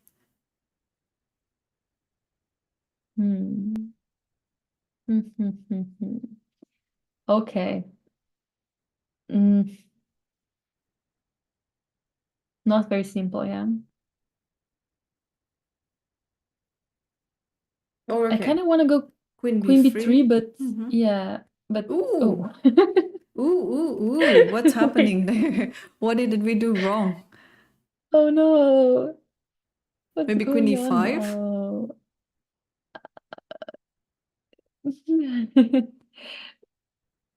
We do it Maybe queen e5, but also maybe queen c5. I don't know. queen c5. No, queen c5 is Oh fine. no. This is What's this wrong? is going No, terribly. because there is knight e4, knight f6. So Okay. I think it's something to do with pinning the rook. Yeah. Or even knight I mean, e6. yeah. Or knight e6, yeah, because there's a check. Knight e6. If rook e4, there's a check, queen c7 and knight c5. So that might be. Yeah, I mean something, but it was up to the players to know anyway. So, So, well, unfortunately for Gukesh, yeah, he only had seconds on the clock when he moved king g1, and turns out after this, rook e3 is not probably the okay move, but maybe not the best. But after this, maybe not queen c4. It's just diminishing the advantage little and little. So, and we have this position on knight e6. So oh, Abasov made a mistake by playing knight e6. Let's figure this out, what to do. I truly don't understand engine, or I just don't understand this position. I mean, 96 is just a Can you logical just move, take you on know? d3? Oh. Is it that simple? I mean, what else, right? I guess Abasa wants to go knight f4 and draw or something, or just exchange the rooks. Like going for this endgame with one Not pawn down. Yeah, but not with oh, wait, we're pawn down C. At this point, I cannot even count material. Okay, we don't want the endgame. But that's possible too, because the good news is for Abasov, the extra pawn was on the queen side, king side, not queen side, so it's a little bit easier to defend. But is there anything else? Like why knight a6 is being played right away? Because at least you have to wait for b4 and Yeah, play some other moves. Yeah, play some other moves. I don't know, rook f5. It's possible. Yeah, or just maybe even rook d8 or something, yeah, to exchange the queens. I don't know, but it's not an easy position when you have pawns on h6 and g6, but you also have a pawn on d3. Yeah, but knight e6 doesn't make sense if I just take the pawn. I don't know. Okay. At this point, I would just like to ask the players what they're thinking. Right. But 96 is coming as a shock to me because, again, you don't have... There's no reason of playing 96 right away. Now rook d3 just comes handy. Or do we miss anything? Are we missing anything? We can ask the engine. Let's play this one. Yeah, I think this is the idea. And after taking this, okay, maybe at the very least you can keep the queen on the board and play Yeah, knight d5. knight d5. Yeah, knight d5. I mean, yeah, okay. Yeah. But I'm a pawn down. Yeah, it's gonna be a torture. Yeah. But at least you simplified the rooks so that there is no direct attack to black's position. You just have to play some strategical endgame here to defend the position to make a draw, which might be quite a good strategy as well, because when you keep the rook on the board, it offers more complication to the game, and that is why I think Gukesh is still thinking, because otherwise he would have taken d3 right away, because that's the pawn that you've been after for many moves ago. Yeah, for sure. Also, after the move 40 is played, are open players getting extra 30 seconds per move or not? Yes, they get both the 30 minutes and 30 seconds per move. Yeah. Okay, good. What Okay. also just happened in the women's section is Zhongyi versus Salimova. They drew the game, but I've been watching their game. It's not like an easiest draw to make in this pawn end game. Yeah. So we saw the position up to this one. After takes and rook d5, yeah. and after here rook, not rook b5 but rook c5, b4, and then goes here, check, king here, and then each of the players are after different pawns, and now f5 takes very an good e6 move from Tan. Yeah. Yes, and rook here forcing white to immediately take or not. I don't know. Rook e4. It's confusing at this point because there are so many things that white can do anyway. And this position looks in the end they drew, but you have to not miss anything, because after this it's so easy to miss something. Because it's just all calculations at this point. Like check here, takes, rook here, takes here, okay, and then this one, and you can actually check. Yeah. Oh no, I believe this is not a typo but a wrong transmission, because they just put the king back after f4. I think it was a draw offer, and they just put the king back to e4 and e5 to make a sign that the game has been drawn. Yeah. So Yeah. very well fought game by Salimova. Yeah, very interesting opening choice and ideas in the middle game, sacrificing a pawn and eventually neutralize all the white's ideas in the end game and draw Tanzongi. She's also the favorite to win the event. Yeah, no, that was impressive. Also, the end game was very impressive. She made it look so smooth, even though playing that end game, in your head there can be so many scares and blunders. So she just made it look so effortless. So yeah, she's just playing very well. So that's great. Yeah. That's great. Yeah, she did. Yeah, she did very well. And we have 4 draws in the women's section. All the games in the women's section have ended with draws, and we still have 2 remaining games in the open section.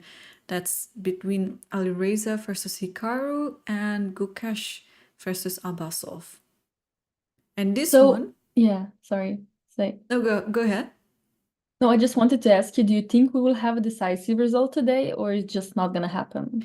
I think it's likely that Hikaru will try to grind this endgame because we already see like from a few moves ago that it was black who is looking to win the game in the endgame, especially when the queens are off the board, because now it's looking like an easier endgame for black to play, and maybe Alireza has to defend very well, and it's not going to be the first time that we see in this event where the other party has much better endgame or position, but still ended up with a draw. So I'm hoping actually for at least one decisive games, one decisive game between these 2 matches. But if it is a decisive game, I think it's most likely this one, Alireza versus Hikaru, compared to Gukash versus Abbasov. You think so? You think that Gukash will not take advantage of a pawn if he grabs it? I mean, yeah, both games can be very much decisive. So, Both but games, yeah. that's surprising. That's surprising that you say Hikaru might be winning so clearly. But yeah, the knight on e4 is strong. The pawn on d5 is strong, and the pawn on e6 will hang. So. Yeah, I think it's going to be very hard from the human practical point of view to defend this type of endgame. And he has 8 minutes only. Yeah. So that's not a lot of time to be confident. Yeah. Oh, this one might develop. Even though this game was very interesting through whole game, like with this queen a7 maneuver, I really love this one. But if we have I didn't like knight h4, knight h4 knight was h4, like, yeah, yeah, you'd like the knight to go to the center, yeah. yes. Yeah, but this is what happens. So let's try to calculate a little bit. So after knight e4, the next move is king takes here, maybe, or maybe not yet because f3 is maybe there. not. Yeah, so black has to be a bit patient, not to be in a rush on taking the pawn yet. I think next move for black is rook c2 or something, no? I like g5. You like g5? Yeah, g5 seems interesting. G5 followed by rook f8 maybe, because again, you're not in a hurry to take it. Or even g5, h5, g4. That's also, I think, a pretty good idea. And also to stop anything with this pawn, maybe pawn will move here and then bishop will go to h3. Yeah, so maybe g5 next. But okay, let's figure out what to do as white here. Bishop d3. Oh. Bishop d3. Yeah. Yeah, looks like a good move. Knight g5 maybe. First move comes to mind. Or rook c1 is also interesting. Rook c1 is interesting. But wouldn't do much, I guess. Right? Or even knight d6 is also nice. Stopping rook b7. And after knight d6, and maybe now it's time for the rook to play, like to rook c3 or something. Yeah. I don't want to activate the bishop too much, but yeah, it's not going anywhere anyway. So I don't know. Okay, so knight g5, you say knight g5, king g2, yeah? Knight g5. I guess king g2 is just protecting h3. Yeah. You cannot still take on e6. You can go rook c3, but I just go... Wait, what do I do? Do I go bishop f5? Maybe. Yeah, I guess bishop f5 or rook b7 first. Sorry, so after king g2, what were you No, I thinking? was thinking just calculating what if black goes rook c3, but I guess I have either rook b7 or bishop f5 anyway, so Yeah. doesn't really... Yeah, I think the knight belongs to the center. So I'd like to keep it around here. Knight d6, just protecting everything. Yeah. And move the rook elsewhere after that with rook c3 maybe. Yeah, And maybe I like that. yeah, just to play, pretty much play on the dark square. But Hikaru is still thinking, and but yeah, he is for choices now because he has a better position, and e6 is going to be fallen soon at some point, and yeah, look, things are looking good for Hikaru. At some point, he has to start winning games. By the way, yeah. Yeah, but I wouldn't I wouldn't be predicting that it would be black against Firouzja, so but yeah, of course anything can happen. Yep. And Gukesh has taken on d3, by the way. Gukesh has So taken, yeah. 3 So pawns for the win, yeah? yeah, so I think that f4 has to come on the board very Yeah. soon. Followed by takes with the knight to d5, and then just cement the center like that. Yeah. We'll see. I mean, wait, Gukesh only has 4 minutes now? 5 minutes? Wait, he spent all his time on 3 moves. Nice. So he will not have a lot of time to make further decisions. So I understand what you were saying, that Hikaru maybe has bigger chance. In time trouble, it's very hard to win these queen endgames. They're always so tricky. Somehow your opponent always finds some repetition, yeah? Yeah, exactly. Sometimes how the game ended, it's totally not according to our prediction. So yeah, these players are tricky, and Abbasov is going to be quite resourceful too, not giving up easily. But I like his strategy. At least when he eliminated the rooks, okay, it's not being played yet, but I'm almost sure the trading of the rooks will come anytime soon with b5 or without b5. So now even after b5, queen c3 has to be played. That's for sure. But now I think, yeah, knight f4 or knight c5 back. I think knight f4 is a better move because you also want to hit on g2. And also e2, that's important. Maybe that is his idea, that after knight f4 you cannot take this because there is knight e2. That is very clever, because now after knight f4, what do? You have to play rook here, and now black is off some options. Maybe, I don't know, rook g5, or what can black do in this position? Queen d7, attacking the knight. Now it all makes sense, Laura, why Gukesh is taking so much time in Yeah. taking rook d3, because there is this little move that we didn't see Detail, before. yeah. This b5, you cannot go here because of knight c5. And Yeah. also, you cannot go here, the same thing, because of knight c5. You cannot go here, maybe because of queen f5. And Probably something like that. probably something like this, yeah. Yeah, and now you only have queen c3, but after queen c3 there is knight f4, and you cannot take because of this check. So after knight f4, I think you are forced to play rook e3, and now this is our task to find out what's the best continuation after rook e3.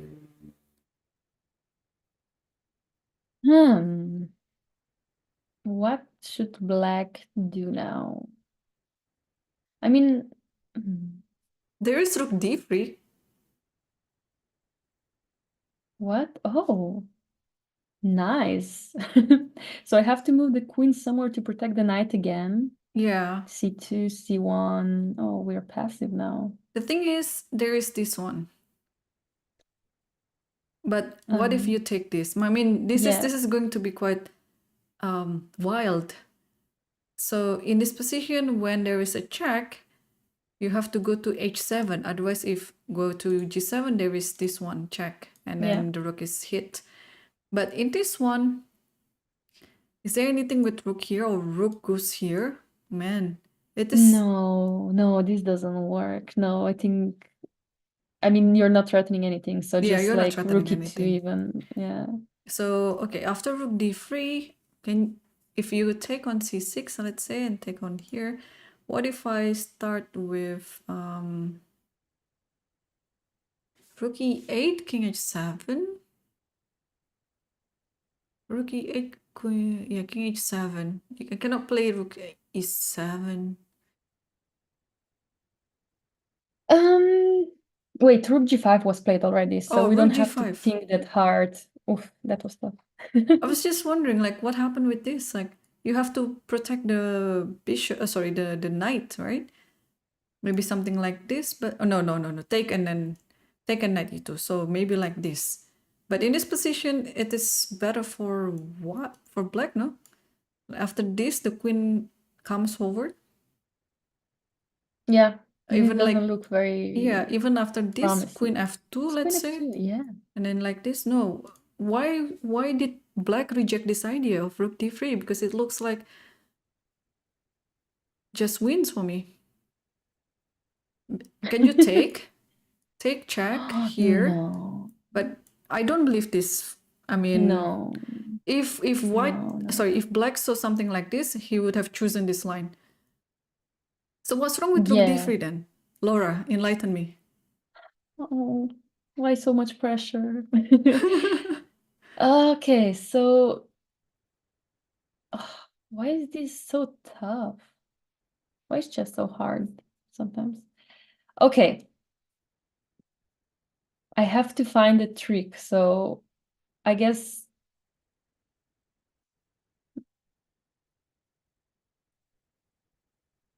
And the thing is also, Abbasov is not in the time trouble. He should have seen this. yeah. No, I think there's something, just we are kind of so tired at this point that we're not seeing some obvious moves. So I think it's the best we just look at what the engine says. I mean, at this point, really, this game has been so up and down Okay. that You I don't wish. see. You're right. I don't see it. I don't see it either. But it's evil bar says white is winning. Your wish is my command. So Thank yes, you. indeed, rook d3 is the first computer choice. Okay. So But what does white play? I queen don't understand c2, either. so it has to be like this king Okay. h2. Okay. Queen f2. Oh, we're taking on g6. Yeah, g6 is After hanging. queen g6 is f2. hanging. Oh, So see, okay, but okay, it's okay, okay. it's still very not sure. When you see this position on the board, sometimes you have to calculate precisely whether the king is safe or not. Yeah, is it safe though? King h1, King so what do we h1, do? check here, here. And now at least the queen is not on the f file anymore. So after you give a check again, then your king can go. But Yeah. it's very important to, in this position, to move king h2, not h1. Is it winning after queen f2 or is Let it a me draw check now? actually. If king h1, yeah, queen f2. Is it winning or a draw? It's draw. That's Queen okay, g6, okay. king h8. I was just wondering if after king and knight f3, Yeah. there is knight here. This is a draw. You cannot make any progress after this. Takes here, king here. Okay, at the very least you have this perpetual, yeah. But if I was thinking king f8, but this is the same. It will be lots of. Oh, actually, if king f8, I can somehow have this idea. Can I play this? Or maybe not. I'm sure it is still a draw. I don't know. It looks a bit loose. Like maybe there's like a zigzag move and then queen f3 check or something. Yeah, imagine I would blunder that. So king h8, and then if you play here, there's this perpetual. So and so that is very important. This little move, king h2. King h2, yeah. It's so much different to king h1, and because of this, you don't have any other continuation, but check here. But after this, just run for your life, and Yeah, the yeah, king is yeah. safe. But obviously, you have to go fine. for rook d3. I would say, but Oh, instead, wait, can we go? Hmm? Sorry. Yeah, rook d3 is obviously the best move, and Abaso really played this, but now we have some wild position. oops, not this one. King h1. Yeah. So rook g5 and then knight e4 and takes this and king h1. What is going on here? Wait, why did Gukesh allow something like this? I guess he thinks knight f6 is just winning, you know? It's coming and it's winning. I guess that's what he thinks. But computer disagrees. I don't know why though, because it looks winning. So, I mean, what does black do? Knight f6, rook e8 is coming. How Well, are we? Yeah. first of all, there is knight d5. Can I still go knight f6? Also, I also have queen d5 in this position. Oh no, queen d5, knight f6 still. It doesn't work at all. I thought it's a No. pin too, but Yeah. there's the rook on g2, so it doesn't work. No, knight d5, I go knight f6 anyway, so I'm gonna be taking g2, right? Yeah, but I'll just take this and come back. Oh, you're just, yeah, okay. Yeah, you're just doing it So right now. knight d5, then I don't see what's happening. Well, Gukesh might just miss many things in this game. Because now, okay, after knight d5, it looks... You're right. It's something that I don't want to happen in my game when I'm a little bit better. I just want to protect everything. So after rook g5, maybe. Knight d4 looks nice, but I guess Gukesh is tired as well.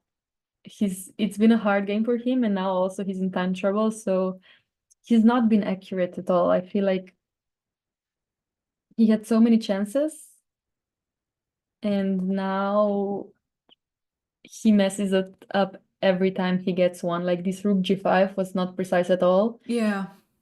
So and he just played so fast. this one has to be played actually, and after this, king f1. King f1. What's wrong with king h1, by the way? What's wrong with king h1? Good question. Let me find out. Is it just rook f2? Or we don't care?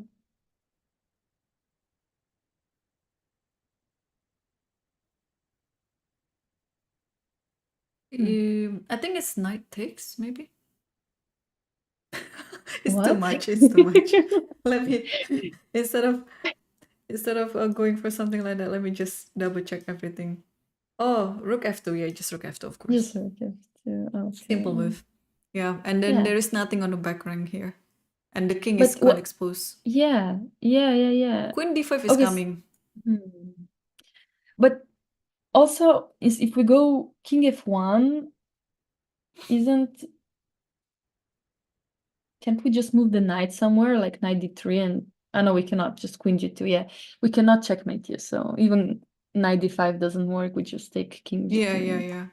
That's why this queen is needed here, so you can just simply take this.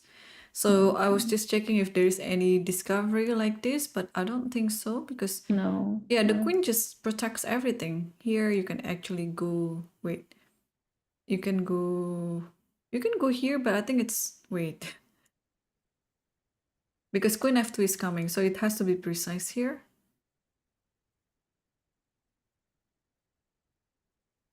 Maybe just like this. Yeah. Check in here, and then if you check here, then here. Yeah, it's fine. If there's check here, then you have here. So the king escapes to the center. But yeah, this was not found in the game, and instead now Gukesh is giving Abasov some chances.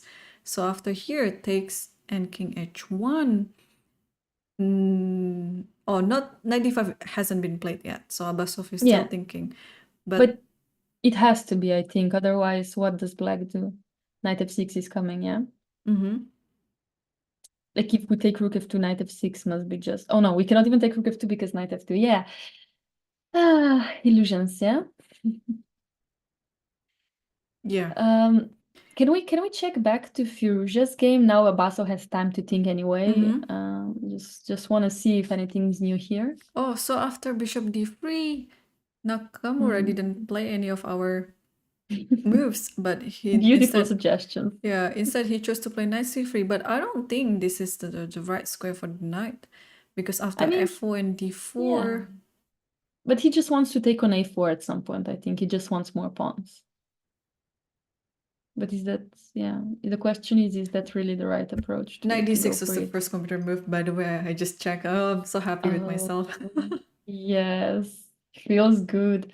Yeah, because now somehow if white consolidates with f5 and rook b7 and another active rook is coming, it's yeah, it's not so impressive anymore as when the knight was on e4. Well, I Yeah. think the games have been going toward the direction of all draws for this round. Like the game between Gukesh versus Abasov, I don't think that's gonna be very decisive. But both have to be quite careful because the time is ticking, and well, this game as well, like very hard to evaluate this position. I'm sure the engine can find it easily, but it's not so sure. Oh, let's switch back to the game between Gukesh versus Abasov. Knight d5 was played, followed by knight f6. Oh, And yeah, then what you takes, said. and then king g2, and knight d5 again. So we predicted this, Laura. So Oh, queen takes so we have, c6. And now the question is, can you take on e3, or is knight f4 forcing a drawing chance? Or maybe not. It's a bit too much, yeah? Oh, I think it's a bit too much. Yeah, knight f4, just king f1, and then that's it. You have to take on e3, which happened. And now what? and now What do we yeah? do? Queen f5? Queen b3, Sorry. maybe. I wanted, but queen g6, yeah? g6 is hanging, yeah, sorry. So I also blundered that I wanted to go queen b2. It looks so beautiful. And then I saw, oops.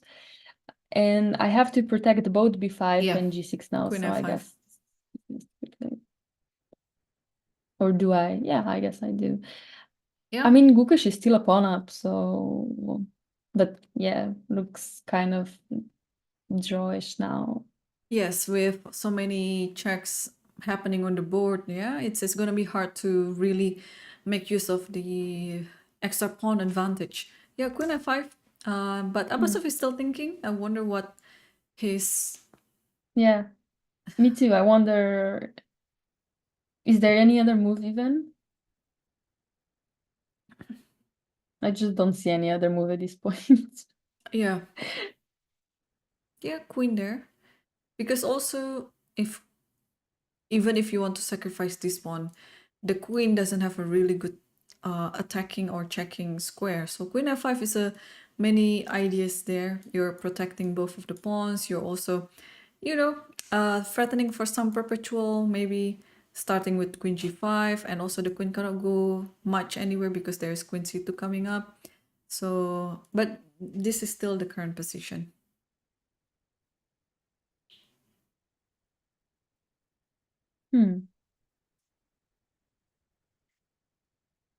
It's going to be a long draw, or maybe if the both players agree to shake hands, which I don't think is going to be happening. So maybe it's time for us to switch back to the game of Alireza and Hikaru. And after 3 minutes only for Alireza. Okay. This can be interesting, yeah. Yeah, so after d4, what can white do in this position? I just saw the idea of going rook g2, and yes, he I played guessed it. the Yes, move. very good, Laura. Feels good too. I am Firouzja, Yeah, because it's tricky, yeah? If the king decides to protect the pawn, you have this rook g6 and then followed by taking on g7. And goodbye. So you have to be really careful on trying to protect this one. Maybe g5. G5. But g5, you have f5. So yeah, f5 looks great now. Protecting the e6 pawn. And what else do we have here? Oh, some moves are on the board, no? That's true. f5 is already played. Like, this has happened. This has happened. So g5, Hikaru chose to play g5 and f5. I think this is The fourth line.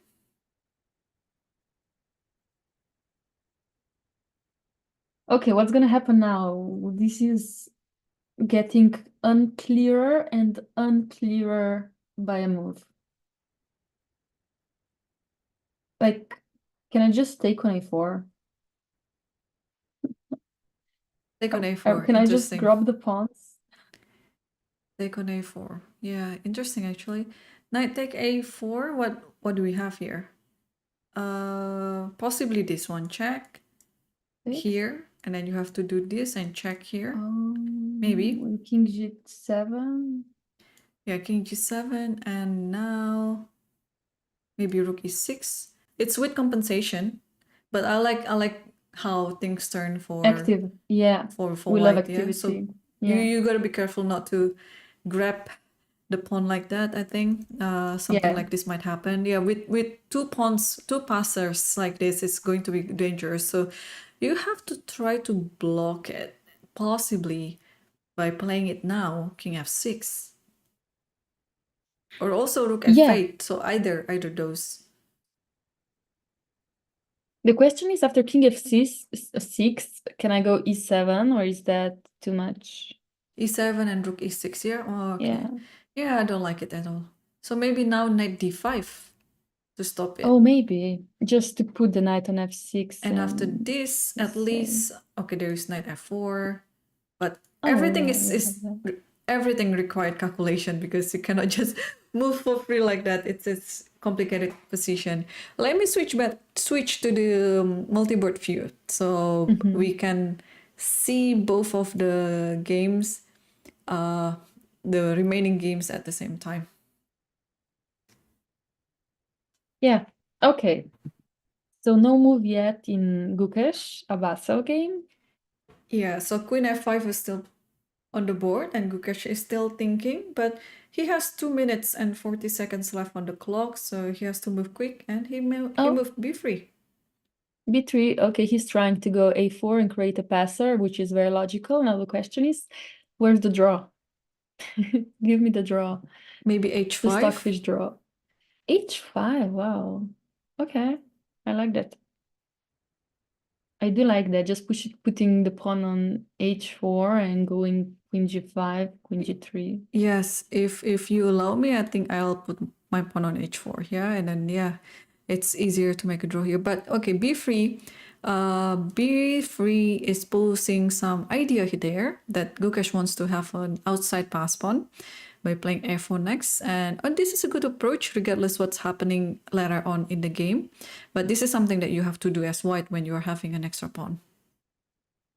Yeah, he's gonna try for sure. He's gonna try, and I don't know, these queen endgames, I love them, but I hate them. I think they're my favorite, but I can never win them.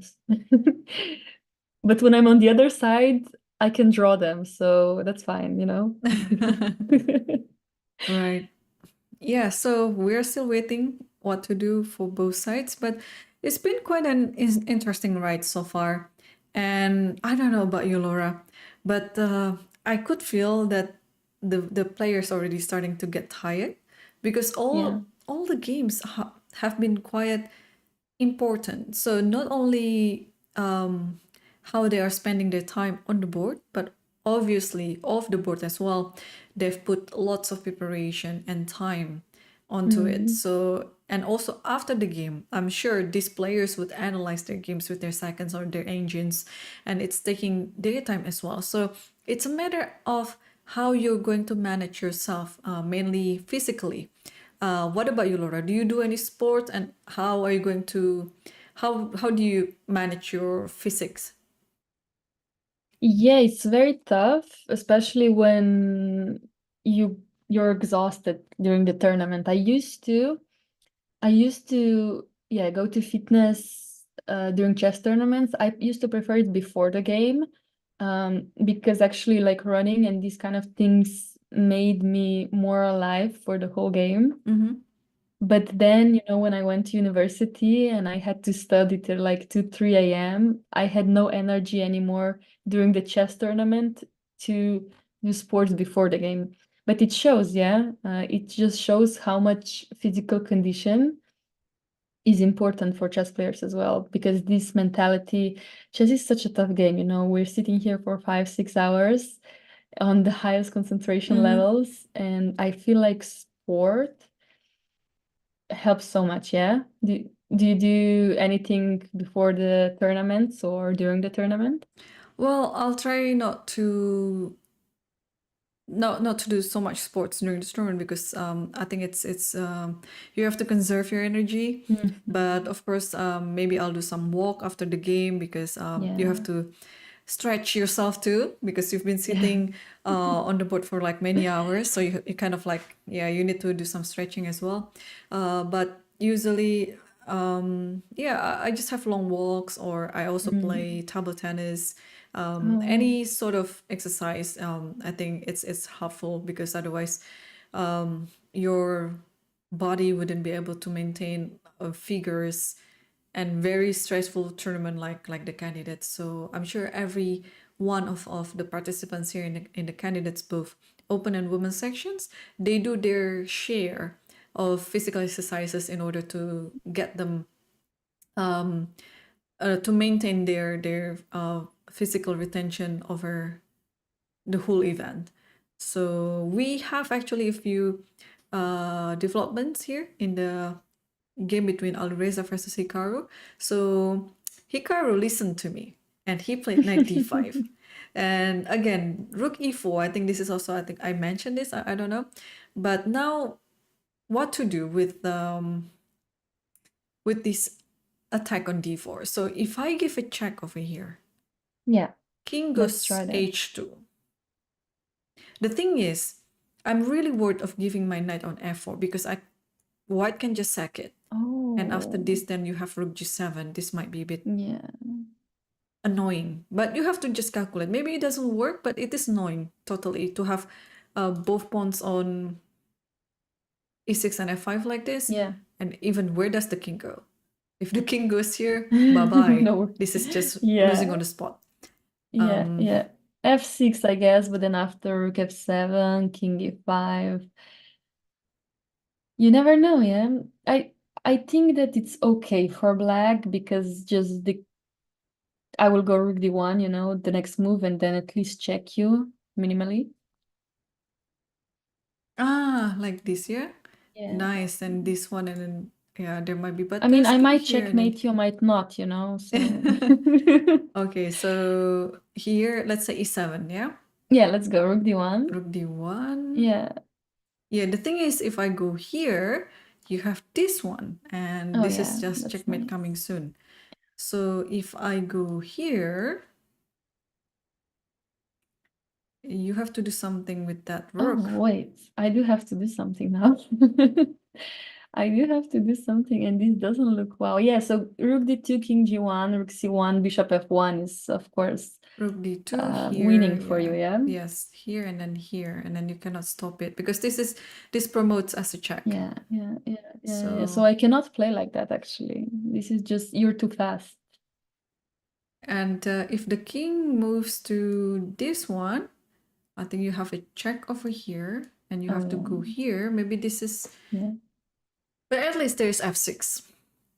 If white wants, there's always like perpetual, but this f6 is looking very good for white. So Yeah. you have to be careful not to lose anything like that. And Hikaru init is doing something that's totally possible, to play knight b4. Okay, so he doesn't want to go f4. Yeah, Yeah. makes sense. Because you don't need this complication on the game because Risky. it's And risky. he's lower on time now. He used to have like 10 minutes, and Firouzja had 4 or 3.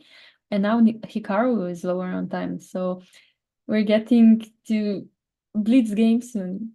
Yeah. So what's gonna happen after this? Rook takes. I think you have to take this, and after taking this, take on f5. And this is very close to draw. Maybe rook e2 then. But rook e2, just rook c7, and I don't see anything else in this position. Could I have checked you first instead of taking on d3? Could I have went rook d7? So rook here, yeah. Does that do Okay. anything? Maybe it doesn't at all.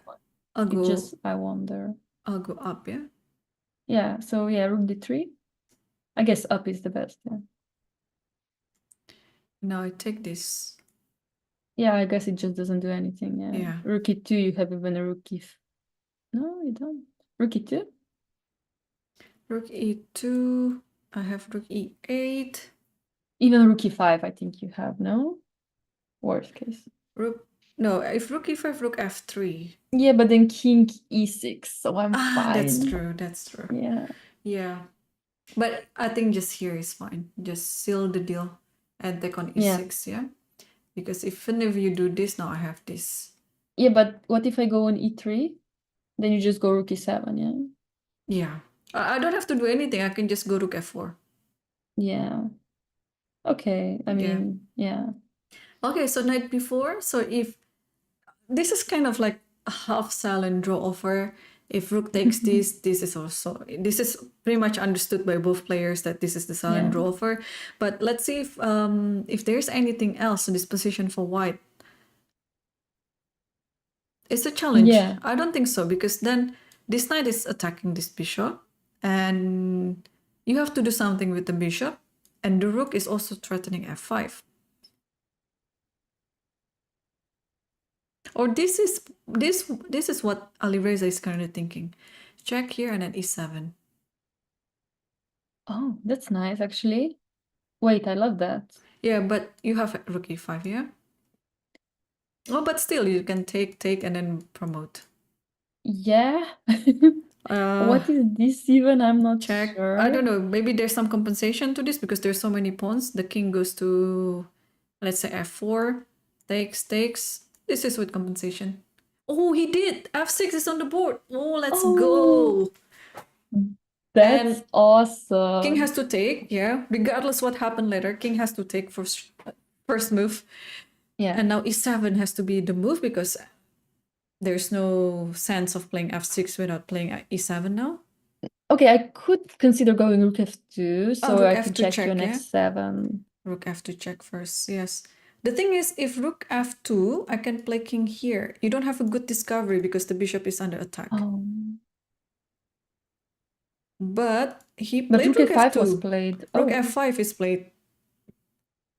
And trade, rook f5, rook f5. What now? Do we just go e7 again? Then But it's going to be a transposition to what we saw, right? Yeah. If here, then just takes here, and here. I think Hikaru will go rook e8 instead of taking on d3, no? Oh no, I cannot do that. No, e7 is already... No, we're on the right track, Laura. They're playing according to what we predicted. So this has happened already. And then rook e8. And... Okay, white hasn't taken... Okay, white just took it. So... And now it's Hikaru's turn to play what to do in this position. I'm not sure who is winning in this position. It might be drawn though, but... Honestly, I don't know because I have like this pawn on d4 that's coming on d3 very soon. Like I go knight f4, I'm threatening to take on h3, I'm threatening to play d3 kind of. But also, if white takes a5 pawn, I feel like white can win I quite think easily. If I were black in this position, I would like to neutralize this pawn first. Because once this pawn is off of the board, I can safely breathe, you know? Just knight c5. Yeah, but rook a8? Rook a8, then I'll save this pawn, like knight here. Oh, you will go knight b3. Okay, because you cannot always keep an eye on my pawn, because otherwise I'll advance all other pawns. So eventually I think you have to let it go, and then But I go rook b8 now? Rook b8? Ah, okay. I cannot play this again. Okay, Laura. No, but you can continue with some kind of knight c1 ideas, and then after check king e4 and just push. Might be too much, but it's interesting. This is all calculation. Oh my gosh. And do they have much time on the clock? No, they don't. So no. But we both know that they're one of the best blitz players in the world. So for them, this is just like I think it's even obvious for them, or not, maybe not. Hikaru's not in the best shape so far, so maybe But even Firouzja's not doing his peak, so yeah, actually, like, what does Hikaru do now? Yeah, Can I good go question. knight e5? Knight e5. I think it's time for the king to move. Yeah. Can I go king e4? King e4. And what's your next move? d3? Yeah. So I'll play king here. Yeah, and I go d3 anyway, King d2. and I go king d4 now. At least I have a check first. Yeah, and I go back. And I offer you a draw. I mean, I will take it. I don't have a rook, you know. I would like to. I don't know. Do you think Hikaru Oh, will knight try to play pawn? f4. Oh, He knight played knight f4. f4. Okay. Yeah, attacking h3. Okay. Attacking nature, yeah, this makes sense, yeah.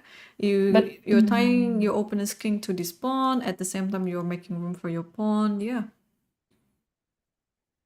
can I go rook a8 now though? Can I just give it up just to get the passer? We'll come back to this one, but Okay. Abasov just made... Is this a mistake? Hang on. Okay. I was just a bit surprised with the eval bar there.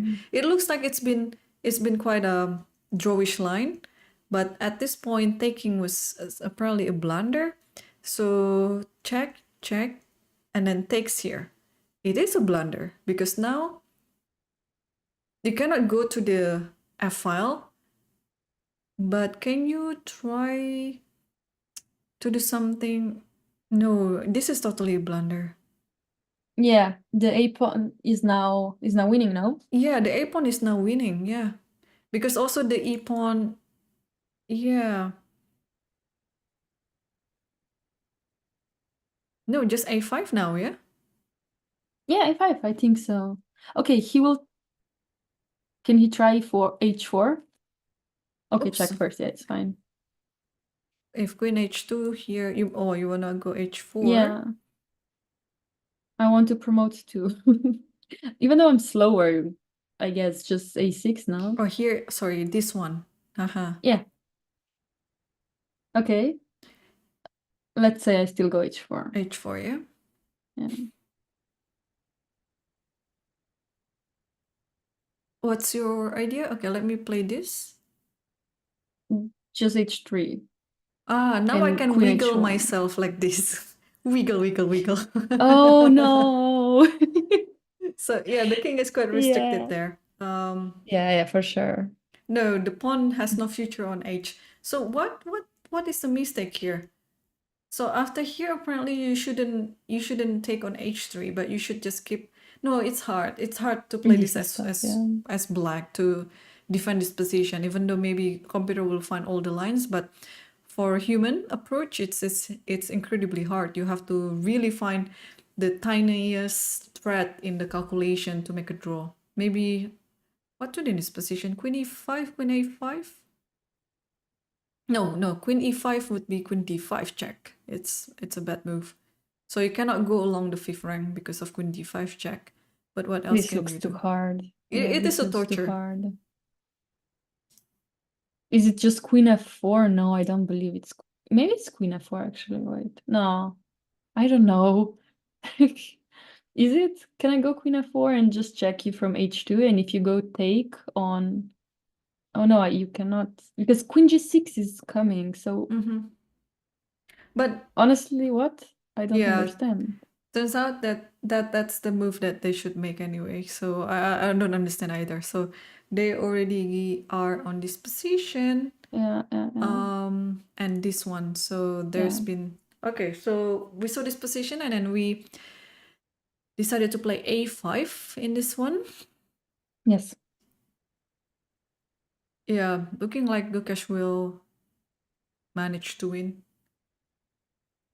I mean, this queen endgame still can get tricky, like, but yeah, looks like the king on h8 is so awkward that there can be some checks and queen exchanges in the future. So I guess so. I guess Gukesh is gonna seal the deal.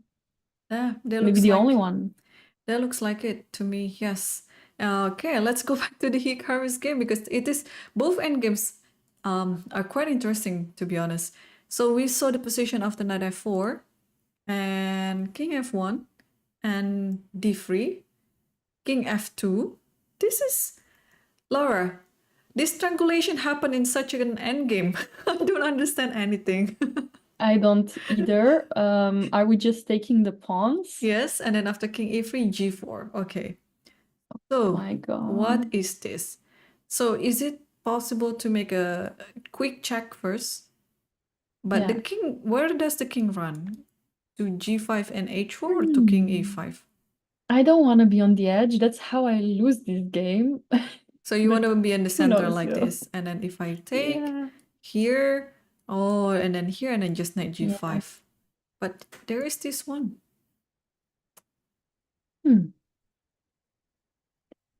Okay, you follow it with this and then push this one, yeah?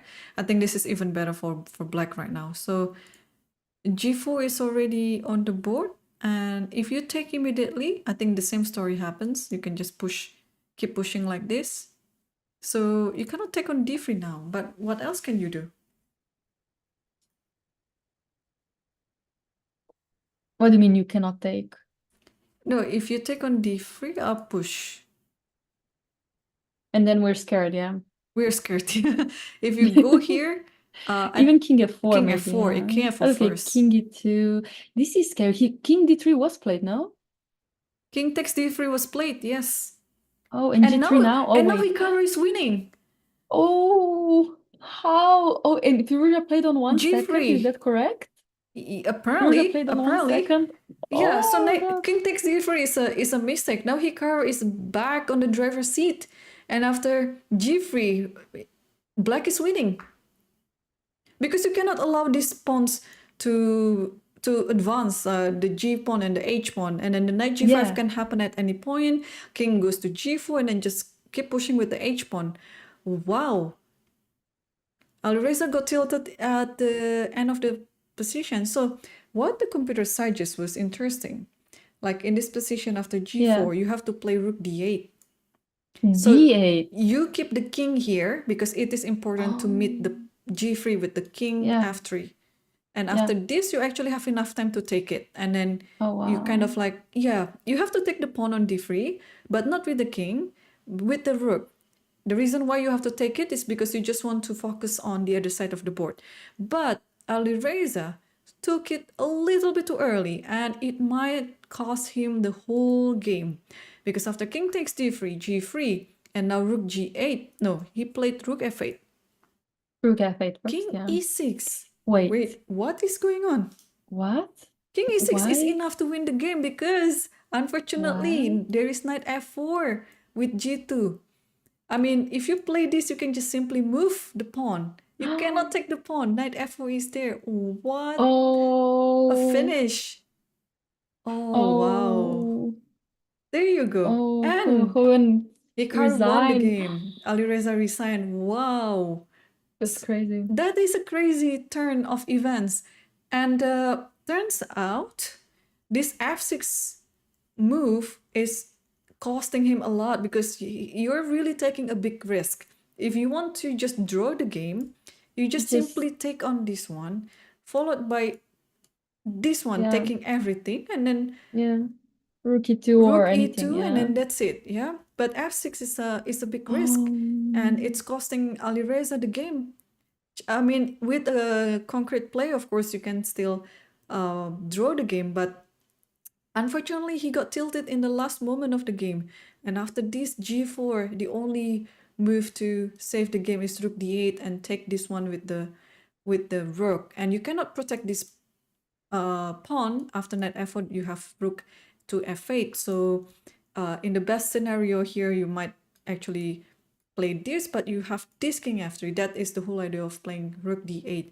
But if you don't play g3, let's say you play h5, you might actually want to take one check here, move the king away to the back rank, and then take on here. And everything else will be met in the perfect timing for white. So this is what this is what white should have done. And instead, as we saw in the game, instead of playing rook to d8, Alireza just took on d3, possibly because he was in time trouble. Only had 1 second left on the clock before making king takes d3, and it was really an expensive mistake. And after g3, you don't have to calculate anything. King e6, king f4 was, I think, should be winning too, but yeah, king e6. You don't have to participate around g and h file. You can just move away and then you win anyway. Amazing. No, wow, yeah. that's so impressive. And like Firouzja was really maybe too ambitious at the end, but he also had no time. So that was not really like he played well the whole game. The game was so interesting. Maybe he was even in driver's seat most of the time. So he really wanted to win today, I guess. And no, and now Hikaru is back. I'm just wondering what happened after king f3 in this position. I mean king e3. In this position. Wait. So maybe I suggest, I think it should be this one, but this, do I miss anything? Oh, no. No, he didn't play rook g8. He played rook f8. Yeah, sorry. that's why. Yeah, that's why. Then after king e6, this is just losing because g2 will come anyway. But if in this position he played rook g8, I think it's the same story. Yeah, you play just g2 because you always have knight f4. Exactly. Yeah. So okay. So yeah, that confused me a little bit, but yes. So that's what happened. Wow. Well done for Hikaru. Is this his first win? I think so. Yeah, so far in this tournament, yeah. Let's actually check the standings in the Open. And yeah, this is his first win on round number 5. So he made 3 draws and 1 loss. So well, congratulations. Finally, somebody from the lower second field, like the lower field, made a victory in this one. So okay, I hope this is the first of many because Hikaru is the clear favorite, of course, to win the event. Yeah, and for sure. We are going to see the last game that's still playing. It's the Queen's Endgame. Looks like Gukash will win the game, but it should be with lots of maneuvering too. So we saw the position. Okay, there's some repetition here, but I think eventually the king will come out to the center. Well, I'm watching the eval bar, and eval bar says 0-0 now. Ooh, 0-0. Doesn't it? Yeah. It looks like it's quite even right now. So did something go wrong, or was there a wrong king move at some point? I don't understand. Or a6 may be wrong or something. So if I play king here, what's gonna happen? Yeah.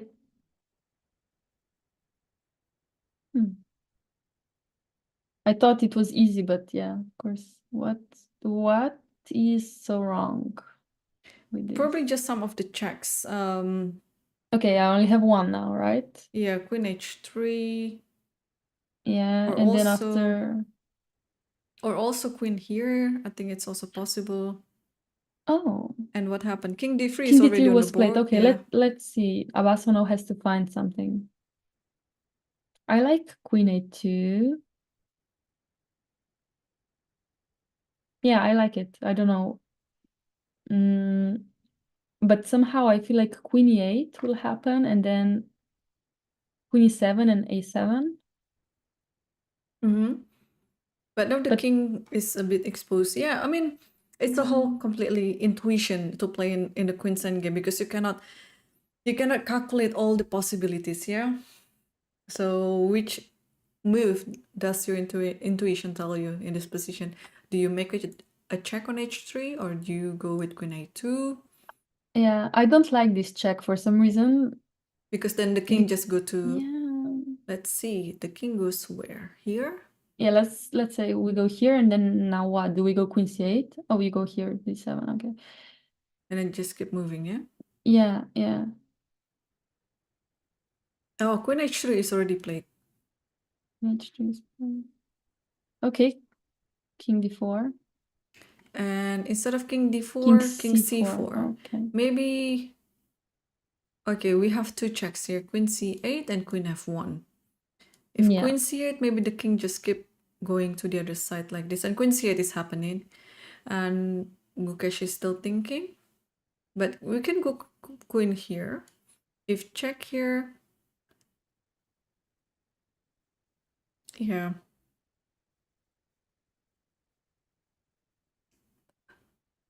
Now the question is if all these checks will result in perpetual, or maybe at some point white is able to block the check with the queen. I mean, now you can block it, but then there's queen here. Yeah. I can block it again, but then you're just taking the pawn, aren't you? Even though now you're very close to queening. No, Yeah, you what do can you do? just You take check this. again? And a7? Can you take that? Oh, sorry, this one on a7, yeah? Yeah. Oh no, queen endgames are Queen's so endgame is tough. always a torture. So queen So c8, sorry. not king b5, but Gukesh decided to play king d5.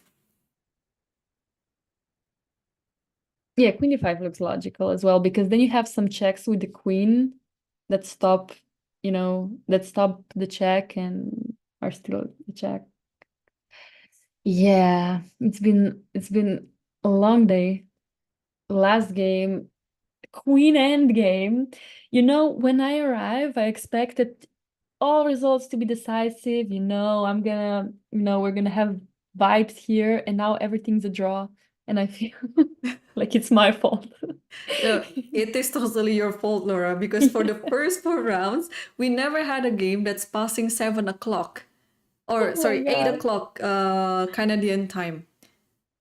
I'm so sorry. And now we are already on 8:15 o'clock Canadian time. Usually it's always below, it's even below 7 o'clock sometimes. So now I think this is the longest game for the whole duration of the event so far. I'm known to be sometimes, like most of the time, the last one playing in the playing hall anyway. So I think I'm just bringing the vibes to candidates now. And I don't like it. I don't think you should ever invite me again because you will suffer every day. Yeah. Well, it is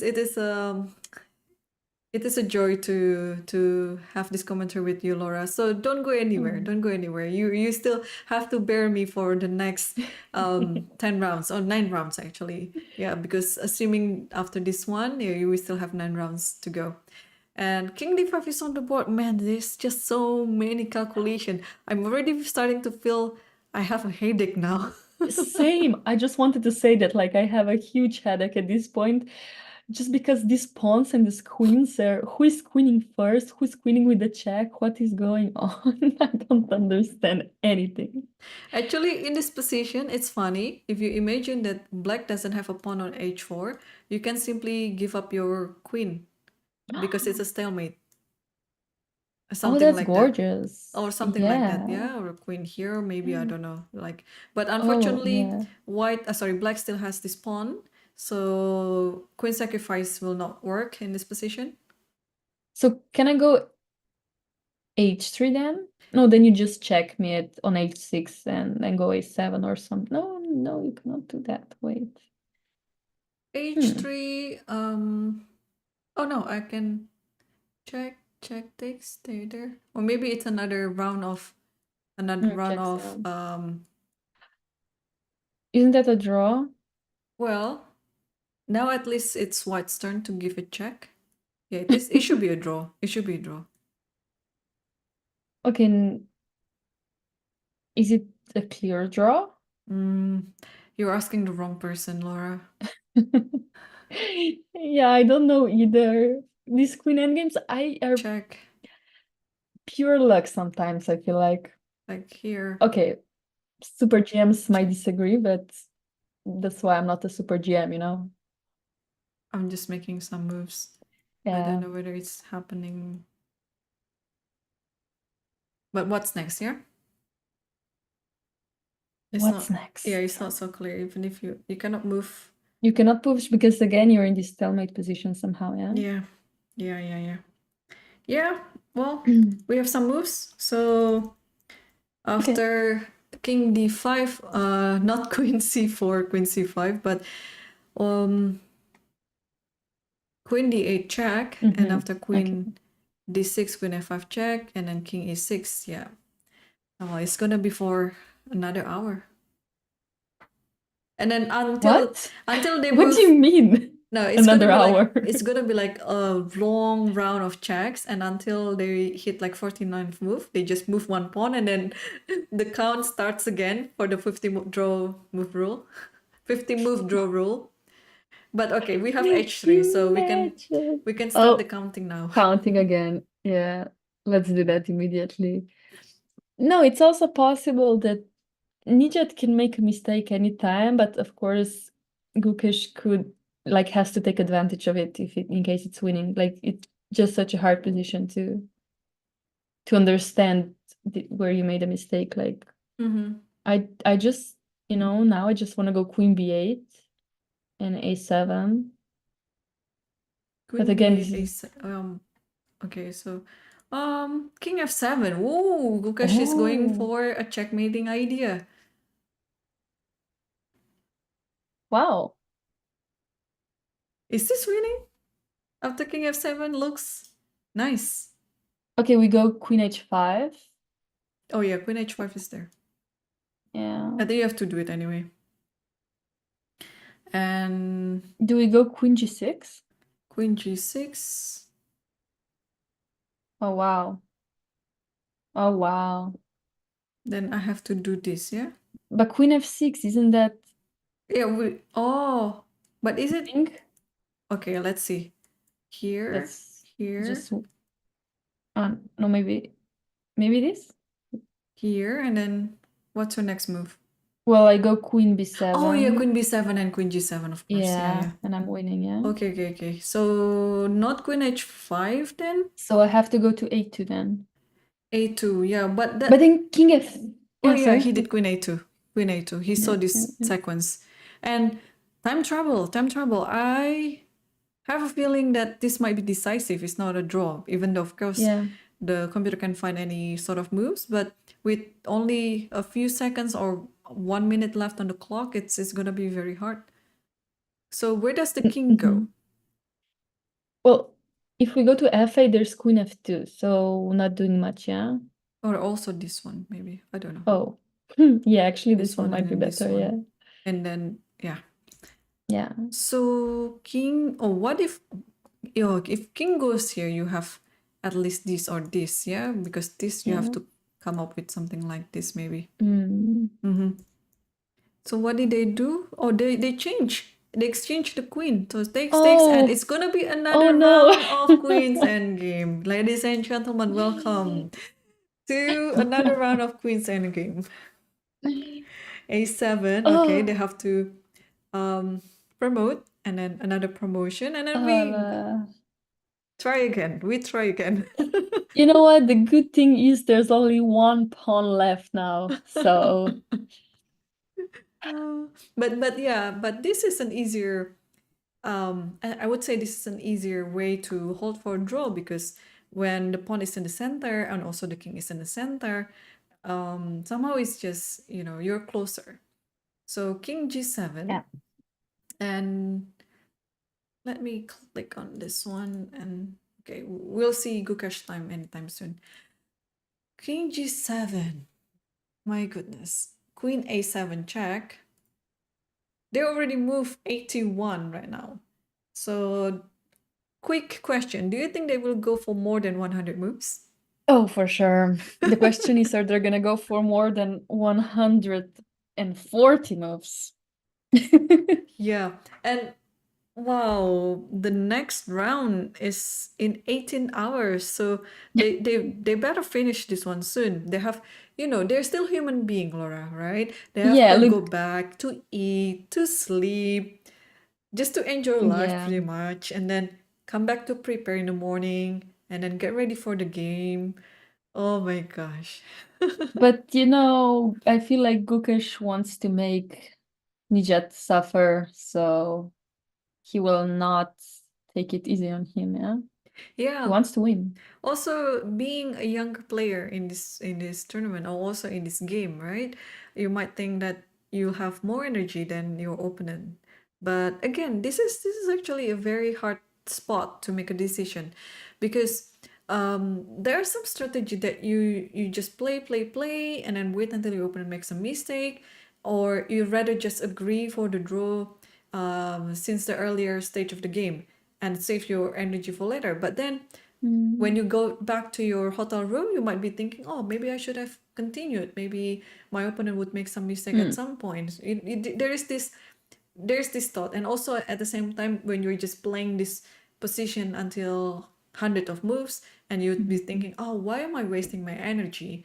I could have just ended the game earlier and then play. I mean, and then come back to hotel and then eat my dinner in a Yeah. reasonable hour, because now yeah, because now it's approaching 8:30 in Canada right now, and this has been the longest game since the candidate of this year.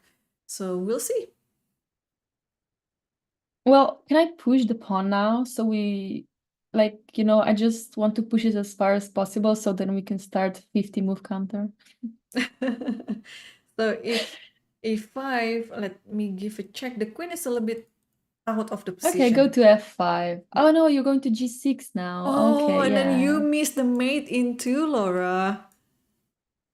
Be Oh, and that's how careful. you lose with white. Please, I'm so talented. Oh, Thank you, thank you you. just lose on the spot. Oh my gosh. So there is this still possibility of white losing the game. Yeah. So you have to go down, but if you go down like this, I mean, I Yeah. always have this type of check, yeah? And then Yeah, check yeah. like this. But you don't have to go for it, I guess. Yeah, yeah. So okay, e5, I think it's a little bit too premature. If you're pushing for a Yeah. win here, I think you should position your queen elsewhere, not on e3. Maybe queen c5, then followed by e5. Yeah. Or something similar. First putting the queen on f5, depends where you go. Yeah, where does the king go? Like h6 maybe? I think the idea of drawing this, oh no, not h6, h4. The idea of drawing this position is to get to the second rank or behind the pawn, behind your opponent's pawn, and then so that your queen can move freely to give checks. So Yes. I think that's the idea that Abbasov is currently trying to do, like going to h2 and then the queen can be checking for free. And what happened in the game? King f5. King f5. Okay. Queen f1 is already there. Queen f4. Queen f4. So if now white is winning? Is it possible? Wait, how? If queen b5. Is it now e5? There's e5, Wait, but no. also queen e5, right? Oh no, queen e5, queen f1 again. Yeah, just e5. You just keep pushing the king is, like you said, the king is way too close to the pawn. Oh, but I and can do this, yeah? What do you mean? I can't. Can I go e6 now? Yeah, and then I'll go queen f7. And this is drawn because you cannot take, it's stalemate. If you go here, I'll go here, and then you have to keep eyeing for the queen. If you go here, I go here. Wait, but isn't the pawn on e6 taken on f7? Isn't it stalemate? Oh. This is what I was trying to get. Like the king is stalemate. I did not even notice the idea of stalemate. Yeah, so we're actually a perfect spot for a stalemate. Good. Thank you for telling me. A bit late, but so, but Gukesh didn't push e5. He pushed queen e5. So queen e5. You have to come back to f1 because this discovery is very, very dangerous. Yeah. So queen f1, and we're gonna go king e6 then. King e6 and okay. Oh, it's a check. Sorry. Now queen a. No, where do you go now? You cannot. Yeah, wherever you go, it's a trade of the queens. If you go here, queen Yeah. f6, you go here, here also queen Oh, f5. So you cannot play queen f1 then. Wow. no. And I think So Abaso just realized that, yeah. so if check here, you can go here and then you win again on the spot because of this, and you can just check here and then check. Yeah. My So Queen gosh. d7 was played and Queen d7 was played and just this, and Gukesh will win this game. Because if king here, you have this anyway. And yeah. okay, at the very least, you have this and win the game. Yeah. There's always queen g5, queen f5. Wow, what the turnaround again. We have two drawish endgames, and they turn to be quite decisive. Yeah, king f6 is already on the board. I'm so excited for Gukesh right now. You are excited for Gukesh? No, this is game over, right? Yeah. This is a completely game over. Yeah, see this queen endgame is like you can be an amazing GM. It's so easy to mess up. Yeah, it's so easy to make a stupid move with a queen. So king h4 happened, and then Yeah, queen g5, and then this is the we're only gonna- move, and then this is it. Yeah, And GG's. Oh, Gukesh he won. resigned. Okay, so Abbasov resigned after the move queen g5. So Laura, your prediction was wrong. We are not going over 100 moves. They finished in the 87 move. But what a game! What a game by Gukesh versus Abbasov. I mean, especially for Gukesh for showing such a fighting spirit, not letting it easy for Abbasov to neutralize and equalizing the game. And in the end, again, two players, Alireza and Abbasov, I think they got tilted at the end of the game because it's been such a long fight, long hours of playing the games, and yeah, wow. We have an interesting day here, right, Laura, at the office. So let's see. Yeah, the recap of the day. So we have draw in the game between Praggnanandhaa versus Nepomniachtchi.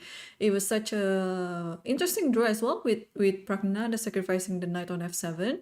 We also have another draw, but it's a saving draw by Fabiano Caruana versus FIDE because FIDE was all better after the opening going to the middle game. And we have two decisive results in the game between Alireza versus Hikaru, where it should have ended with a draw, but Hikaru just managed to pull an extra effort in the end and won the game. So did happen in the game between Gukesh versus Nijat Abbasov. And in the women, we have 4 draws. So that is a little bit easier to commentate, just 4 draws. But of course, most of them are not peaceful draws.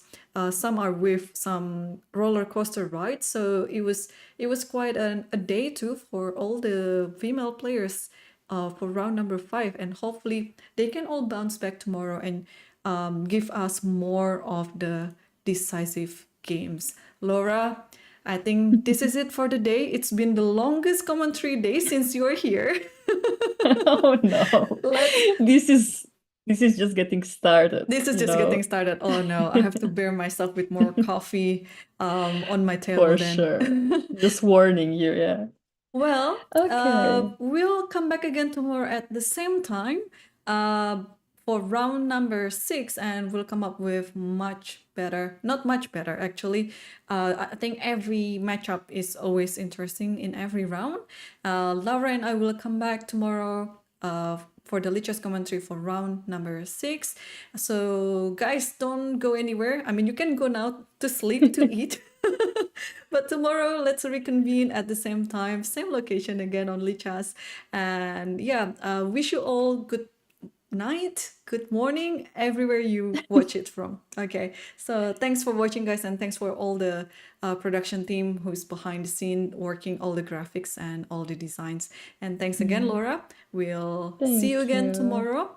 Yeah, so I hope you can catch up on your sleep tonight. Yeah. And I'm come gonna back try my tomorrow. best. Yes. I'm very excited for tomorrow. Me so hopefully see you soon. Thank you. All right. See you guys. See you tomorrow. Bye-bye.